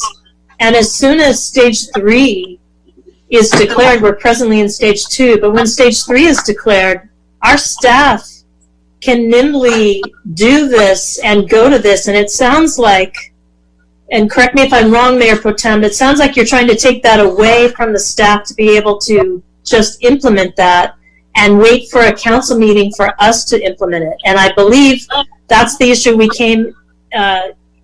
had a problem with the fences. If we had just left it with staff and not ordered it to come to council, staff would have just opened our fencing or our parking lots 50% as everyone else did over Memorial Weekend, and we wouldn't have had to wait for a council decision on that. So I'm asking, just to clarify, are you asking for that again when you're trying to take the authority out, or is staff going to be able to, when stage 3 is declared, are they able to go and implement this plan?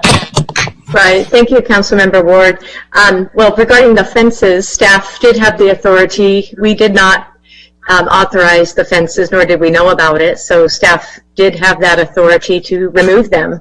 So we'll have a difference of opinion on that, but it did go up without any vote of council or any knowledge of city council. So therefore, they did have that authority. That, and regarding the sand in the skate park, the 37 tons of sand, the same happened there.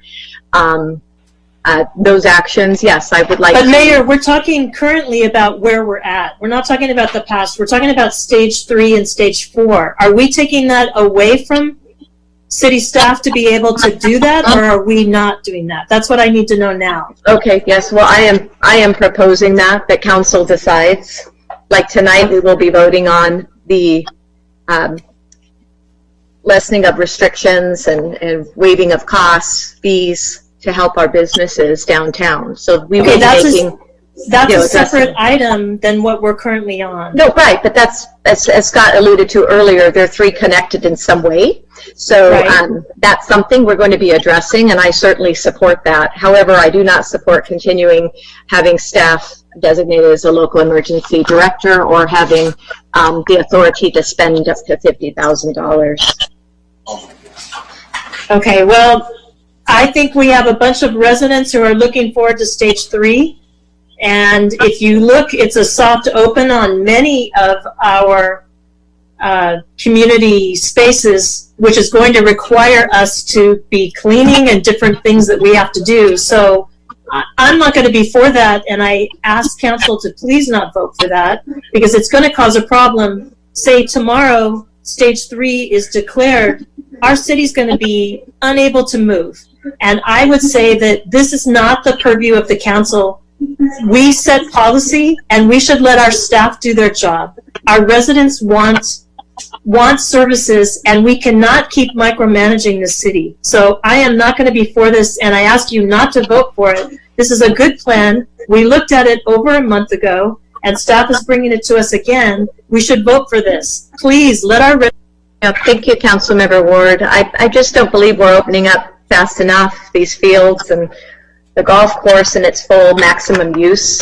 And if we're able to do that tonight, I can do that. But we've been very, I believe, and as you know, I've been more aggressive in wanting to open up our recreational amenities, going back all the way to April 21st. So we're just very limited. We get a lot of complaints, as you know, about the golf course. You know, it's even the driving range isn't open, and we need to be able to do that. Okay, so let me ask for a clarifying question again, because I'm just not sure what we're even voting on.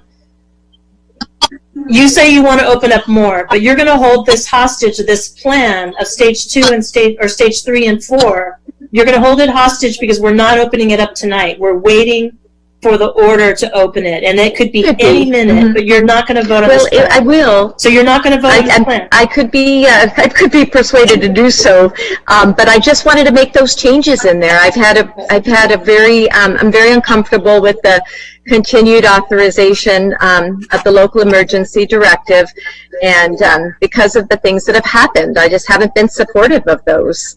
But if it means I'm going to hold understand stuff, I understand. And I know the governor did say that we're moving into stage 3 faster. It could even be this weekend. So I can't win on everything. But yeah, I see what you're saying, and I do want to support opening up. People want it. They're demanding it. And it's summer, so we need it. So I will let that go. Thank you. Madam Mayor, I appreciate that very much. could I interrupt just for a second? I'm sorry. Oh, yes, please. I appreciate your calling that code section to our attention, because as the council knows, from time to time as we go through these provisions, like you did with the election process last month, these come to mind, and we need to clean them up and clarify them. So I think that point is very well taken, and I didn't mean to demean it at all. And I appreciated the help of Mr. Winston and showing us those, and he agreed, I think, that they needed some polishing. With that said, I think I understand the intent, and that's that the council does not want to delegate authority to tighten restrictions anymore, but it doesn't mind instructing staff to take full advantage of loosening restrictions as phases 3 and 4 come along. And I think if you gave that with parallel direction tonight, that's exactly what your management staff was talking about this morning, is being able to turn on a dime and absorb those into the directives. Of course, they'll be brought to council, but if you instructed staff with your action tonight to take full advantage of those loosings as they occur, because it sounds like that's going to be in the next 72 to 96 hours, then you could include that in your direction. Yeah, thank you. That's very great input. Thank you so much, Scott. That's really helpful. Yeah, I'm looking in here too on the the pools, the soft opening. And are we going to have an update tonight on the leasing of the pools? Yeah, I think two that's swim ready to clubs? go if stage 3 doesn't overtake that. Eric's going to report on that. Is he? Okay, great.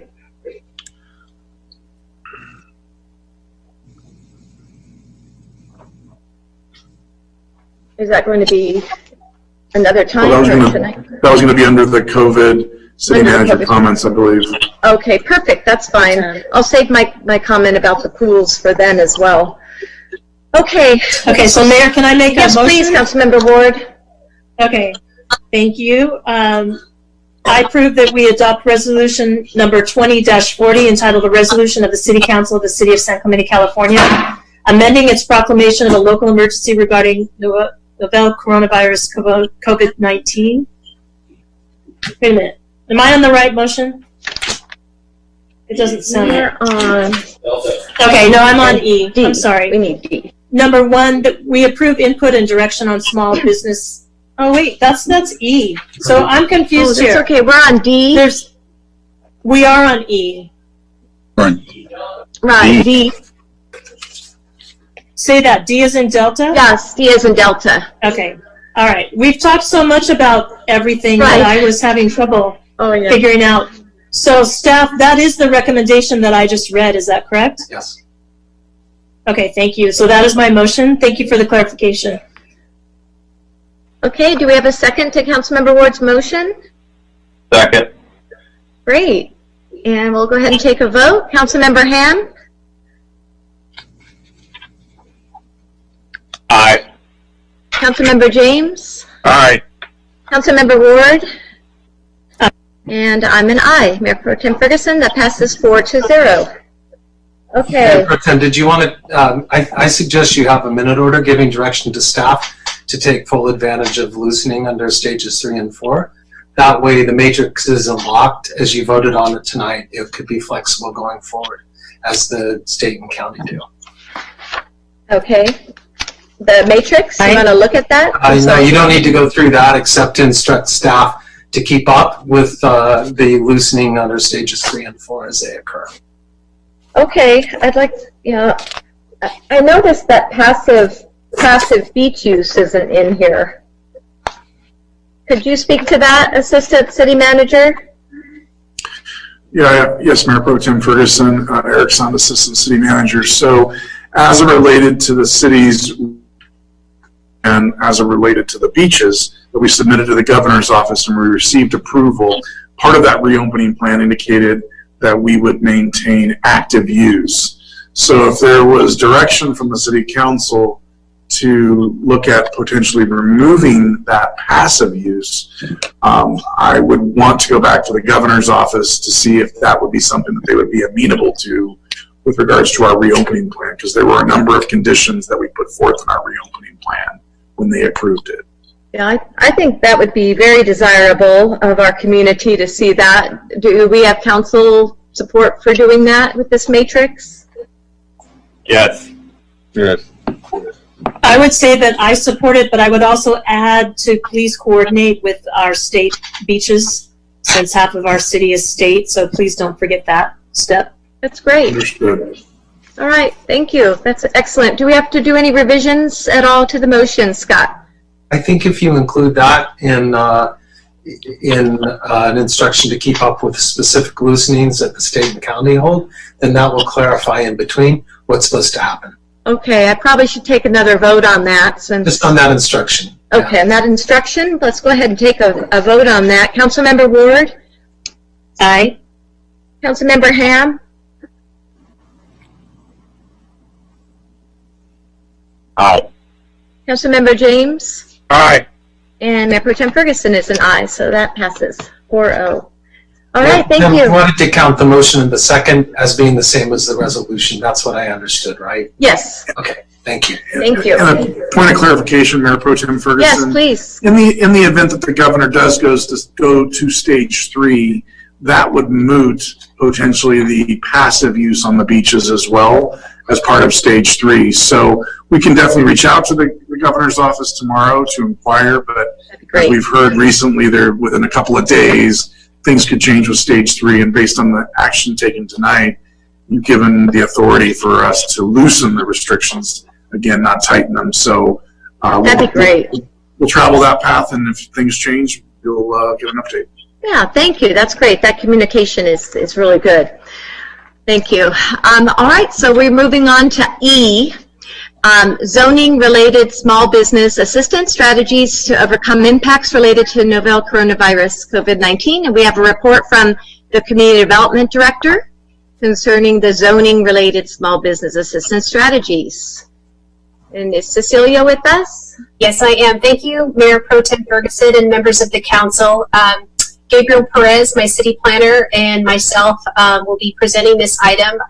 Gabriel, I'll let you go ahead and start and provide some of the details about the small business assistance that we're looking to provide. Great. Thank you, Cecilia. Good evening, Madam Mayor Pro Tem and members of the City Council. Gabriel Perez, your city planner.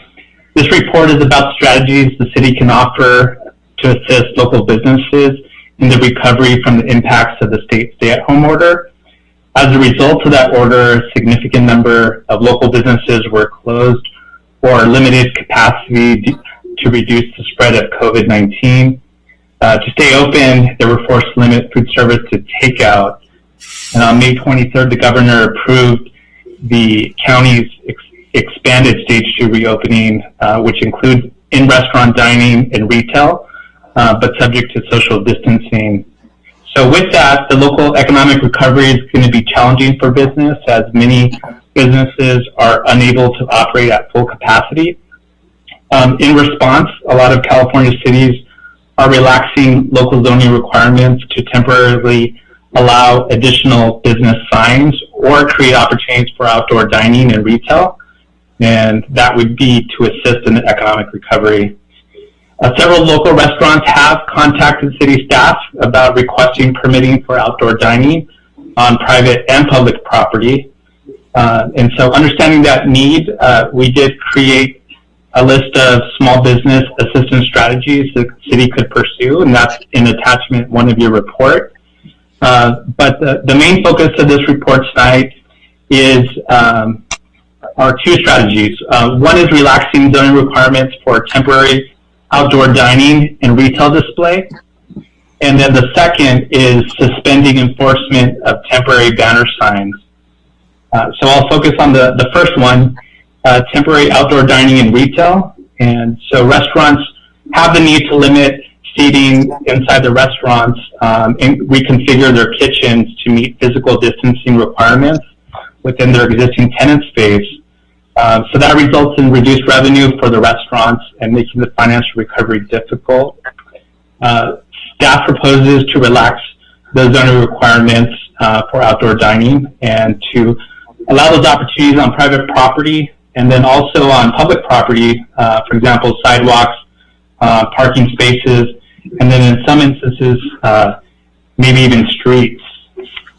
So for private property, this is what staff does propose to City Council, is to allow access to private sidewalks in up to 50% of a private parking lot immediately adjacent to a restaurant with fire department approval and also meeting ADA requirements. If there is a larger commercial center, the property owners could request outdoor retail and dining under one special activities permit. And then there would also be the ability for businesses to apply for outdoor dining on public property. So that means that they can request access for outdoor dining on public sidewalks and then possibly even adjacent on-street parking spaces. So an area where that could potentially work is maybe an area like Del Mar on diagonal parking. And then also the applicants would be required to demonstrate they have insurance if that was the case. Staff would like Council's direction on a reasonable time frame if we were to adopt temporarily allowing outdoor dining. And so other cities have adopted time frames. For example, City of Irvine will allow this for a period of 45 days with the ability to renew the permit. City of Rancho Santa Margarita will allow it until September 30th. So the council, you might want to consider a similar time frame, or maybe wait till the termination of the local emergency. One thing that City Council did bring up before was possible temporary closures of Avenida Del Mar. And so that is a possibility, and so we'd like to get City Council direction on that. Some of the direction we would need is, obviously the street closure segments that would need to be closed, the time frame for those temporary closures, and the hours of the day. And really that temporary closure would be to allow for businesses to have the outdoor dining and also outdoor retail display. Staff would work with the local restaurants and businesses. We'd also promote walking and biking opportunities, because we would be reducing the parking requirement possibilities on the street. So the second strategy I want to focus on is also suspending enforcement of commercial banner signs. And so you might recall there was a lot of businesses that have been posting banner signs outside their businesses. And there's been the need to do that to promote their businesses, but also to be able to provide instructions to the public about maybe changed business hours, safety protocols, also to indicate that they're open for dining or they're open for in-restaurant dining. So there's the need for that. So what we're recommending is that those businesses would not have to apply for a permit that they typically would have to apply for. And so the enforcement of that for restaurants and retail would be suspended. We did communicate with the Chamber of Commerce, and we did communicate with the Downtown Business Association about these efforts. The Downtown Business Association is interested in working with the city if the city was to choose to close Avenida Del Mar temporarily. So they're interested in possible programming to do that. But we also received some comments from local businesses such as like Lost Winds Brewery and bars that will be able to open because they will be providing food catering services in their establishments. And so they are requesting the ability to be included in this consideration of outdoor dining. Right now, the staff report wasn't written that way, but we were contacted by some bars and some of the breweries after the writing of this report. So we'd like definitely the council to weigh on that as well. So that is the end of my staff report. Staff does recommend the City Council take the following actions: provide input and direction on some of the small business assistance strategies in your report, provide input and direction on temporary closure of Avenida Del Mar, and then adopt the attached resolution directing the city manager as Director of Emergency Services to implement outdoor dining and retail permits on public and private property, the closure of Avenida Del Mar on Sundays, and suspend enforcement of temporary banner signs and require no permit under the Emergency Legal Authority. That's the end of my report. I'm happy to answer any questions you may have. Thank you so much for the report, Mr. Perez and Cecilia as well. Do we have any public comments, City Clerk, on these items before we ask questions? Yep. Okay. Yes, we do. Could we go ahead and hear those, please? Of course. The first one is from Hoyen Ip. I support outdoor dining. It brings life to streets, contributes to walkability of the city, better health, and cleaner air. But I'm concerned about trash. I have a quick suggestion that would bring some relief to various stakeholders. Add this in Municipal Code Chapter 8.30 on foodware. 8.30.032 Single-Use Reduction. 1. Retail food vendors shall only provide straws, stirrers, lids, lid plugs, and cup sleeves to customers upon request. 2. For takeout orders, retail food vendors shall charge 25 cents for every cutlery packet. In addition to Section 7.05.022, 1. Utensils, chopsticks, condiment packets, and napkins shall only be provided upon request. This covers the new normal, more takeout orders and outdoor dining, and the elimination of self-service stations for fewer touch points. Newport had looked into the trend of 25-cent fee for to-go ware, included it in their draft plastic ordinance. Cutlery package is unique in the group as it has several items. It's fair for those who can't afford a restaurant meal to pay 25 cents. Like the bag fee, the businesses shall keep it. Pandemic has shown us other urgent needs of trash reduction. The virus has created more trash, and some believe single use is safer, though the theory isn't supported by scientists and health experts.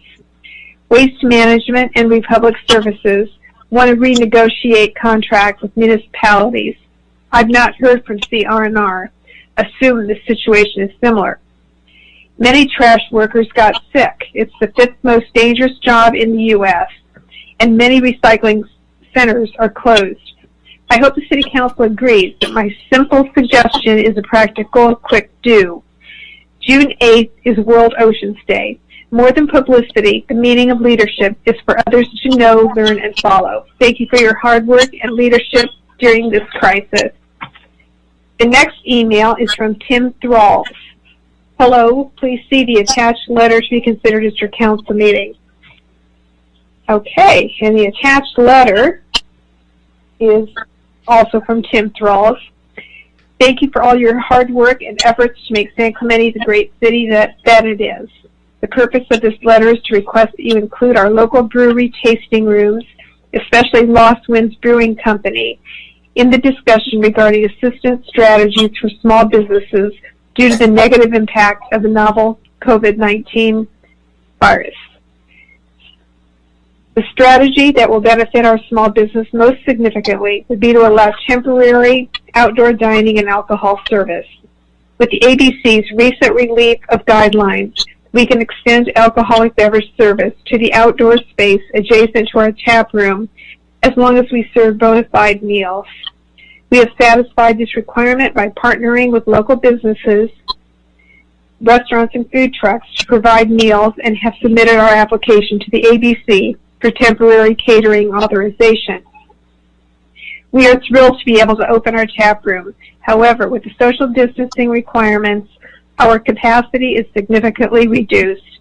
What we hope to be able to do is to extend our service area to a small adjacent space directly outside of the brewery's back door. This area is on private property, will be enclosed, will not impact any parking spaces, and will conform with the social distancing requirements. This area can accommodate 30 people comfortably with social distancing in place and be completely visible from the bar. The outside capacity combined with our reduced capacity inside would slightly exceed our current permitted capacity. At this level of serviceable tables, we hope to be able to compensate for the 2.5 months that we have not been able to open for service. During those 2.5 months, we have maintained our staff and their pay despite the significant losses we have endured. Your consideration is greatly appreciated, and we love being a part of the San Clemente business community. That's all I have, unless Laura receives more. Yes, one more comment.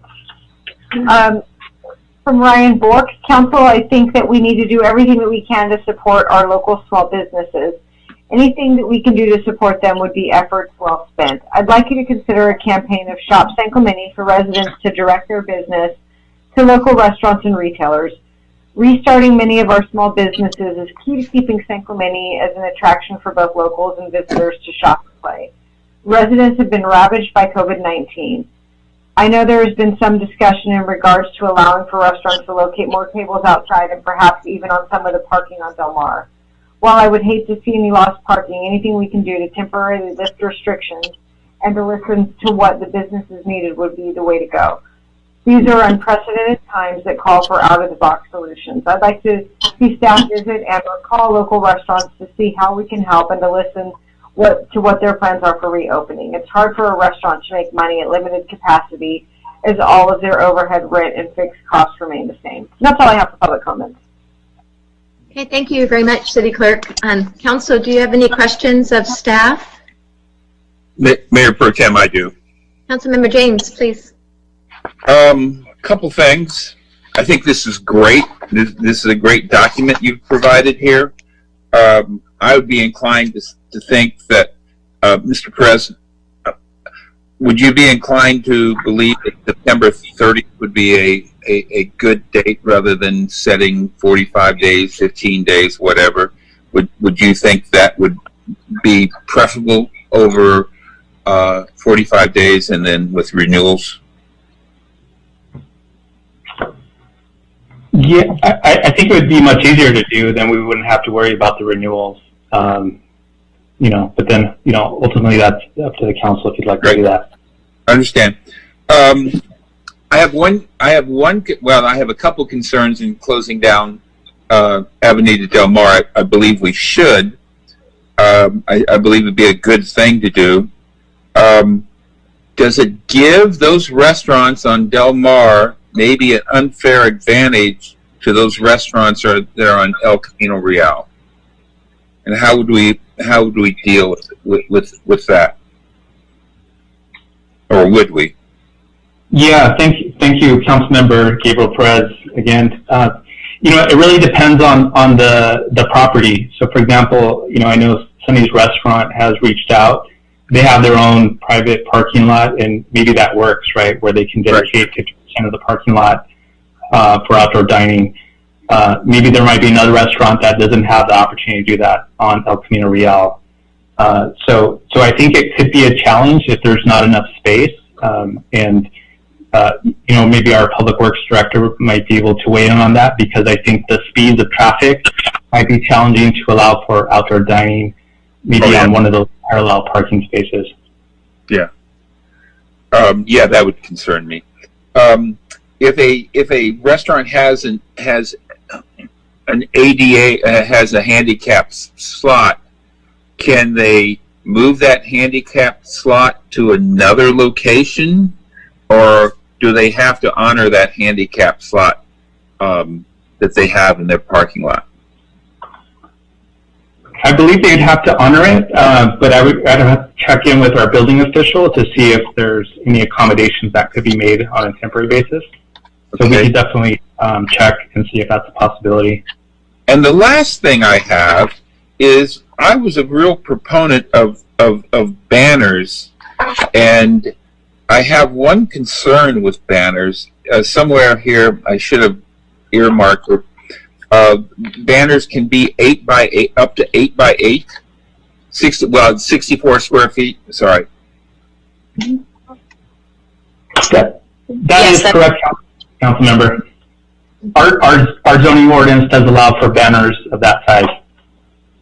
Okay. That seems like that would be a large banner for a restaurant. And additionally, with banners, again, I was a proponent of banners, still am, but I'm rethinking it to a certain degree. The banners were great when we were in this kind of gray area of what was open and what was not open, and as opposed to now, everything is open. Banners may not be as important as they once were. I'm still not against them. I'm just thinking out loud. But it would appear to me that 64 square feet would be a really large banner to have on Avenida Del Mar. And with that, Mayor Pro Tem, I'm finished. Thank you, Councilmember James. Speaking of the bars and the breweries, I have a question for Mr. Perez. Since the bars and the breweries have the conditional use permits, and depending on where they're located, some are pretty close to residential neighborhoods or lofts, condos. If we did adopt this and include them, how difficult would it be for you to deal with those on an individual basis? Because as I see, you mentioned Lost Winds. We did get correspondence from them. They're inland, right? Industrial park. It's not as impactful, but the ones downtown may very well be, especially if they have music, right, outdoors with their bars service. Could you recommend something so that we don't leave them out, but we have a different type of way to review them? Yeah, thank you, Mayor Pro Tem. This is Gabriel Perez again. The permit process will allow for a level review by staff. They're all going to be reviewed at a case-by-case basis. What we'd recommend is maybe a higher level review for those bars and breweries. And so that would allow us to be able to review, all those impacts. Maybe it might require that that outdoor seating, it's only available to a certain time at night. Maybe it ends by 9 o'clock or something like that. So I think we'd have to look at the context, and maybe it makes more sense in a place like where Lost Winds is located, where the impacts are less. Well, that's great. Those are really great recommendations for dealing with that.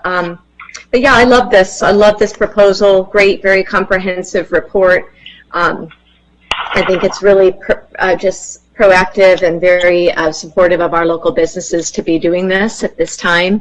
And I have faith that it'll go a long way just in improving our image, because, outside of town, and we're really not known as a place to be really business friendly, and I believe that we can be and make improvements and do that accordingly.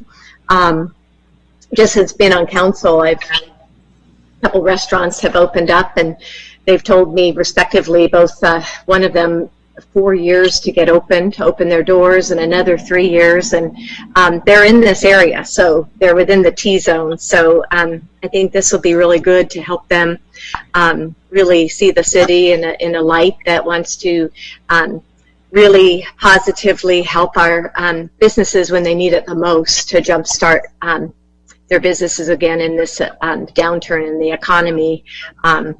I had an email the other day from someone who, just an example, saying that they've moved out of their business last month and they're actively looking for a new location.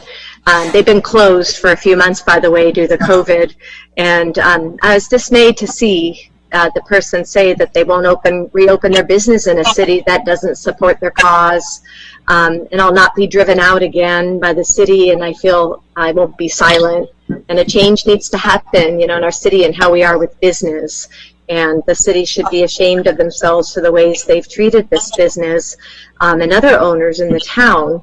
So this particular business provides performing arts and a safe community for artists, both children and adults, to perform. And she goes on to say the world needs peace and support by most, including the business, which she feels has had zero support from her city. So that said, I've heard numerous comments like that, including a couple restaurants I mentioned earlier, and I just really find this to be a really positive move on our part to really bring some goodwill to the community and keep it going. So I'm completely supportive of this. So thank you for bringing this forward. Any other comments? Yeah, I'll jump in here and just say that a lot of those comments you just made about the city and its past history, I don't think belong in this. I definitely don't agree with them, so those aren't the views expressed by a majority of City Council. That being said, Gene, your banner idea, I share a lot of your concerns. My only issue is, 64 square feet is kind of that number that works across the board for everyone. This is temporary. I think we're trying to reach across the aisle and help business, and while 64 square feet might seem large for some smaller tenants, I think of one that has a trailer, semi-truck trailer right now that says open for business, which I, for one, am very supportive and I think would work very well considering the size of their business. So with the temporary suspension, I'm going to support it. I think they did a great job. Gene, I want to commend you on bringing this back to council. I think we're going to be in a very good place. With that, I'm going to make a recommendation here that we adopt Resolution 20-41, entitled Resolution to City Council of the City of San Clemente, California, directing the Director of Emergency Services to implement certain zoning-related small business assistance strategies and to include the businesses that were outlined by Laura and have that high-level staff discretion if it's adjacent to residential uses. Wonderful. Thank you, Councilmember Ham, for that motion. That's terrific. Do we have a second for Councilmember Ham's motion? Second. Great. Thank you, Councilmember James. Is there any further discussion before we take a vote? Hearing none, we'll go ahead and vote. Councilmember Ward? Aye. Councilmember Han? Aye. Councilmember James? Aye. And Mayor Pro Tem Ferguson is an aye, so that item passes 4-0. Mayor Pro Tem, can I just have staff tell the public right now how they can go about starting this process? Yes, please. And how much Councilmember time Ward. they need, or if people Sure. can start calling now. That'd be great. Thanks. Excellent. Yes, thank you, Councilmember. This is Gabriel Perez again, City Planner. So we will have an application available tomorrow. We'll publish it to the website. And so anyone that's interested in submitting the application and getting that permit, it's going to be a free permit. And so you apply to the city. Since City Hall is closed, we are accepting applications online, so it can actually be emailed to city staff, and that email information will be available on the application. So that will be available tomorrow, and our intent is to be able to turn around these permits as quickly as possible, so that we can help these businesses open up as much as possible.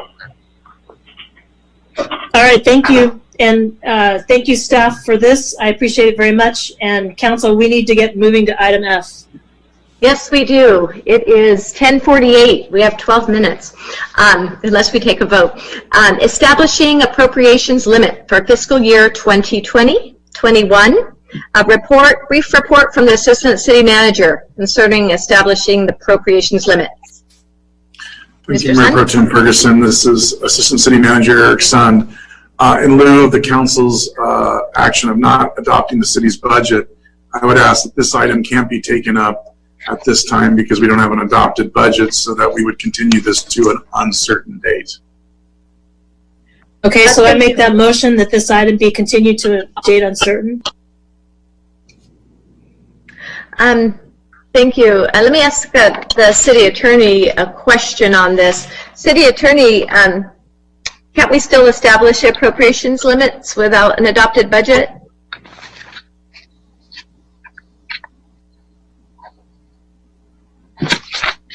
Yeah, I think you can still do it because you'd be looking at the new limit based on revenues about what you can spend. Mm-hmm. Okay, I believe. Refer to the city attorney. Mm-hmm. So, do we have a substitute motion?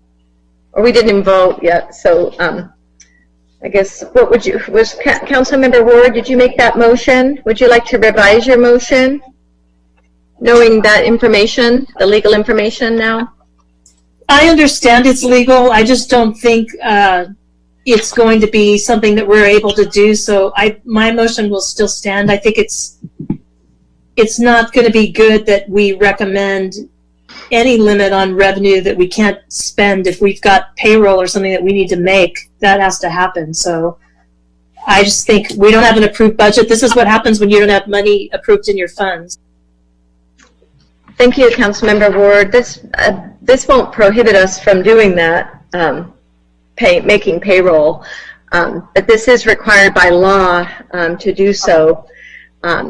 So I certainly don't want to be in violation of the law.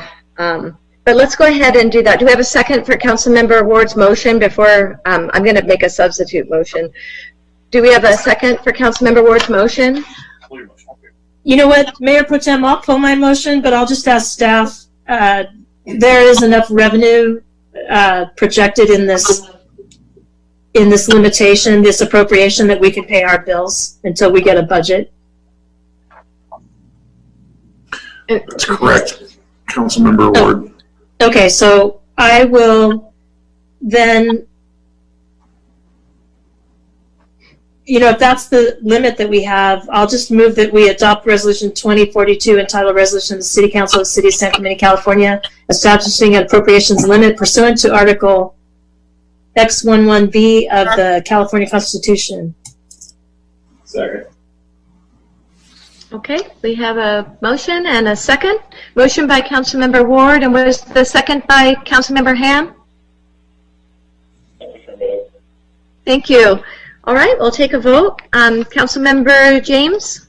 Aye. Councilmember Ward? Aye. And Councilmember Ham?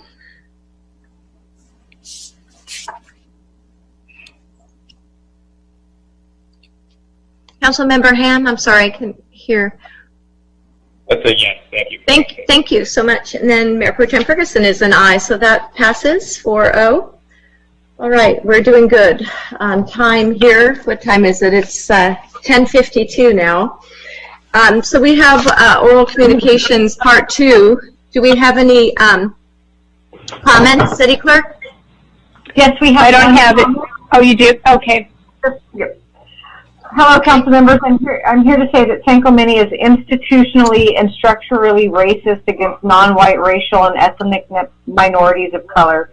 The reasons why we peacefully and non-violently protested this past Sunday, not only for justice for George Floyd, but also against the racist society and culture in our own community. Our city has a history of white supremacy ever since Spanish colonization in 1776 and its municipal foundation in the late 1920s. Our state and our county is more than 50% non-white, but more than 70% of our city is white. Home ownership and occupancy is mostly white. Our schools are mostly white, and our local businesses are mostly white. The City Council must do more to make San Clemente an inclusive and diverse community for all people to live in, especially all communities of color seeking better opportunities and qualities of life. Thank you for your time, Dwayne Paul Murphy. And that's all I have for public comment. Okay, thank you so much, Deputy City Clerk. Moving on, we'll close those comments. Let's see, reports, commissions, and committees. Do we have any reports? Hearing none. I can, yes. I'm sorry, I can report as the OCFA rep that we voted to approve the budget last night. And we also voted for an option for cash contract cities that would allow some, for cash contract cities that aren't able to, their budget is, they're very under, for them to be able to delay some costs. So that was good that we supported all cash contract cities. That's my report. Great, thank you, Councilmember Ward. And City Manager, comments, reports? Councilman Ham, I have an update. Oh, yes, please, Councilmember Ham.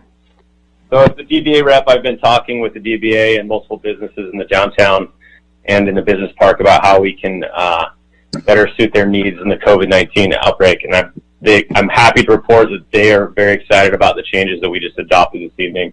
And so they are excited to jump into this with both feet. And also, I just want to report that there was no negative impacts from activities we had over the weekend while certain businesses took precautions, which I think was probably the right move. Nothing was negatively impacted in terms of damage to businesses. So I just want to commend everybody on a job well done from a public safety standpoint. That's great. Thank you, Councilmember Ham, for that input. Then we have a City Manager report next. Assistant City Manager Sund. Yeah, thank you, Mayor Pro Tem Ferguson, members of the City Council, Eric Sund. A couple of things. So, good news. We opened up the skate park on Monday, and I've heard, obviously today's Tuesday, so it's only been 2 days, but I've heard nothing but positive comments from staff and the users of the skate park, so that's a good thing. With regards to, I know that we've expanded some of the services at our golf course, and I know that there's been some comments about the technology in terms of online payments. Staff is aware of those concerns and working through them, and we're confident that we'll have some fixes within the next week or so to make it even easier for the end users to pay online. And we'll also be working with the Pro Shop to open up the Pro Shop so that transactions can occur as well via point of sale system. So that's going in a good direction. I also know that there's been a number of comments with regards to the 4th of July. And so as that date approaches, what the city plans on doing is we're not going to be hosting the 4th of July at the beach this year. We've been looking at some alternative sites that were recommended by council, but due to Orange County Fire Authority, some of those sites provide a fire hazard. So the city at this point is looking to do a fireworks show at the Vista Hermosa Sports Park. The sports park itself would be closed off from any type of access to the park. That's a fire requirement with regards to the fire zone around it. So the purpose of this is for San Clemente residents to be able to stay home and view their fireworks from their home, and recognize the social distancing and the large crowds are not something that we're necessarily supposed to kind of trend towards. So there'll be more information coming out in a press release and communication on our website as we finalize that. And then I think it's really important. I know that Councilmember Gene James had motioned to bring back the economic development relief for the businesses as it related to the agenda item. But one thing that we have been working on internally with staff is we've designated an internal employee to be our economic development officer. You may be familiar with him. His name is Jonathan Lightfoot. He is an associate planner in the community development department. He is now dedicated 100% to economic development.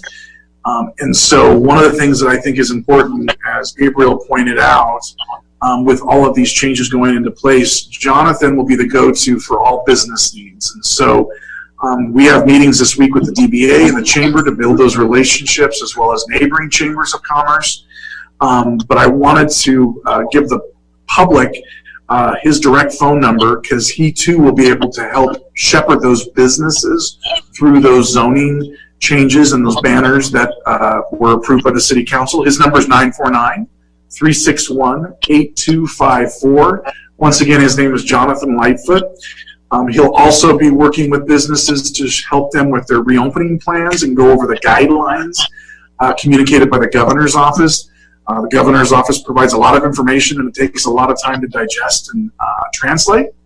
And Jonathan has already hit the ground running with that, as well as working with the SEDC, which the Board of Supervisors, specifically our supervisor Bartlett, contracted with as it relates to monies available to small businesses via the county's funding mechanisms. So Jonathan will be talking to the county this week and working with those businesses, and we'll be really partnering with the DBA and the Chamber to be the funnel of that information. But we'll also be looking at other, I'll say, social media and technology means to communicate to all businesses in San Clemente so that they have an opportunity to receive these tools and also be able to pose questions to the city. So that's good news.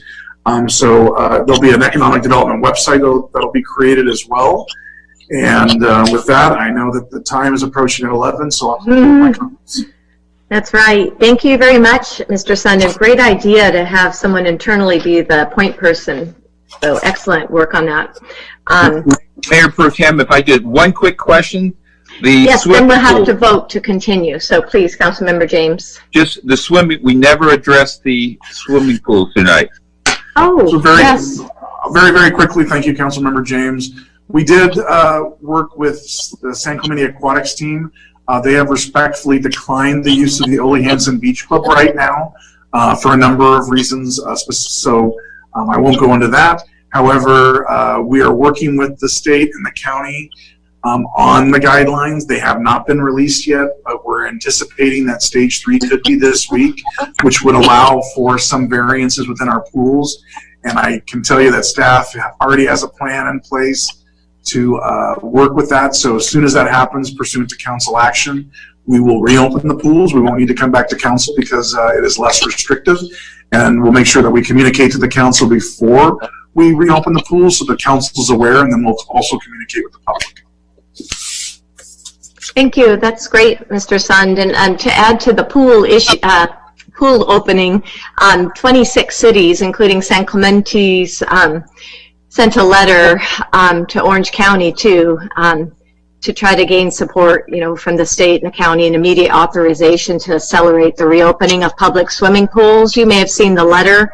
I just got it tonight. I saw it on the email and printed it out. And then today at the Board of Supervisors meeting, Supervisor Wagner directed the county staff to send the healthcare agency's pool guidance to the state to hopefully get that expedited in terms of the opening of all pools in OC. So there's some good work being done. So let's see, it's time. It's 11 o'clock. Should we, would you like to take a vote to extend the meeting beyond 11 per the new term in our policy? So I'll make a motion to continue the meeting so we can just address the last couple of items. Do I have a second? Second. Councilmember James seconds, and we'll go ahead and vote. Councilmember Ham? Yeah, Laura, I just want to say thanks for taking the lead on that full information. I think that's a big priority for our community. I'm not going to be supporting the extension. I think some of the closed session items we can get to on June 16th. Okay, thank you, Councilmember Ham. And Councilmember Ward? I would say that I'm not supporting it also, and I would ask, it's late, and I agree. I think our closed session item, we can do at the next meeting. So I would ask for the council to vote for adjournment. Okay, well, that's a tie. So, let's go ahead and vote on that, I guess, all around. We did vote. So, sorry, it is getting late. But that is a tie, meaning that there's no change, so we can't continue on. The policy stands at 11 p.m. So let's go ahead and call for adjournment. I'm sorry, Councilmember Ward? I'll make a motion to This is Joanne. Oh, I was going to say that we did have about 4 comments on that last item, if you wanted to hear it, about the COVID-19. Oh, we did. Oh. It's up to you. I just wanted to get to your attention. I'm going to make a motion to adjourn. In my motion, I'll include that we have those comments sent to our city email accounts. So I move that we adjourn to the next regular council meeting, which is scheduled to take place on June 16th, 2020. Closed sessions will be considered at 5 p.m. and the regular business meeting will commence at 6 p.m. via teleconference, and those emails get sent directly to council email. I'll second that. Okay, let's go ahead and take a vote. Councilmember James? No. Councilmember Ward? Aye. Councilmember Han? Aye. Have a good night. And I'm a no. So that passes from just due to status quo. Is that correct, Scott? Okay, so we are adjourned, and we'll see you soon. Thanks for tuning in and hanging in there. Good night. Good night, buddy.